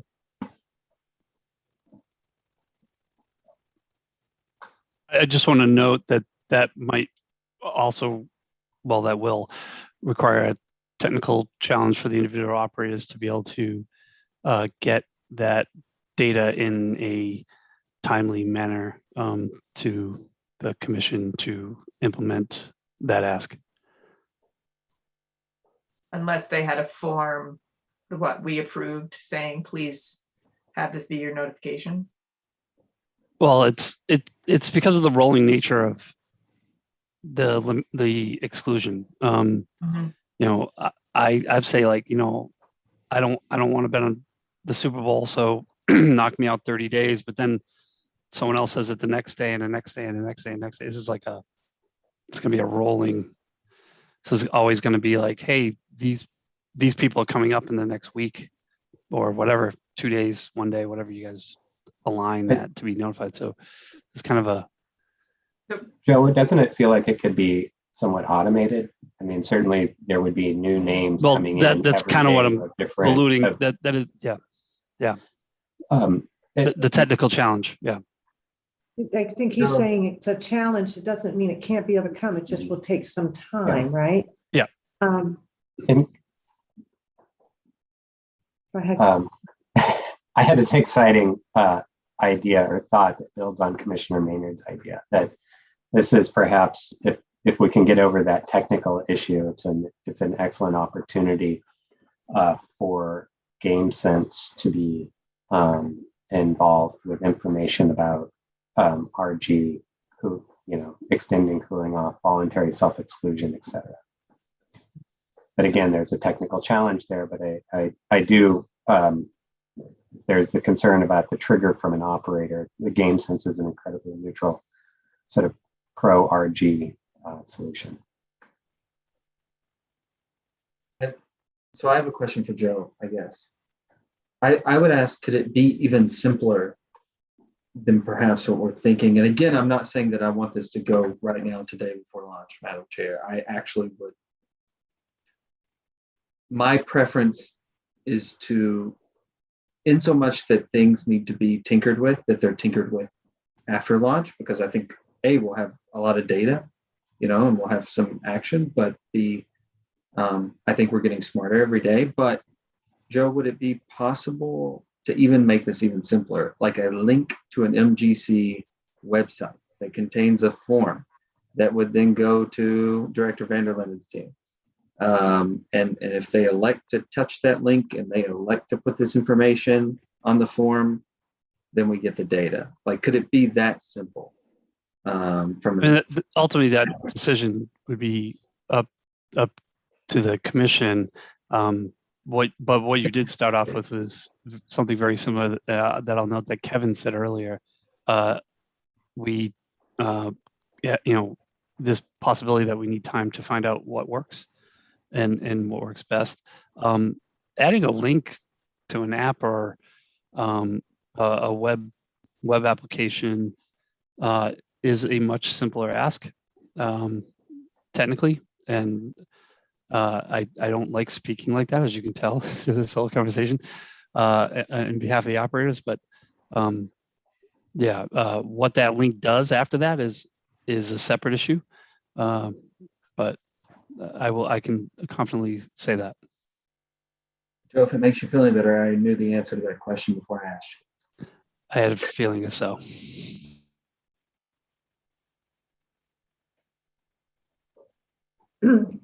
Just to be clear, Joe, right now, implementation would be the same kind of challenge as what we just got done discussing. So Correct. could we take the same approach with this regulatory change? And to be clear, I guess it came to maybe legal through a comment that I don't know if I ever saw, but I might have missed it. But publicly, we did ask for this reg to be reviewed because of the input we were getting from the applicants. So I would be wanting to hear more from them as to their involvement and their level of comfort of having to contact someone in a cooling off period. Before I adopted this, I'd like their input because their reaction was pretty clear when we asked, oh, you know, that didn't ring true to them in their good work toward responsible gaming efforts. And so we'd want to make sure we're all aligned philosophically and why it worked. Madam Chair, could I make just imposing it on them? Sorry, Carrie, yes. Oh, no, I'm sorry. Just to make a suggestion. So this regulation is currently in effect by emergency, and we had brought it today just to discuss this possible change in case we wanted to put it out for public comment in advance of the public hearing. It will ultimately be coming back to you on February 9th for vote. So what you could do is put this updated language out for comment so that, you know, the non-updated version is what is currently in effect, but you could put this version out for comment leading up to the public hearing and up until the 9th so that we do receive that comment from operators. And if, you know, we're not comfortable with the language when it comes on the 9th, we could strike this paragraph when it comes for final vote, but we still would have received some of that comment on the issue. Right now it's written that you can't tell who's sending that notification.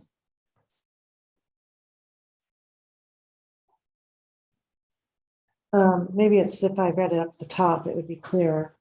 And then the other problem right now that I see is it's restricted to 72 hours prior to the expiration of the 2-week, 3-week, or 4-week temporary prohibition period. And I think we've seen from other, you know, the applicants and now anticipated licensees that they have more flexibility in their cooling off periods than that structure. There's no defined, unless we're limiting it to 72 hours or 1-week periods, 2, 3, or 4. I think one had up to 365 days or something. Period. Did we restrict that, Mark, to those? Yeah, yes. 2-week, 3-week, or? We did. And the rationale that we had was to simplify it, to simplify the enrollment process. Yeah, we didn't bring that up to them. One of the recommendations that I think that we received at the roundtable was let somebody define whatever date it is that they want it to end. But I think that the concern about that is that there's almost with that many options, with that much there, perhaps it would disincentivize somebody from enrolling in the program. It would disincentivize what? It would disincentivize them if it becomes too complicated to enroll, too cumbersome, then perhaps it would discourage them from enrolling. So we might be limiting an operator from allowing for an up to 1 year cooling off period, right? Okay.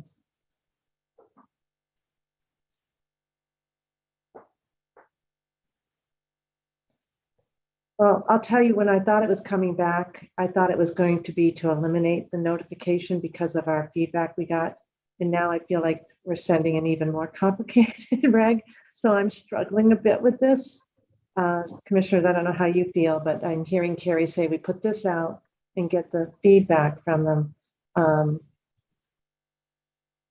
I think the real problem is the implementation. And I know Carrie says that we haven't heard.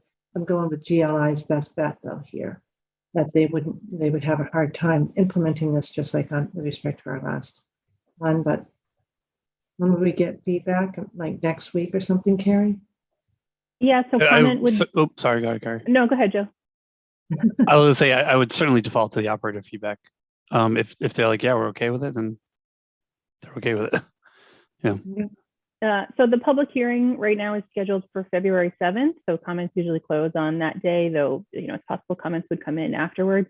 The only reason I suggest putting this updated language out for comment is so that the operators are aware it's something the commission is considering, rather than striking it right now and updating the version that's posted for comment, without any notification requirements in there, but we can certainly do it either way. Again, we don't need a final vote on this reg today. That wouldn't come until February 9th. And then I stand corrected. The second line makes clear that it would be the operator who would be expected to, and that would stay.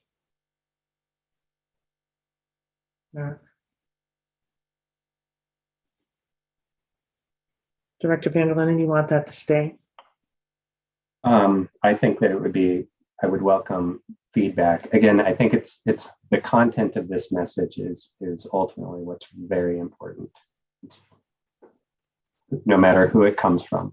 I could absolutely see it coming from GameSense, putting it outside of the control of the operator. If it comes from the operator, perhaps it still contains GameSense information and resources that you could link to. And you would imagine, you'd say notify, you're imagining it's an email and not a notification on the app itself. Yes. Do we need to say that? I would recommend that we say that. Shall email the individual rather than notify.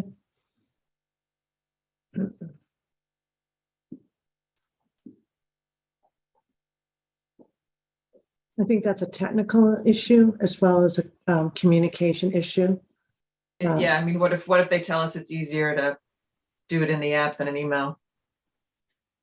Just to be clear, you're going to get in the app, you're going to get the patron will get a notification with the branding and everything of the licensee.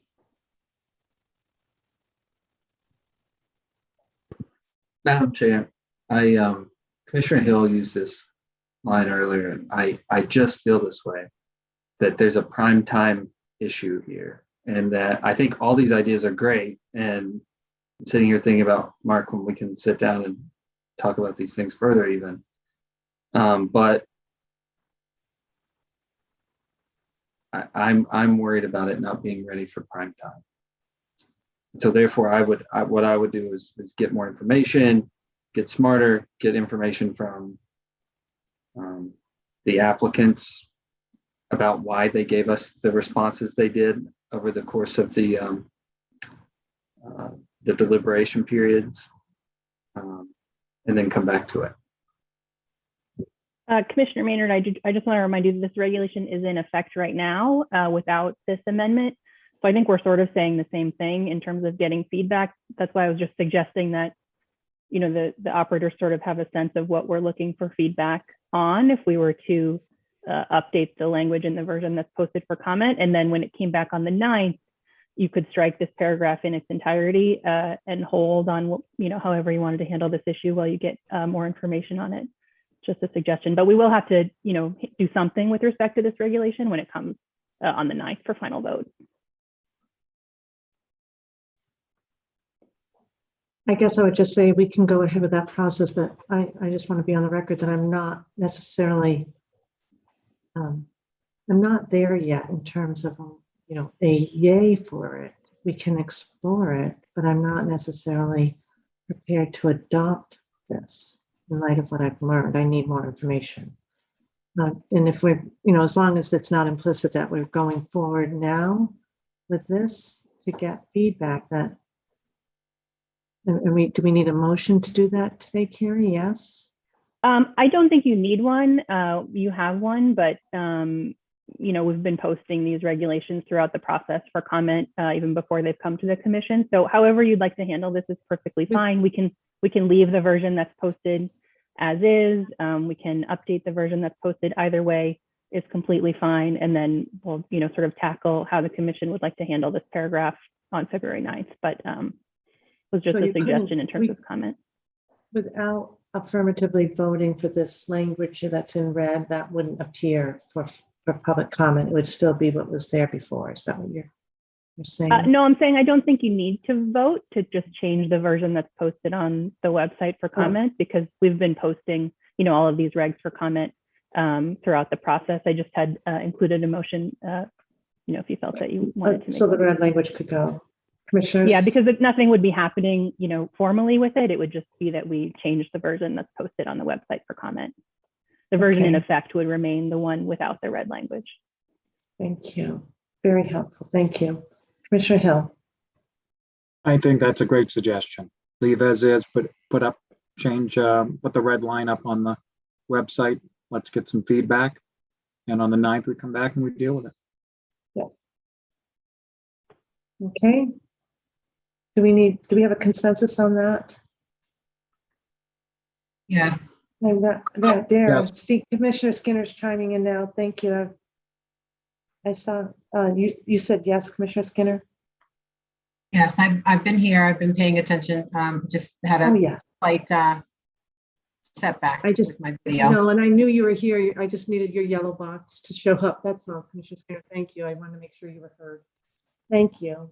So we've got all 5 of us agreeing with that. I don't think we need a formal vote then. Excellent. Thank you.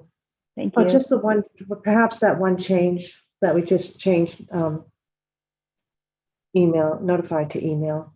Sure. And I guess the other changes that were, oh no, we didn't have any other changes, just that one. Okay. I don't know how long the withdrawal of an application will take, commissioners, but we have prime time. Also with respect to hearing on our sports wagering catalog. Madam Chair, I don't think think it's very long, but if you wanted to push it to the 24th, I think we can also do that. It's not urgent that it happened today. It's short. I didn't know if commissioners had. I'd love to take care of business if we can. Commissioners, do you want to just go forward on it, or do you want to send it to the next day?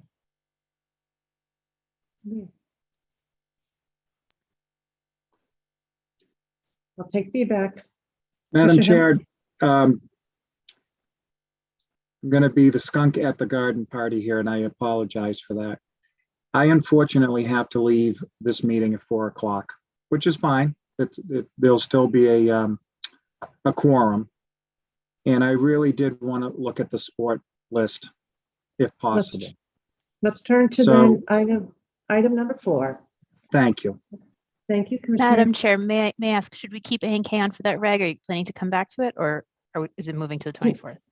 Can we see, I know that you probably would love to skedaddle, and don't ask me how to spell that, but Commissioner Skinner may know how to spell it. Can we see how the discussion goes on items 4 and see if we can circle back? Absolutely. Commissioner Skinner and I share that as apparently a favorite phrase. So, all right. So Caitlin, I may need to leave by 5, so you'll still have a quorum without me, but there's a chance the 3 of you will just deal with that reg. Yeah, I'm going to be here till 5. We're not going to be here till 5. I have to leave at 5 as well. I have Let's go. to celebrate yesterday's Let's event. go. Okay, we're turning to item number 4, and we have Executive Director Wells, who's going to lead us with a great team. Karen. Yes, ma'am. I'm going to turn it right over to Sterling Carpenter, who is going to go through the events catalog with you. Thank you. Good afternoon, Commissioners. So as we spoke last Thursday, I believe on the 12th, we're here to present the catalog of acceptable wagers events that you will approve for wagering in the Commonwealth. So as you've received several items, this is very long and detailed.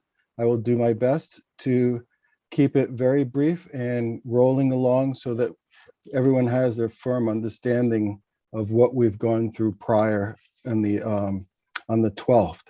So what we're looking for here is, I'm going to break it down into 3 sections. I'm going to ask for your approval on wagers, and we will go through all of the wagers that are being brought before us from our licensees.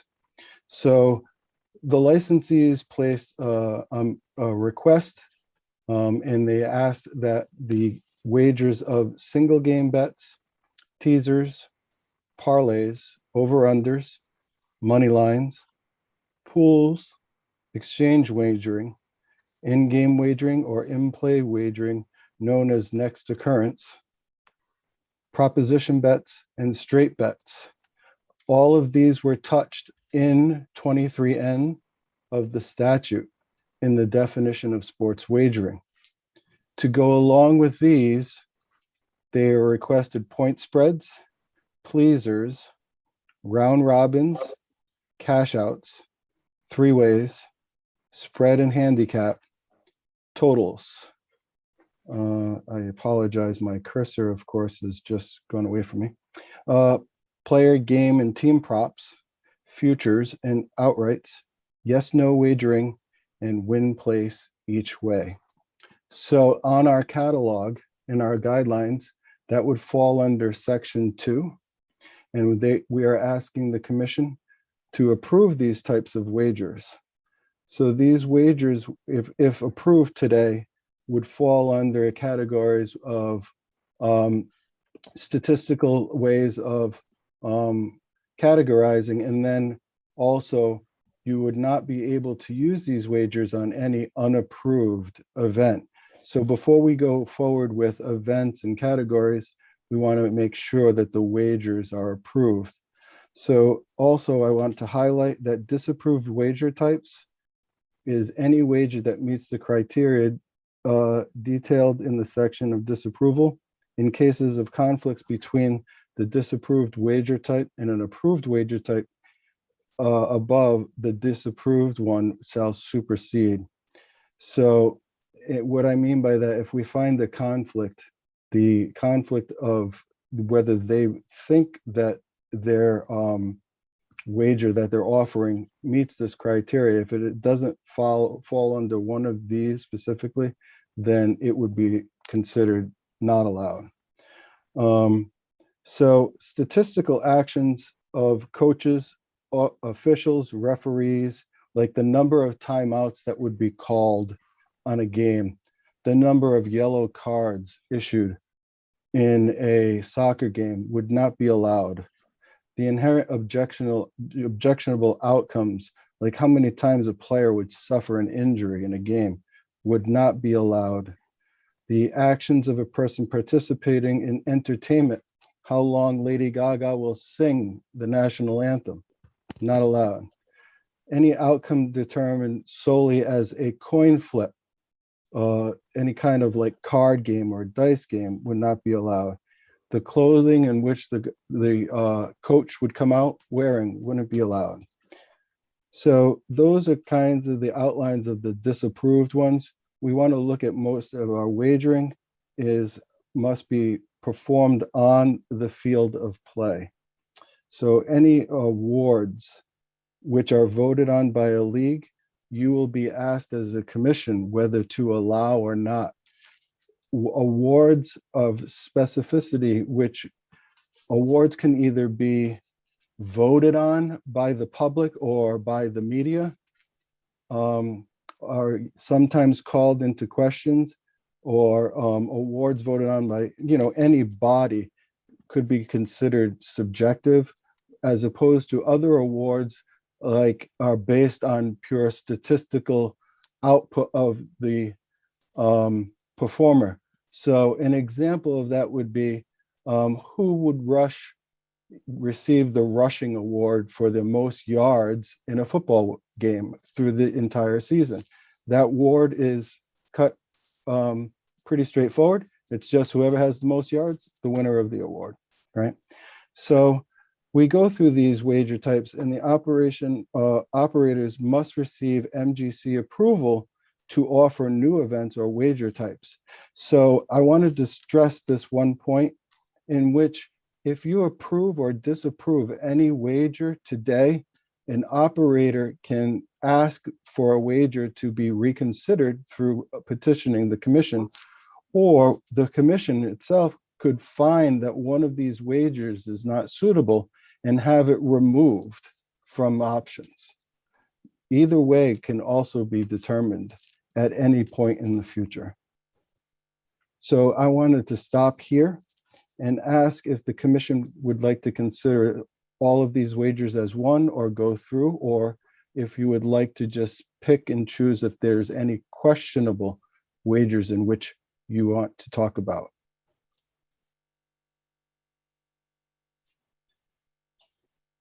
So can I just ask one quick clarifier, or maybe Absolutely. maybe it's Todd. The way the operators it comes to us, right? The commission, we have to vote affirmatively to change, to expand or reduce this catalog. That's my understanding, but I of course defer to Todd. Yeah, I think that's right. I'm just going to try to pull up the regulation to make sure we have this exact. While he's looking at that, I also failed to mention that the operator did ask for one other wager, which has not been offered or placed in the catalog, only due to discussions between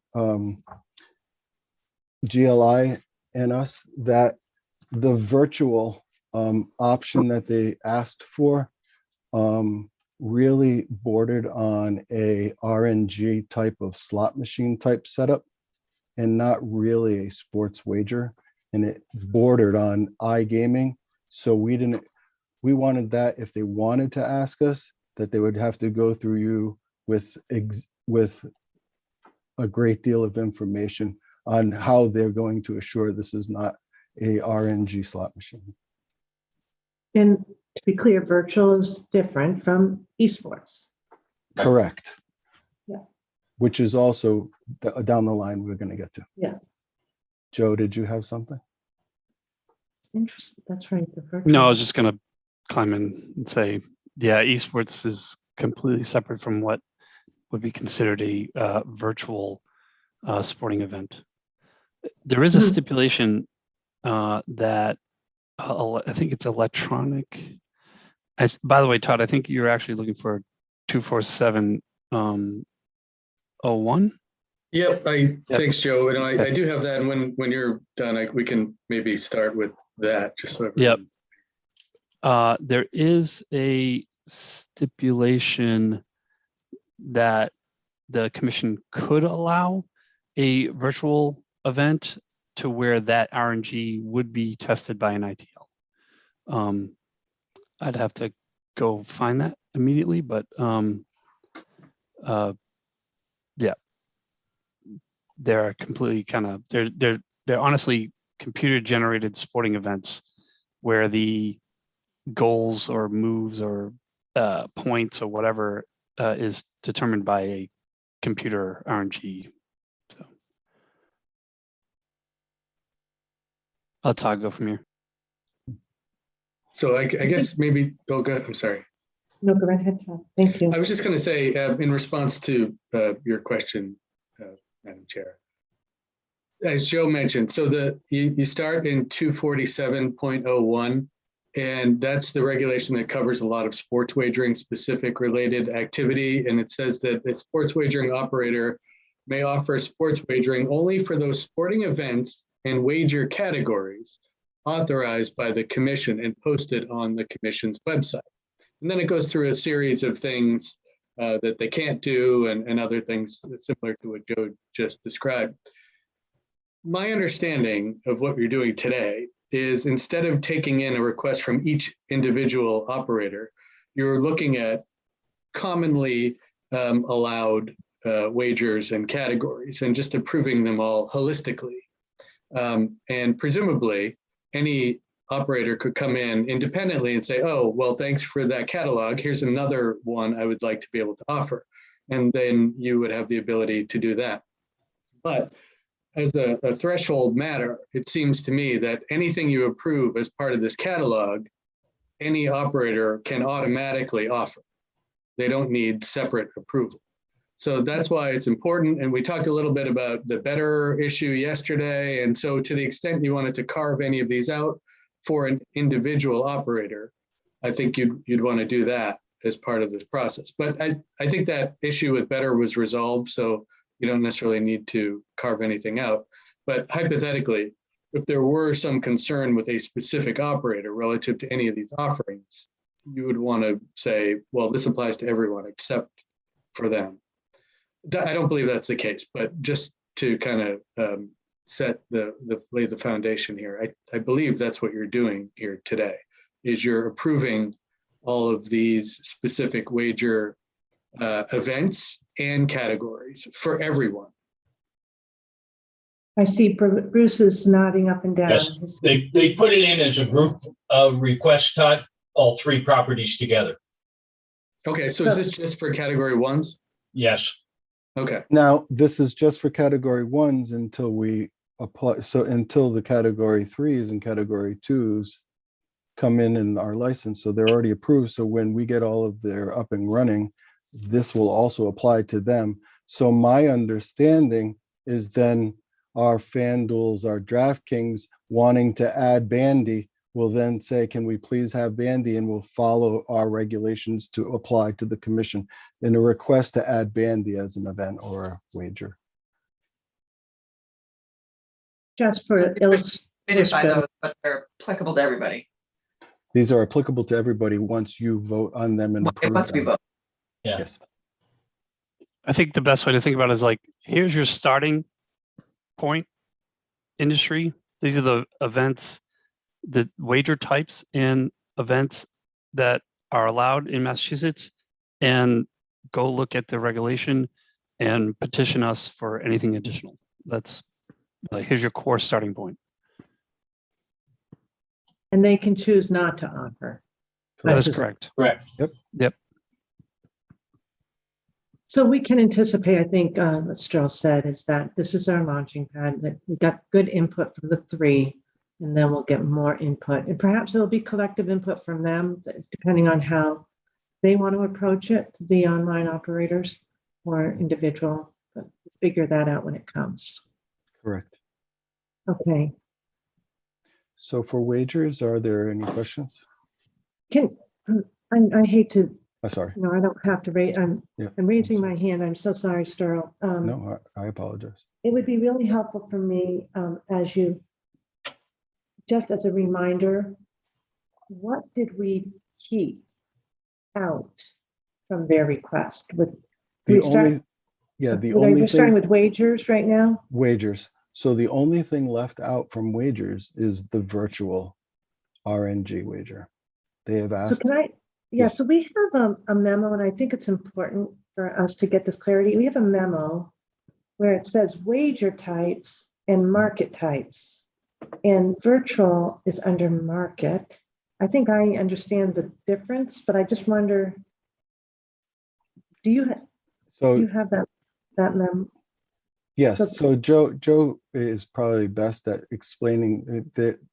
They're kind of, in my understanding, market and wager type is pretty much interchangeable, and they use that. So when you're doing that, you can look at just the individual wagers as they're presented in those definitions.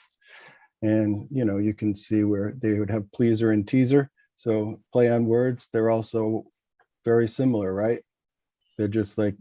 They're technically identically the same, just different offerings, right?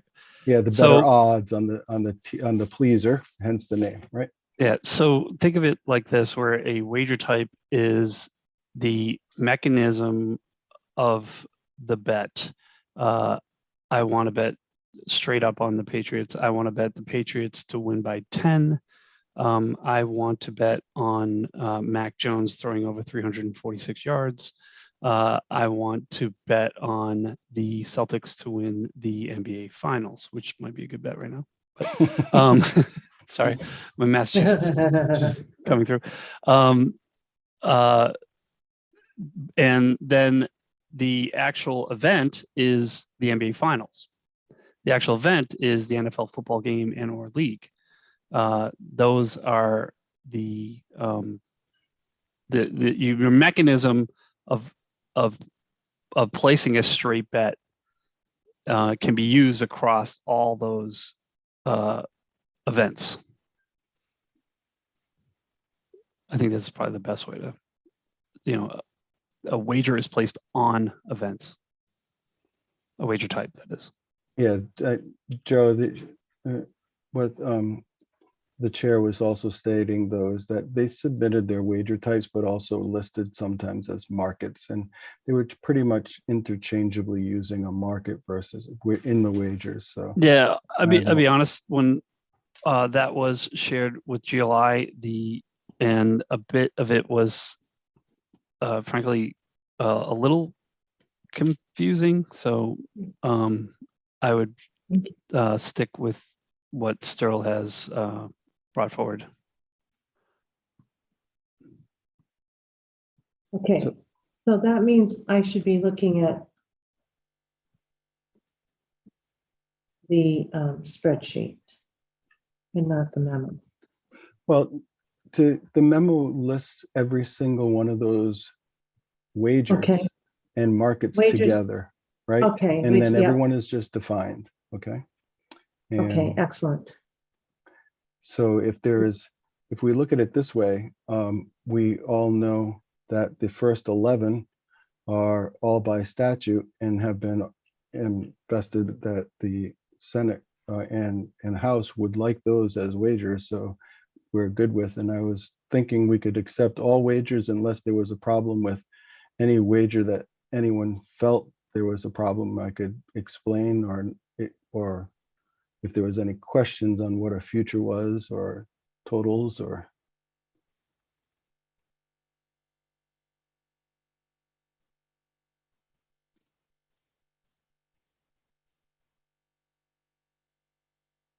Yeah, for me, it's all the above. I'm sorry. I don't feel any more prepared to have this discussion than I did last week when it came before us for the first time. So, and I apologize. It's probably just me, but I don't even know what the science is behind any of this. And so if we can kind of start from there, where this information is coming from, why you're recommending it and not other wager types or sports events and the like.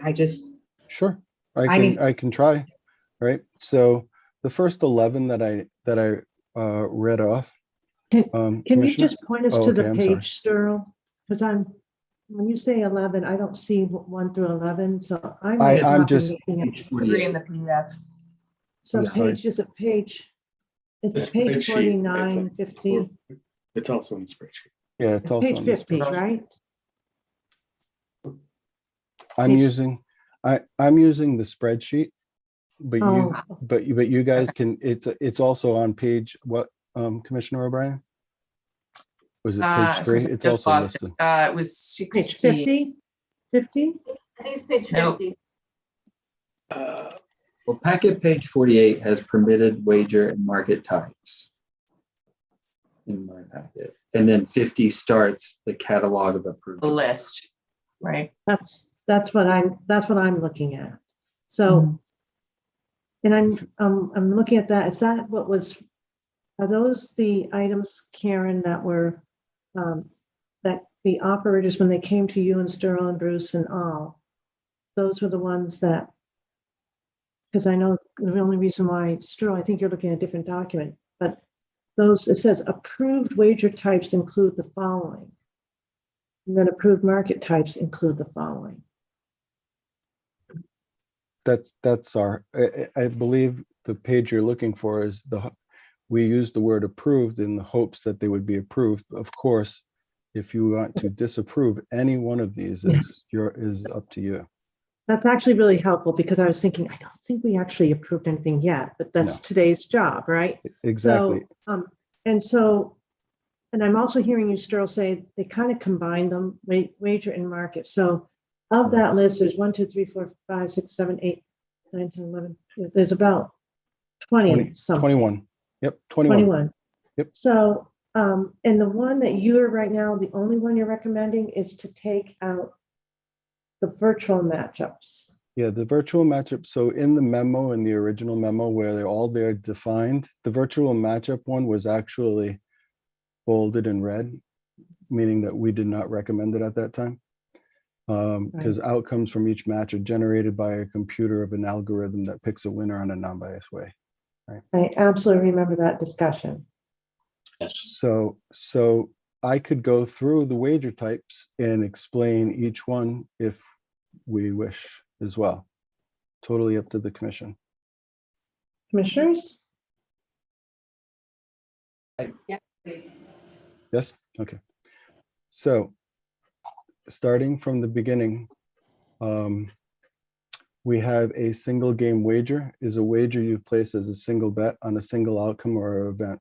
So let's say you see a game and everyone wants to bet on the Patriots. A single game wager would be for the Patriots to win.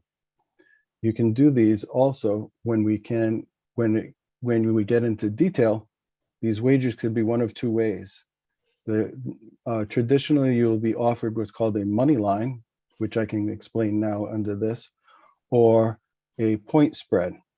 So that comes as point spread and money line. Your point spread means we will use current terms. So the Eagles right now are favored by 7.5 over the Giants.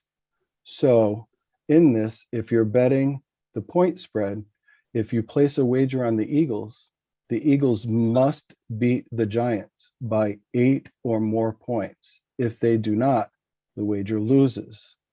And of course, every wager has the mirror of the opposite, right? So in terms of the Giants can beat the Eagles to win the wager on the Giants or lose by no more than 7.5 points. So some operators use this. Sometimes lines are 7, sometimes lines are 7.5. The explanation of this wager is there will definitely be a winner on all point spreads wagers on the Giants versus the Eagles because they're using a 0.5, which will not happen in regular football. Okay, so for the money line, they take that and they take those odds, and now if you just place a straight wager on a winner, the Giants will pay you more money than you wager in a plus value. So if I can explain that a little better, if the money line for the Giants that you place, and you place $100 wager, you could receive $350 for that wager if they win. Opposite. You know what, Sterl? I'm going to interrupt because Sure. I'm a little bit nervous about this approach in terms of our timing. Sure. Commissioner Skinner, I know we're going to lose Commissioner Hill, and now I'm a little bit worried about our timing. I want to be really respectful of the learning curve here too, but much of this we did have. I just want to be clear on the record. We have had training on this. Commissioner Skinner, it is constantly, I'm always, and I'm sure you're doing the same thing. It's all a reminder for us because we had our GLI training. Do you want to go through this at this level? Is this necessary right now for you to vote? I just want to make sure we're all aligned because going through will bring us definitely up past the 5 o'clock hour. So Commissioner Skinner. Yeah, I mean, just, I would like to continue on in this vein. I mean, I need the education. I need a refresher. Acknowledging we take the GLI training, acknowledging the conferences that we've attended. I still feel like in the context of the discussion about what to approve, it makes sense to me to have a refresher. I can do that. I just won't vote today, and unfortunately, because I don't feel as though I'm ready for that right now. Right, and I'm so respectful of that. And Karen, where are we in terms of, or our legal team, where are we in terms of the need for the catalog? I thought you said Kevlon, and I'm not sure. The timing of the catalog, when does the catalog need to be approved? Sorry. Yes, so yeah, I'm just looking at the schedule for next week. We could sort of put the vote on for Tuesday. My concern is that we already posted the meeting notice, and I'm not sure this is on the notice. So Todd, can we theoretically add it to the 24th? For Tuesday? Yeah, we could amend that. Okay. We should do it today if we're going to do that. If the other commissioners are comfortable moving Crystal forward. won't be available to do that, just so the legal team. Right, that's true. Just so you know, she's, No, I support that you need it. I need some more time to digest this. I had more questions on some of the sports themselves, but this is a pretty big vote for us to feel comfortable with. And so I think since we can do it on the 24th and amend the notice so that you get what you need, I get what I need, everybody gets what they need, that would be what I would want to do. And I feel very strongly this is a 5-person vote. Commissioner Skinner, and Tuesday works we can get the amendment. Would that work? And then maybe, and I'll tell you, the tutorial, we don't get to practice, right? So it's all mental. It's all in our heads. It's not reinforced by being able to practice. That's forbidden.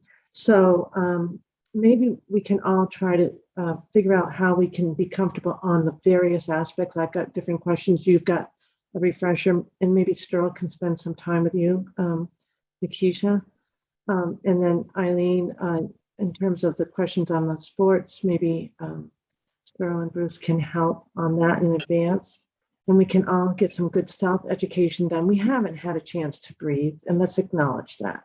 We're turning to this big piece of work that we really couldn't turn to earlier. So in the interest of time, and to be fair, Commissioner Hill has left, I think. I'm still here.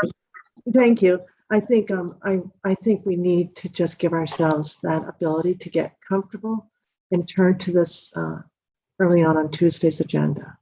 It's not fair, because also, Commissioner Skinner, it's so late in the day.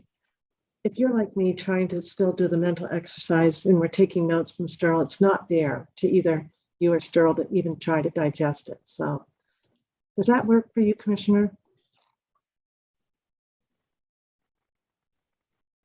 No, it does. And in the meantime, I can, I have some availability on Monday. Hopefully Sterl and maybe GLI has some availability, and I can just get a quick tutorial, because it's not, I have questions on the actual sports. I have questions on the marketing types, just like soup to nuts. I'm looking for, some education.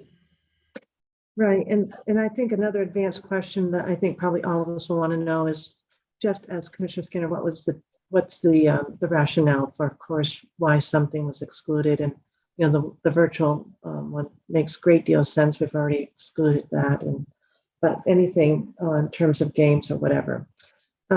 Questions that we should focus on for next Tuesday, commissioners, other than that. Commissioner Hill, Commissioner Maynard, any particular questions that you want Sterl and team to address? I think I lost Commissioner Hill for some. I just got him still. No, I am still here, and I've been working with Bruce and Sterl over the last few days, so I'm comfortable. Thank you, Madam Chair. Okay, great. Commissioner Maynard? I think I just have an overarching question. Director Ban and Sterl. Are you comfortable with the types of wagers and what's going to be wagered on? I did see the document that had all the pictures of the sports, and I appreciate that. And do you feel like you have adequate staffing to oversee it? Those are my two biggest questions. I think those can be answered right now, so I can skip them on Tuesday. Yeah, I think for our staffing, it's a work in progress right now. So that will be developed over the next week or so. Okay, and do you feel comfortable with everything that was given to you? So far, yes. Thank you. And Sterling, you too, right? Yes, Chair. I am very comfortable with all the wagers that I've put forth with the help of GLI for approval. Right. I would just ask, and I know Commissioner O'Brien wants to say something, but I would ask that if we're going to table this once again, that I at least point out some things that I need to point out to the commissioners to think about on the tab before our next meeting as well. That sounds great. Okay. Thank you for that, Sterling. Yep. Commissioner O'Brien. So to follow up on Commissioner Maynard's question, my follow-up to it's a work in progress is if we sign off on the statutory requirements in terms of what absolutely has to be available, is the answer to that yes, we're ready, or is it still a work in progress? You mean for as far as the department? The book, in terms of the book. Oh, If our catalog is the statutory minimums, are you good to go, or is it still a work in progress? I think would be a go with that, but I think the casinos wants other wagers that are important no. as well. Yes. No, I appreciate that. I'm just trying to get a gauge on where the work in progress. Yeah. No, I think we're in a good spot right now, and I think we can finish this catalog next week, and we'll be in really good shape. Okay. Thanks. Okay. So Sterling, if you want to just go over the points that you'd like for us to chew on. Thank you. Sure. So the catalog will have a guidelines page, which will pretty much say what is also available to be wagered on and what will be approved and not approved.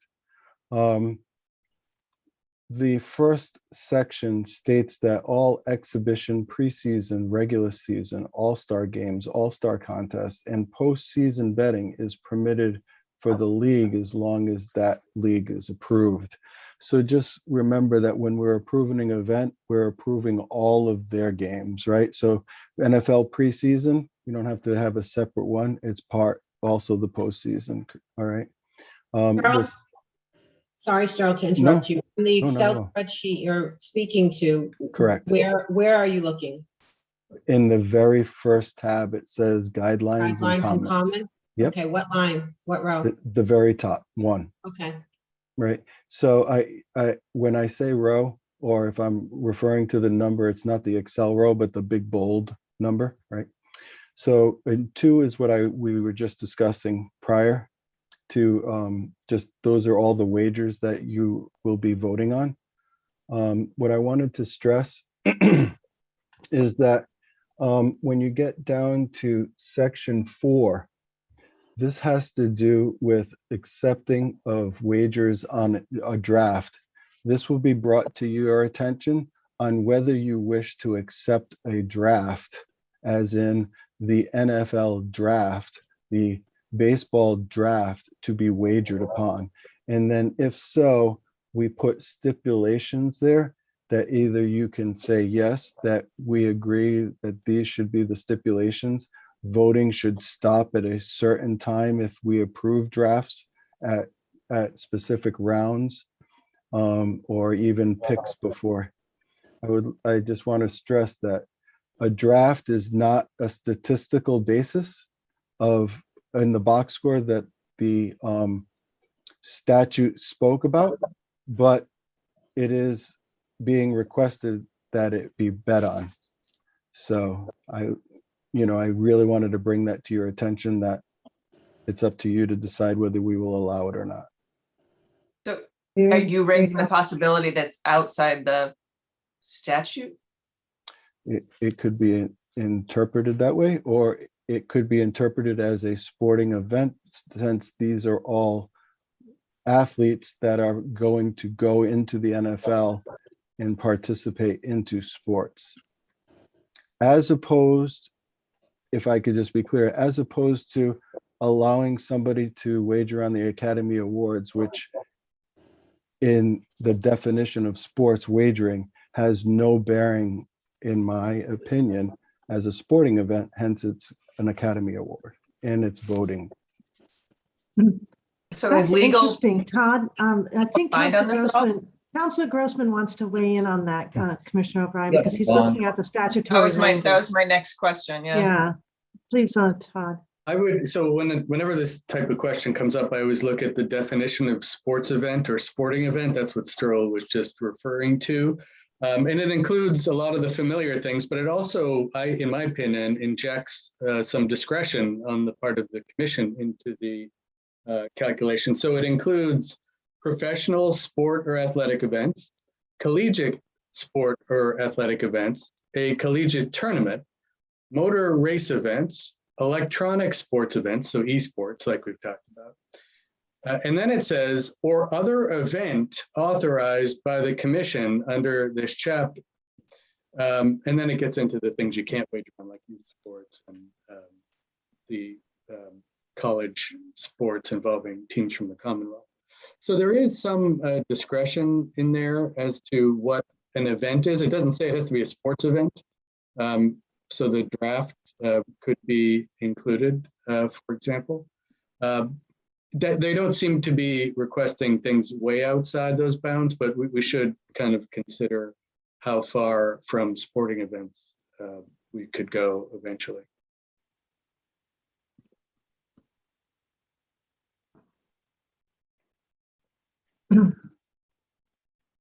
They've asked for drafts, though. Did they ask for the Academy Awards?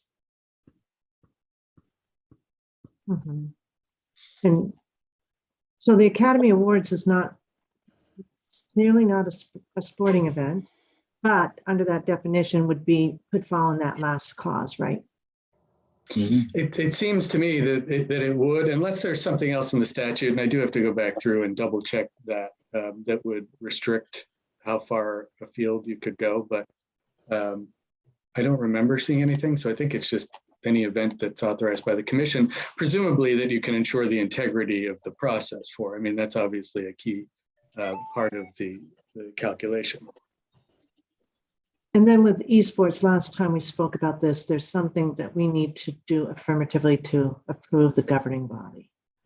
That's right. Before we could act on that one. Okay. That's specifically called out here. Daryl, did we just throw a wrench into or does that add some clarity? We have some more guidelines. This is why I brought it up. These are things that you need to think about because they were requested by the licensees, and I'm just presenting to you that they want drafts, and I put it in the selection, and I can easily hit a button and delete that whole cell so there's no wagering on drafts. It's totally up to the commission. Now, also to point out just real quickly is I've placed in here so everyone who goes to the catalog can see the prohibited sports wagering events and wager categories just as an easy see location for them. And then impermissible wagers, which I read earlier, is also listed here for ease. And then of course, the boxes here by statute is the NCAA sports. Now, we've placed Division I, and we say the licensees say NCAA sports. It is up to the commission if you want to go past Division I.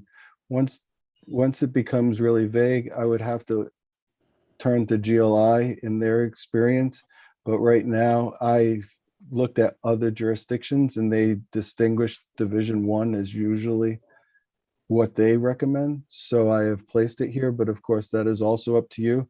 But there is no choices on allowing wagering on Massachusetts teams. It is not allowed by statute unless they are participating in a sporting event, in a tournament in which there is a tournament style where they are not the only teams playing.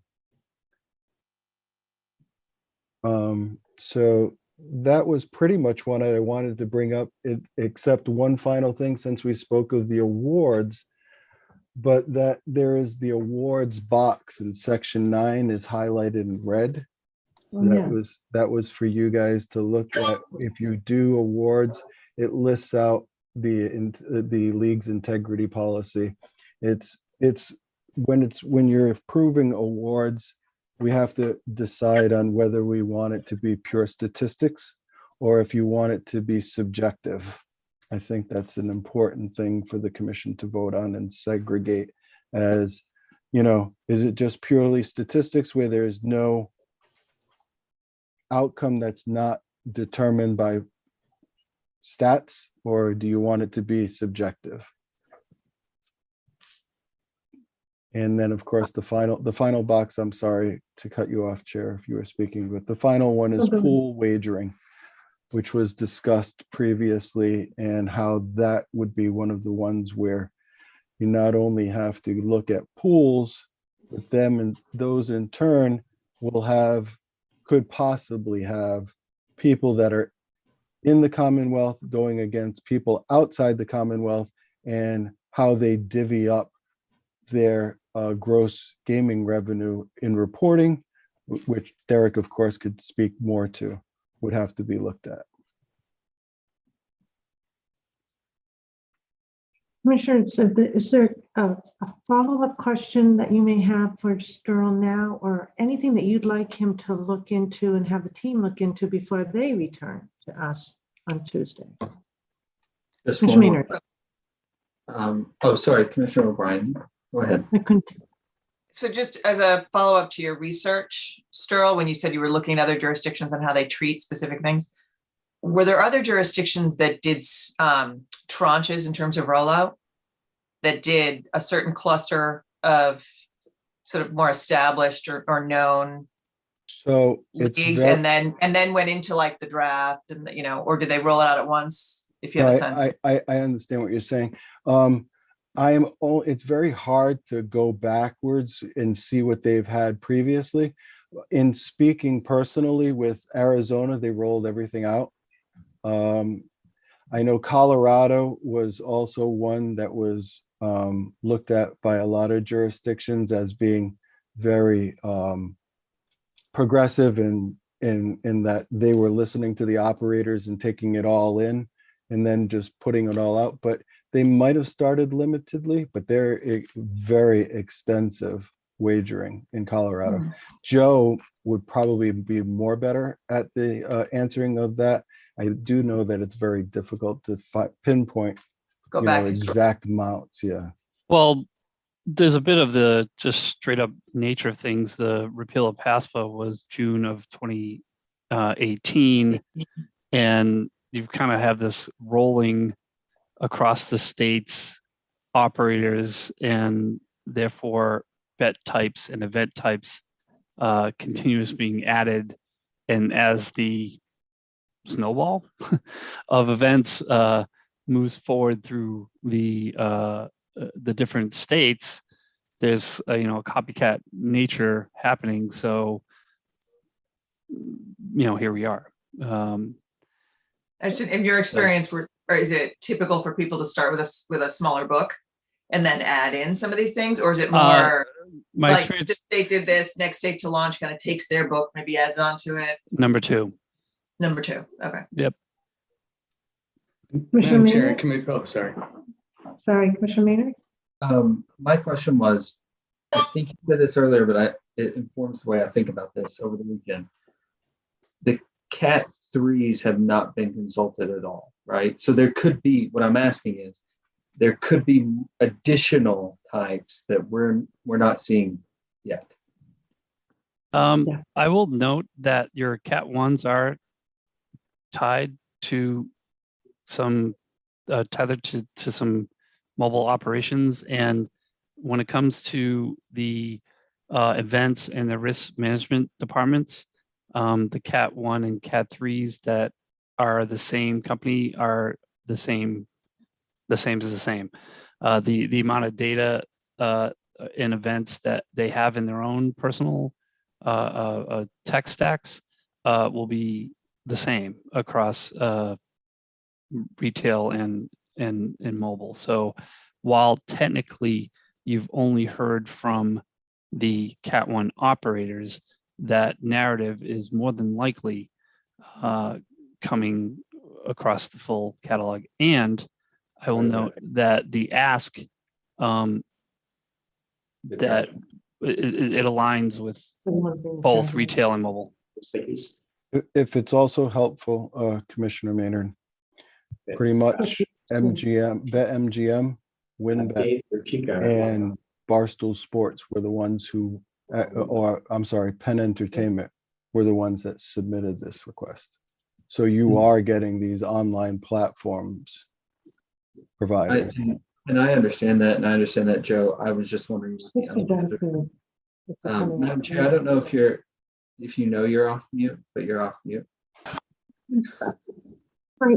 My computer just got taken away, so I am now without my scrolling document because the very helpful spouse who has served me coffee tonight is now making sure my home computer gets fixed. It's broken.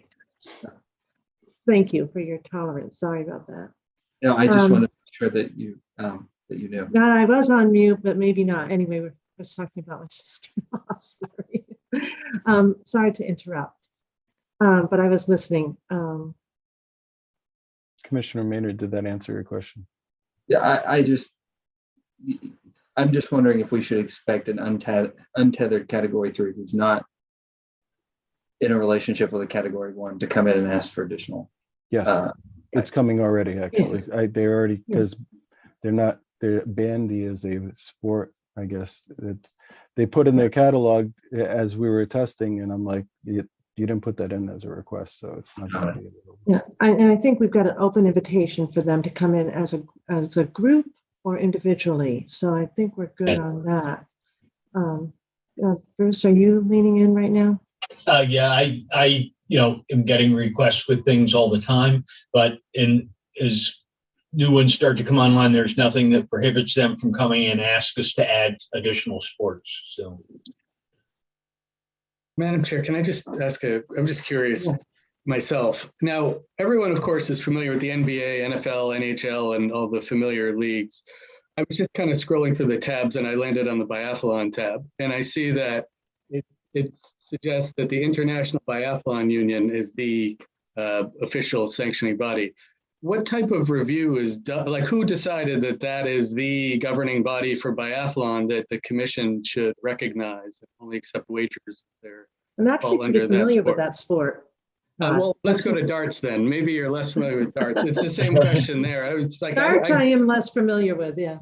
I mean, how do you know that that is a body with integrity that we should rely on? And I take your answer as far as building up from other jurisdictions, and I think that is persuasive. But I was just curious who makes the decision as to whether that is the official sanctioning organization. So what we did is we requested, I researched all the ones that I could find of their jurisdiction, or if we are familiar with the NFL and the Shield, as they call it, right? And we are familiar with even FIFA, right? With all of soccer. But when you get down into these other ones, we are relying on the operators to provide that they have reviewed and have assured that it has oversight with their games. And these governing bodies I've placed a link to their webpage, and it will sometimes show their actual organization. Some are run by presidents, some are run by committees, some are run by it's different setups. So we use those tabs and those links to find it. But to answer your question specifically, we are relying on these operators to assure that these events are on the up and up. And each operator all has integrity monitoring by statute and by oversight by regulation that requires all of these events to be monitored. And we've actually gotten an alert on Chinese basketball just last Friday. So these leagues, to be approved, one, we rely on the operators a lot. And then of course, if the commission has any reservations, they can ex-nay anything that they want. I think ex-nay, I don't know if anyone likes that word, but it was okay for me.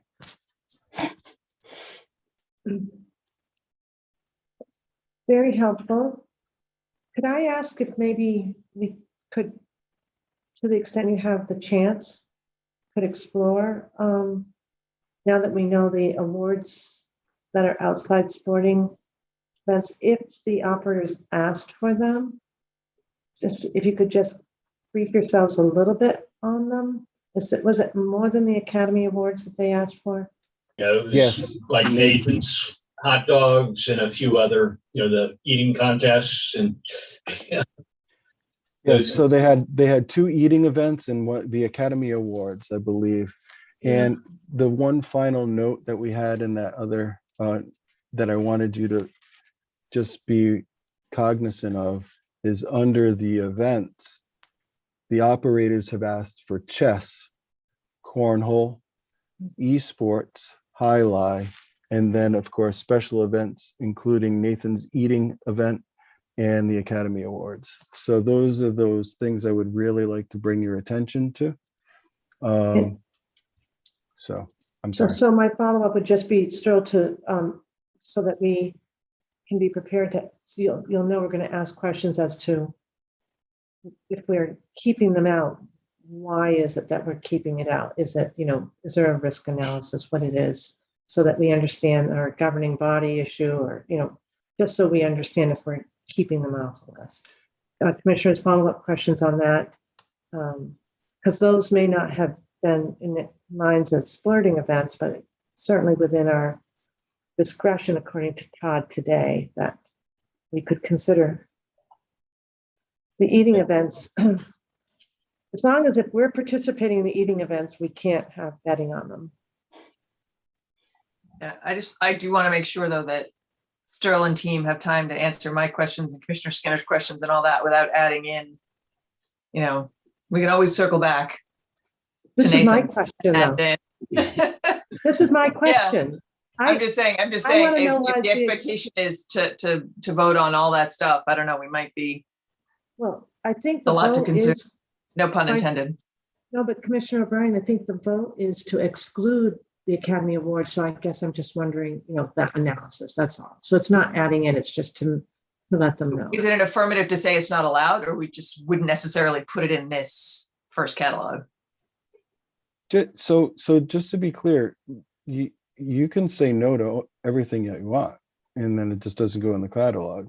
And then 2 weeks later, though, if they came they're back going and to come back and ask for they'll it come again. back with maybe more information. Yes, and I'm just letting you know. Yeah. Then That's okay. DraftKings is or any of our other 6 operators will come back and say we want X, Y, Z to be considered. Right. Yes. Yep. And I only listed those, Chair, just because I want to bring attention to it. It's up to you as a commission to vote on any of these as a yes or a no. I wasn't introducing the Academy Awards independently. They asked for it, and so I think your proposal excludes it. So that's if it were before because we thought it wasn't included in the statute. Now I think there may be a complexity that it's included in the statute. So why would we, what would be the next reasoning? We were trying just to include sporting events in our recommendations, but Todd, I think, has clarified that a little better for us. So. Right. So there may be another rationale why you would still want it to be excluded, Bruce. So that's all I'm asking. So thank you. Can I point Thanks. out? I think we're out. Yeah, Commissioner. This back and forth of they could come back. March 12th is the Academy Awards. Oh. So throwing that out there. Yes. Also, there's a great documentary on Nathan's hot dogs that I watched last week on the History Channel, Food That Built America. So if you're interested. I heard. And I'd like to add just that. I mean, it's public record. You can see it actually on the catalog that's published publicly, where the Academy Awards are actually in the rejected category, and the Nathan's hot dogs contest is actually in the accepted category. So, and one would argue if it's a sport or not, but you're more than welcome to try to eat 74 hot dogs in 10 minutes and see how you do. And you'll quickly find out that there actually might be a sport behind that. So. All right. So do we have, everybody I'm has gonna some. take a pass on that one. Yeah, exactly. Everybody has some homework they want to do, and then just some questions from clarifiers. Any other questions that anybody has for Sterl to address, or Bruce's team to address? I think we've heard from all of us. Okay.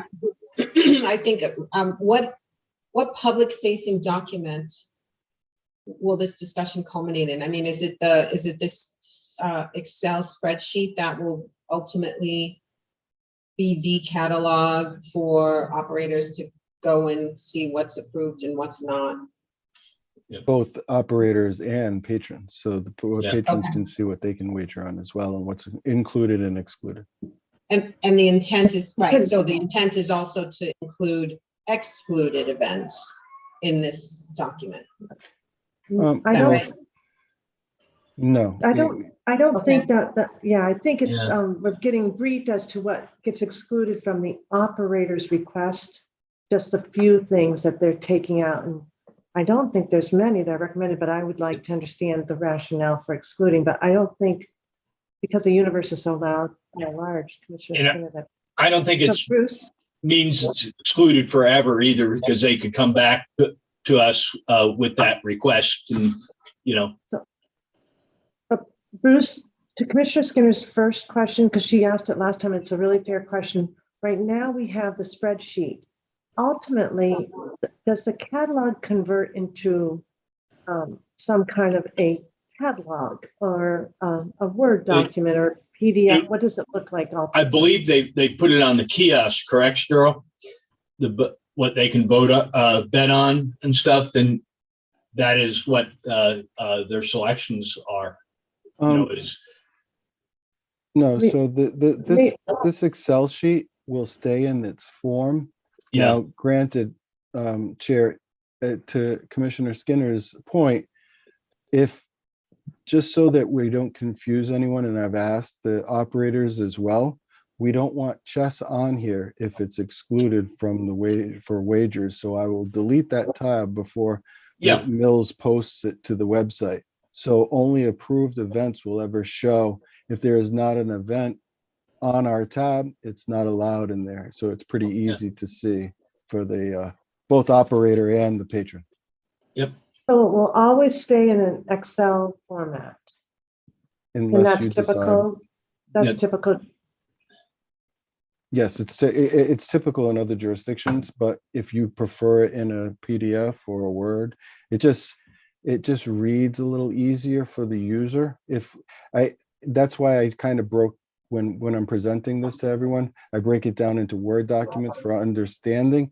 But when somebody's familiar with this, it's much easier to scan and use the index that I've created. It will jump to any sport that they want to see on what's available, and then back to the guide and index, so they can hop around the entire document with ease, as opposed to scrolling if it was a PDF.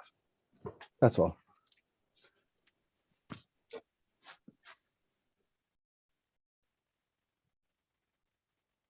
Yeah, that makes sense. That makes sense. But I'm back to my original conundrum, and it's actually a request, and I think the chair has already made it. If we can have a little justification for the next discussion as to, why you're recommending certain sports and events and not others, that would be really helpful. Okay.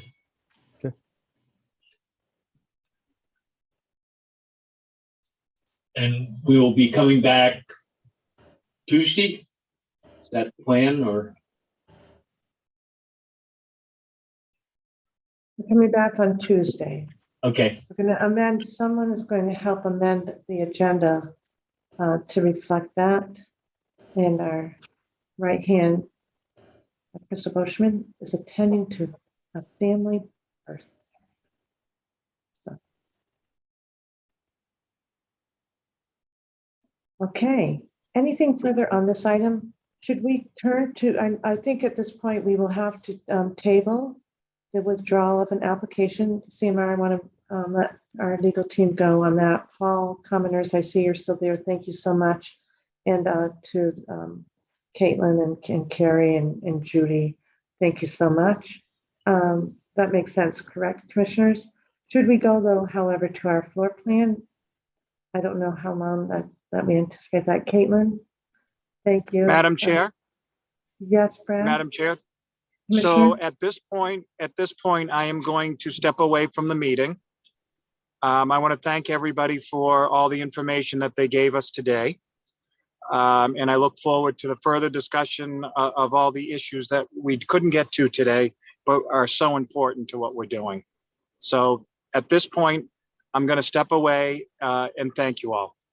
Thank you, Commissioner Hill. We'll be ending shortly. The floor plans, I don't know if, I think Commissioner Hill may be actually quite well versed in this. I'm not sure if he's been brought up to date, but Commissioner, I have been. Yes, I thought so, Commissioner Hill, because you've been working closely on this part of the process. Commissioners, do you want to, how's Tuesday looking? I don't have the agenda in front of me now without Caitlin. I mean, not Caitlin, Crystal. Pretty lengthy. I don't remember. I'm playing it up now, Madam Chair. Thank you. So are we moving to the floor plans? We're just deciding. Commissioners, should we go ahead with floor plans? I see Jordan saying yes. Commissioner O'Brien?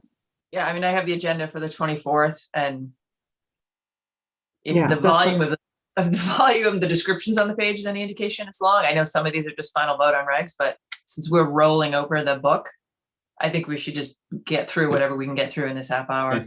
I don't think this will take real long for you. I'm going to actually share my screen on this. You see right here. Commissioner O'Brien, just as Bruce is it okay though to table the one I just suggested?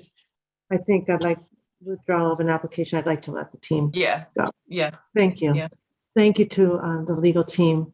I'm sorry we couldn't get to the withdrawal of an application. I appreciate your staying around, but I think you should skedaddle now and have a great weekend. Okay. Now here we are, Bruce. You've got our full attention. Great. I'm going to start with PPC floor plan. They have 20 kiosks on the gaming floor and 5 windows. What I did is you're not getting the view of the whole entire plan because a lot of these include cashier cage areas. So I kind of cut these out.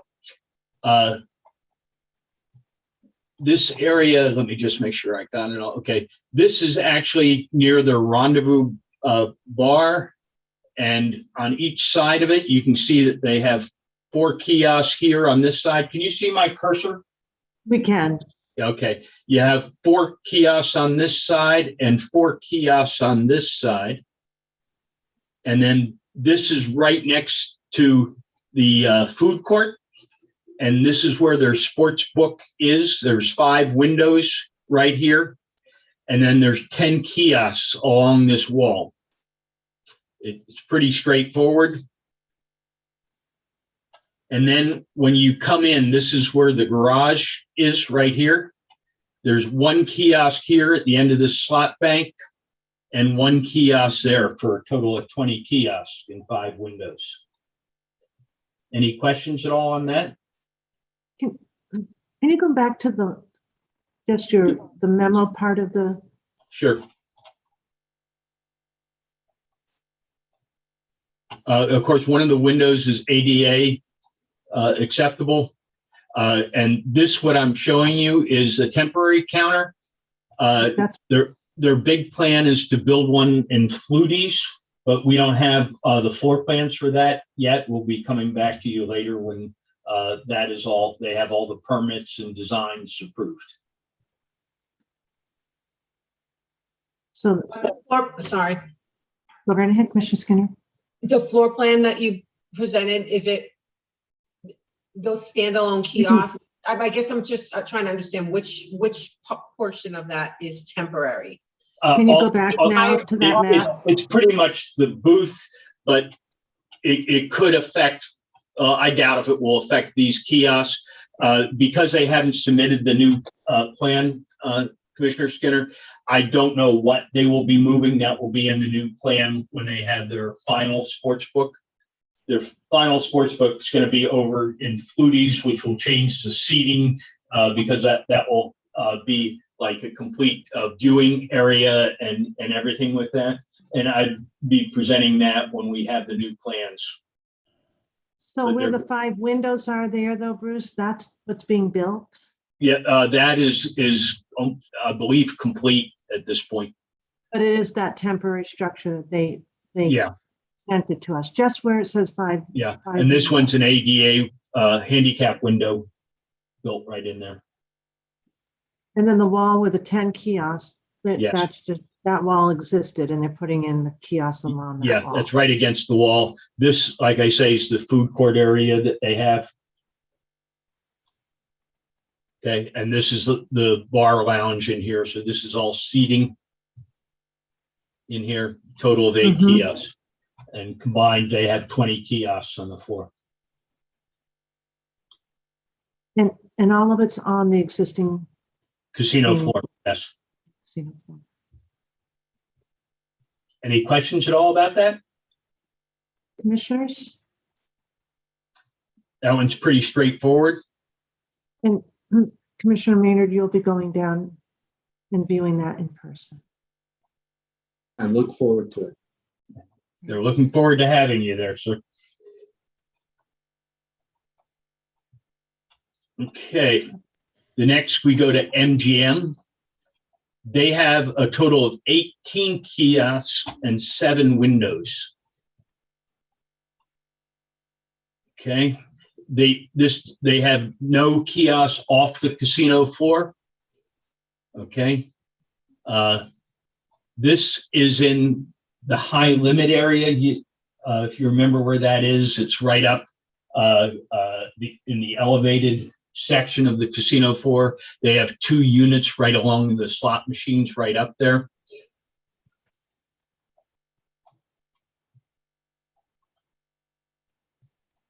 Then we go over to, near the main cage. They have 3 kiosks along this wall near the main cage, right at the end of pit 3. They have 1 kiosk near the high limit slots area, which is right here.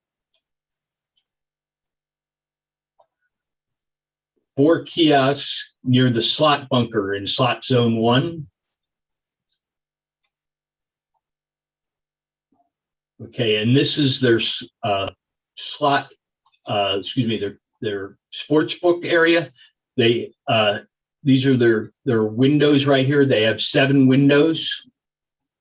This is one of their lounges. They have 4 kiosks here.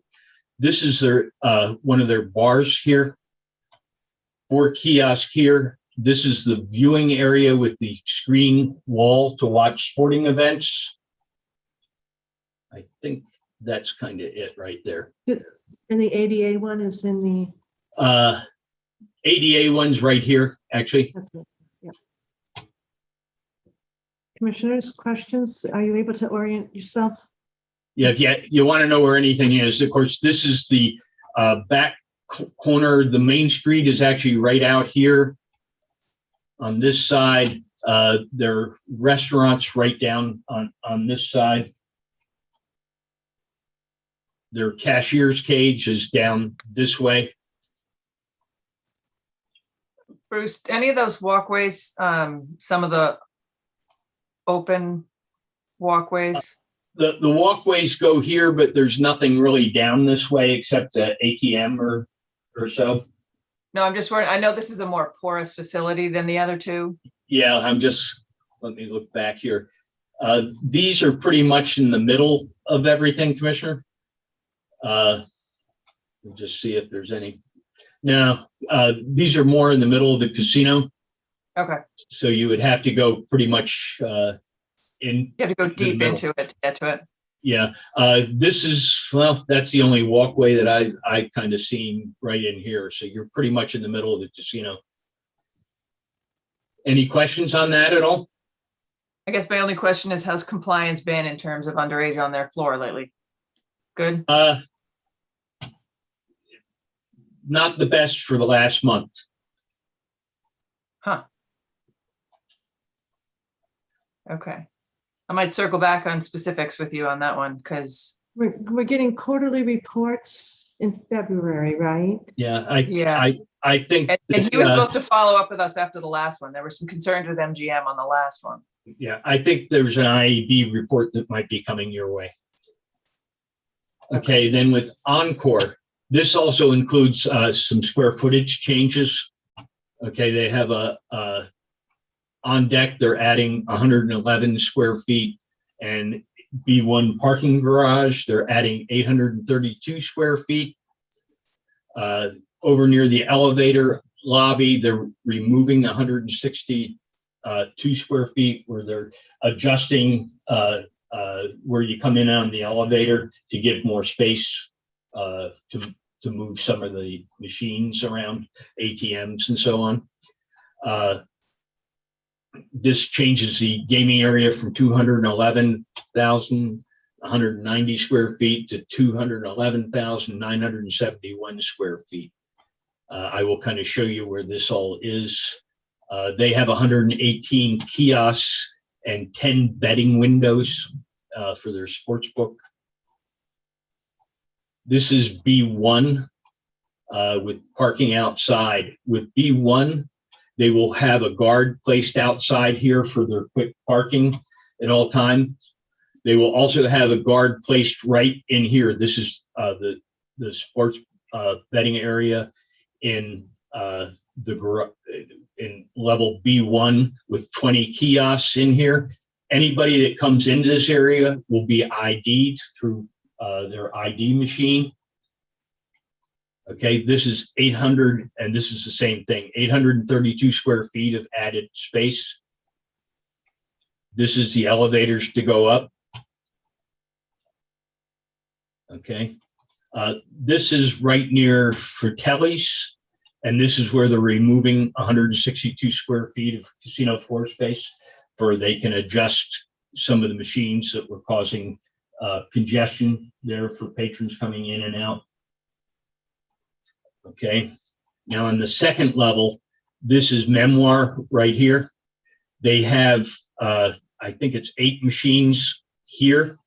These machines will not be turned on whenever Memoir is open. This was a request by the state police with Encore agreed to. So they will be non-operational whenever Memoir is open. I'll show you a better picture. Where's Memoir? Memoir is all this over here. Okay, Can you see? Oh, it's over near the burger place. Yeah. Let me see if I get you a better one. This is actually the sports betting bar, the current place, which we actually approved maybe a year ago. This area is casino floor space. These are kiosks in here. And I actually forgot to write down how many they were, but everything that's brown here is a betting kiosk. This are the 10 betting windows right in here. Okay, more betting kiosks. This is their high roller section, and they're all nice comfy seats in here that let you watch the huge screen. This is another betting area with all kiosks in here. Okay, this is if you on the other side of the casino where the area is to sign up for rewards cards. They've changed out the automatic games to all betting kiosks. There's I believe 40 kiosks in here in that section, and that's over near Game Sense, actually not too far from there. Okay, this is up Upstairs near the poker room. You have 4 kiosks there. Excuse me, I take that back. This is near the high limit salons, salon 1. There's 4 machines up there. This is high limit slots up here. There's 2 machines in there. This is Memoir over here. And these are the machines that they will be turning off when Memoir is open. It's right at the top of the escalator, right in here. And that's actually, they're adding, I think it's 122 square feet of casino floor space for those machines.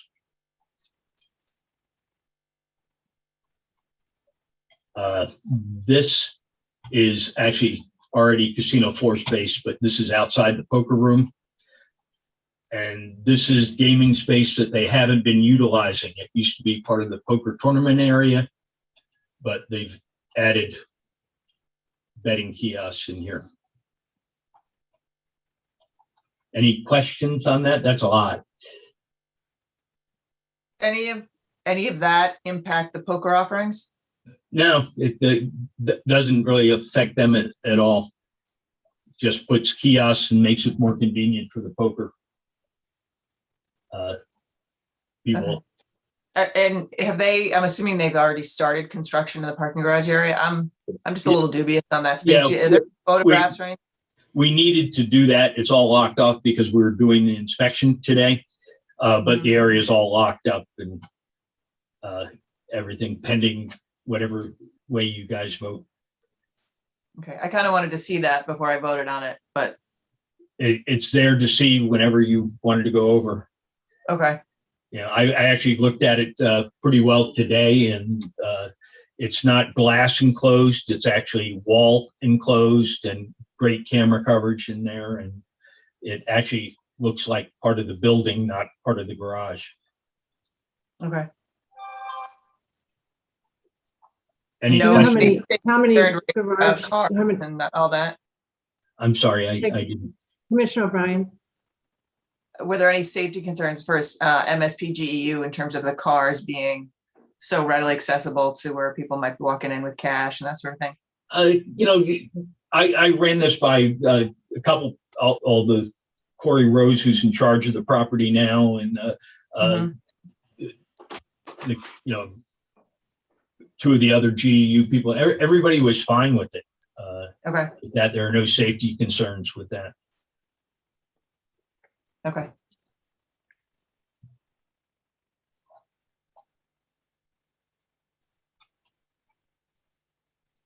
Guaranteed GLI will attest to this. There were a lot of machines to inspect today.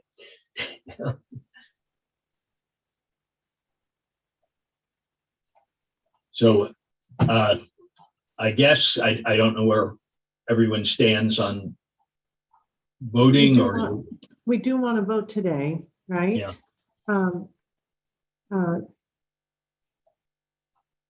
I imagine it'd be 3 separate votes, or. And just to remind me, because I need just to look at Encore. It's just the garage area that is not on the gaming floor. Yeah, that and the machines across from Memoir. Oh, okay, the bird. Yeah. That's right. They're not on, there's Keno there, but there's no other. There's nothing else there. It's just like that little, just bring us to that. Yeah, that's right. That is not gaming floor. Yeah, it's just kind of this right here. And you go right down to the gaming floor. These elevators go right to the casino floor, or escalators. Are they in the bar or no? What's that? Are they This in is the burger bar right here. Is it in the burger bar or? No, it's just the signs to where they did. I guess they couldn't put them out here, but all these are outside the burger bar. And then It's remind me just- again about 21 and up access to that area. How do you get in there? Yeah, pretty much. Yeah, it is. Except, well, everybody that goes in Memoir has to be 21, and everybody up here is 21. There's nothing that they don't allow anybody in that area that's not 21. So that burger restaurant can't serve families. Yeah, they don't allow anybody up in this area at all that's not of age, because you have to go through the casino floor or up to the poker floor to do that. So 21 and over, Commissioner O'Brien, for that. It looked, I thought it was going to be more a family, but it's not. yeah. So it's right in the hallway area. the Yeah, this open would area. this right here would be the smoking deck out here. If you can orient Oh, that. okay.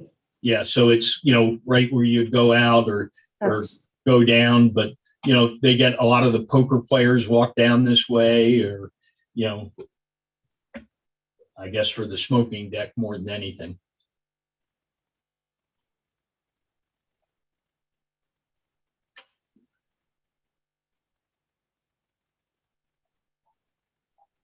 and that burger, I keep on saying that burger. I should know the name of it. I'm so sorry. I should too, but is it like It's burger or something like that, or? And they have sports events. It's all television camera on the Yes. wall and everything else. Right. So yes, Right. So it makes sense that they would want that there. yes, And when memoirs open, those will be closed down. correct.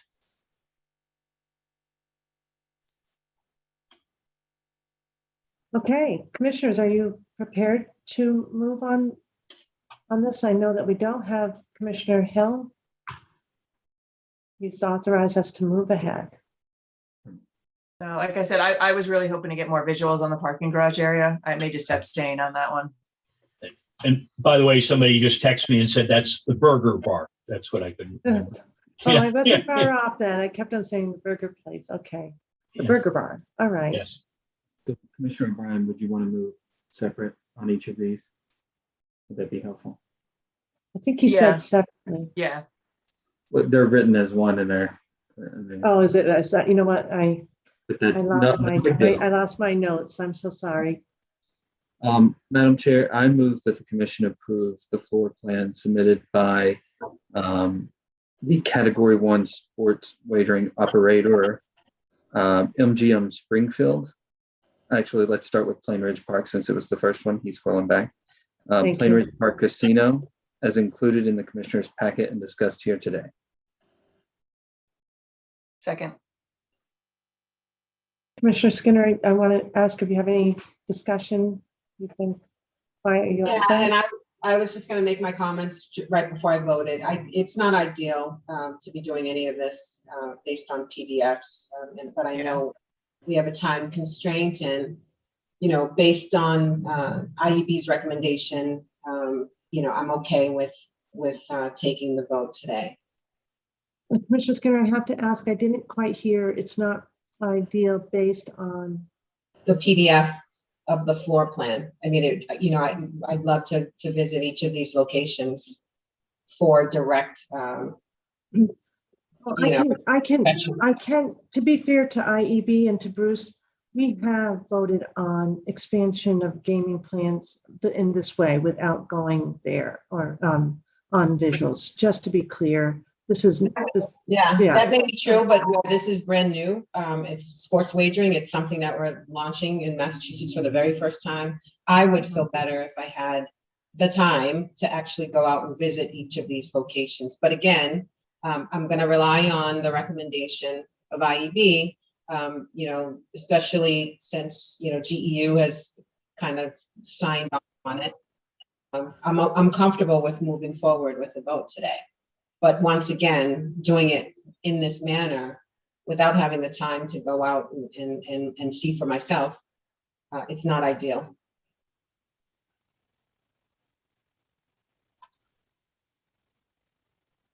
okay. I have to say that in the course of my various visits, I have had the benefit of sort of knowing where these might go. Today, I learned, precisely where they would go. But you're right, that wasn't part of the overall plan. I don't know, But do you have any follow-up questions for Bruce on Plain Ridge to give additional clarity? Yeah, I want to make sure you're comfortable. No, I'm comfortable. As I said, given that IEB is recommending the approval of the 4 plans, I am comfortable taking the vote. Okay, excellent. All right, so I have a motion and a second. There's no further edits and no further discussion. I'll go ahead with the vote with respect to Plain Ridge. Thank you so much, Commissioner O'Brien. Aye. Commissioner Skinner, Aye. Commissioner Maynard, Aye. and I vote yes. The floor is 0. Thank you, Bruce. Thank you. Okay.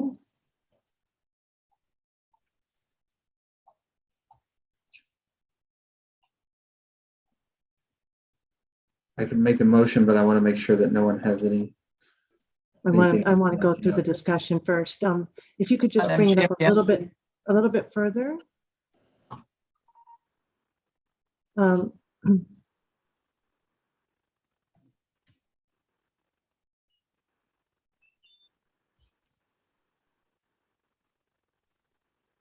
Commissioners, with respect to MGM 18, and of course we've had this that was presented to us when we, information So came. my only concern with MGM, and this is just something that I think I'd like IEB to get follow up on, or maybe I can talk to somebody directly, but we have had some issues with the under 21 and how porous the floor plan is there. And so I'm comfortable moving forward with it, given that it's contained within basically their existing area, but I would like updates on how they've been doing with the under 21s getting on their floor. Yeah, we'll make sure that Director Lilios updates us. I'm just asking Executive Director Wells, is there anything that additional, anything you'd like to add? Right now, I don't have eyes on the crowd, so I can't see who's available.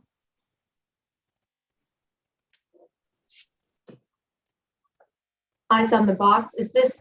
Eyes on. I don't have eyes on the crowd. I can't see if you are available. Oh yes. So I don't know if you were able to hear, but there were some concerns that we hadn't had the ability to go out and see the areas. But I do. Maybe Bruce too. You can say whether there's any change from what was proposed when we approved the application for the Category 1 license.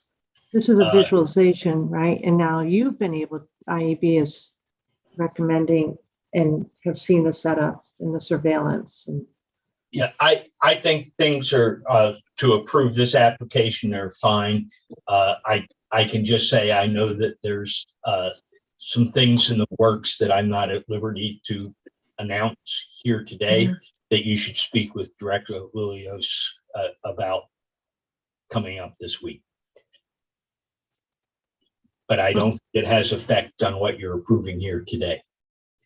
Well, to be clear, what I'm hearing, Commissioner O'Brien, you asked the question about how's your compliance with minors, and so to be clear, is there anything further that you would recommend, Bruce, with respect to the plan to assure that underage individuals are not able to access kiosks? Do we, at one point you had said there would be IDs and ropes.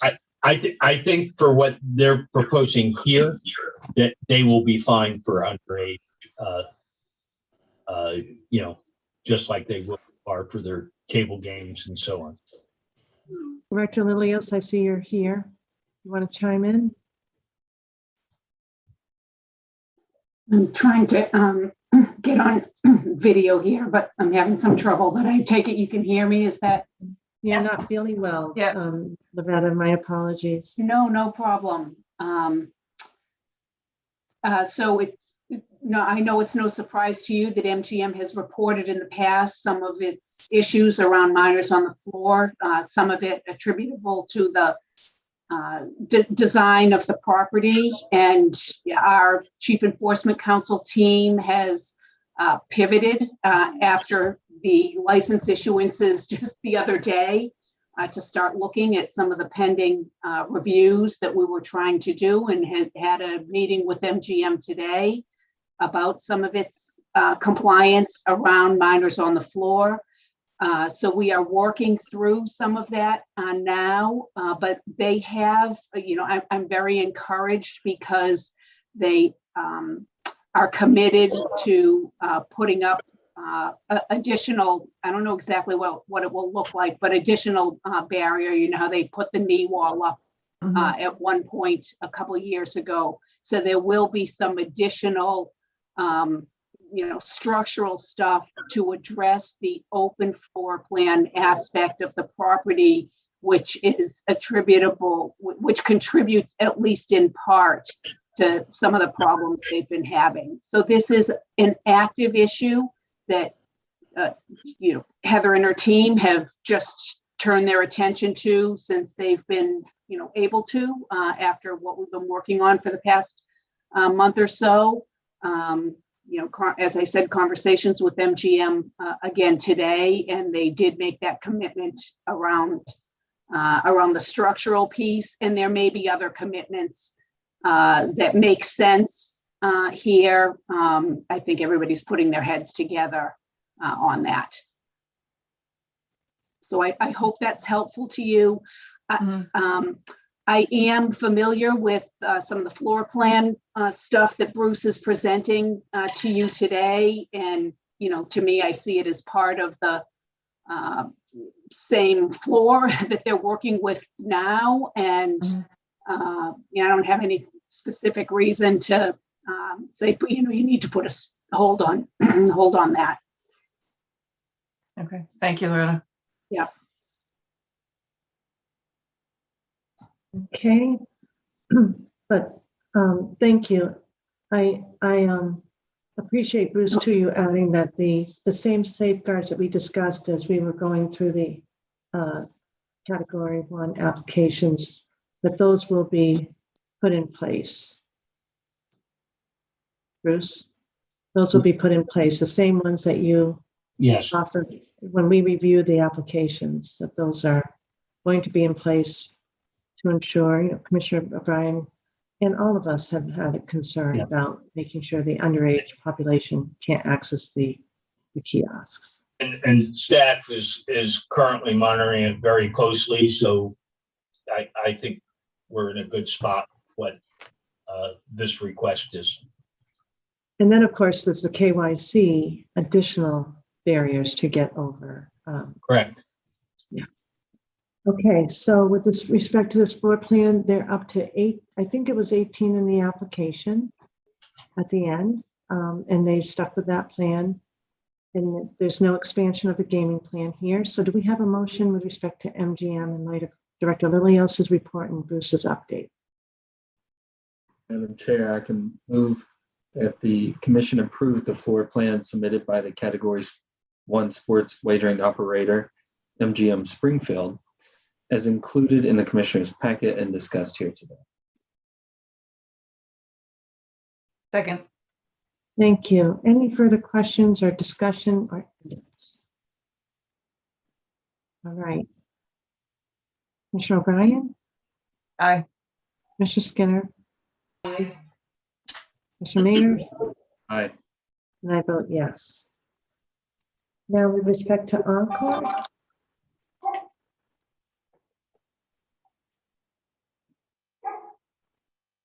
Okay.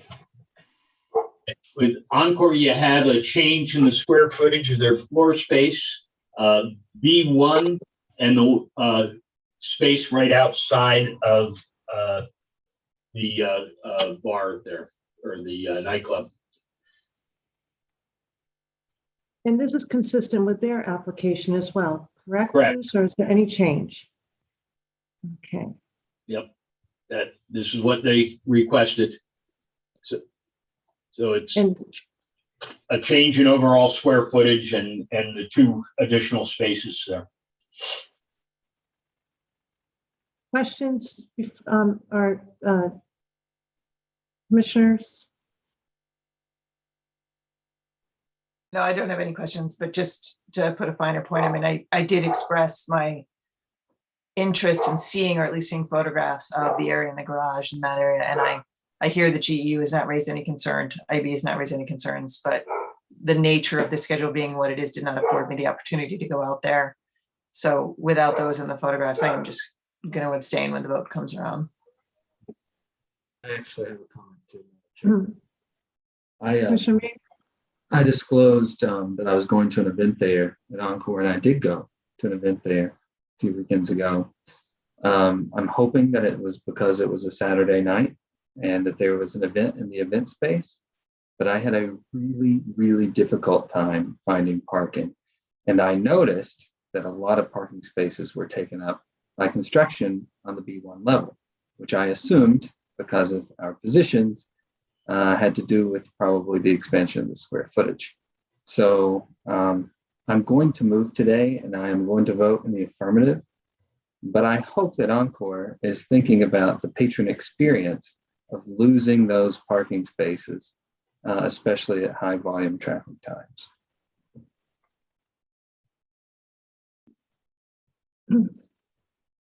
Commissioner Skinner, are you prepared to vote today? My concern would be if folks need to see it, and Commissioner Maynard did have the opportunity to see it, then I think that there needs to be a visit to go see it. Because I get to vote in the affirmative, Madam Chair. You're fine. And again, we've heard from GEU that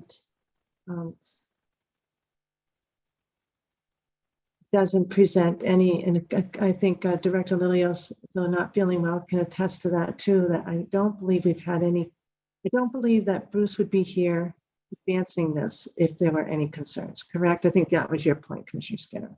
Yeah, and that's good enough for me under the circumstances, but I don't need to reiterate, but I would feel comfortable having seen, having performed a visual inspection personally. Okay. Then I'll entertain a motion. Madam Chair, I move that the commission approve the floor plan submitted by the Category 1 sports wagering operator, Encore Boston Harbor, as included in the commissioner's packet and discussed here today. Second. Any further edits or discussion? All right. And the one thing I can say is that if there's anything that we don't like going forward, or there are problems that occur around safety or surveillance, our GEU team and our gaming division will be on top of it and reporting to us, and we will revisit this. So, Commissioner O'Brien. Abstain. Okay, Commissioner Skinner. Aye. Commissioner Maynard. Aye. And I vote yes. So thank you, and thank you for the good work to our IEB. You've been working all along, and I do know that Commissioner Hill has been working along with you, so I appreciate that as well. Commissioner O'Brien, I know you're going to have an opportunity to see it. So, this is implementation of the application at work. So, Thank you very much. thank you, Bruce. Have an excellent weekend.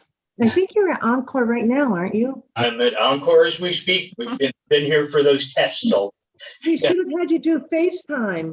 Just walk down there. Walk over to the garage. I don't like to drive and Oh, have you yeah. have you walk over and Yeah. show Oh, us and walk around. I got it. yeah. Yeah. Well, I know that's how you and I both see grandchildren sometimes, Yeah. right? Exactly. Okay. All right. All right. So that concludes today's agenda. It's quite late, 5:10 on a Friday. I appreciate everybody's full attention. I want to turn to Executive Director Wells and Councilor Grossman. Do you have anything else for us? And thank you, Bruce. Anything else for us today? Not for today, Madam Chair. Okay, so the one item we rolled over is on the withdrawal of an application. We got a lot of work done today. Thank you, everybody. And thank you to the team who has stayed on, including Trudy. Thank you so much. And we'll start work on Monday with a roundtable. I think it's slated to start at noon. Okay. Commissioners, have an excellent weekend. Do I have a motion to adjourn? Move to adjourn. Thank you. Thank you, Commissioner. Have some fun. Enjoy yourselves. Commissioner O'Brien. Aye. Commissioner Skinner. Aye. Commissioner Maynard.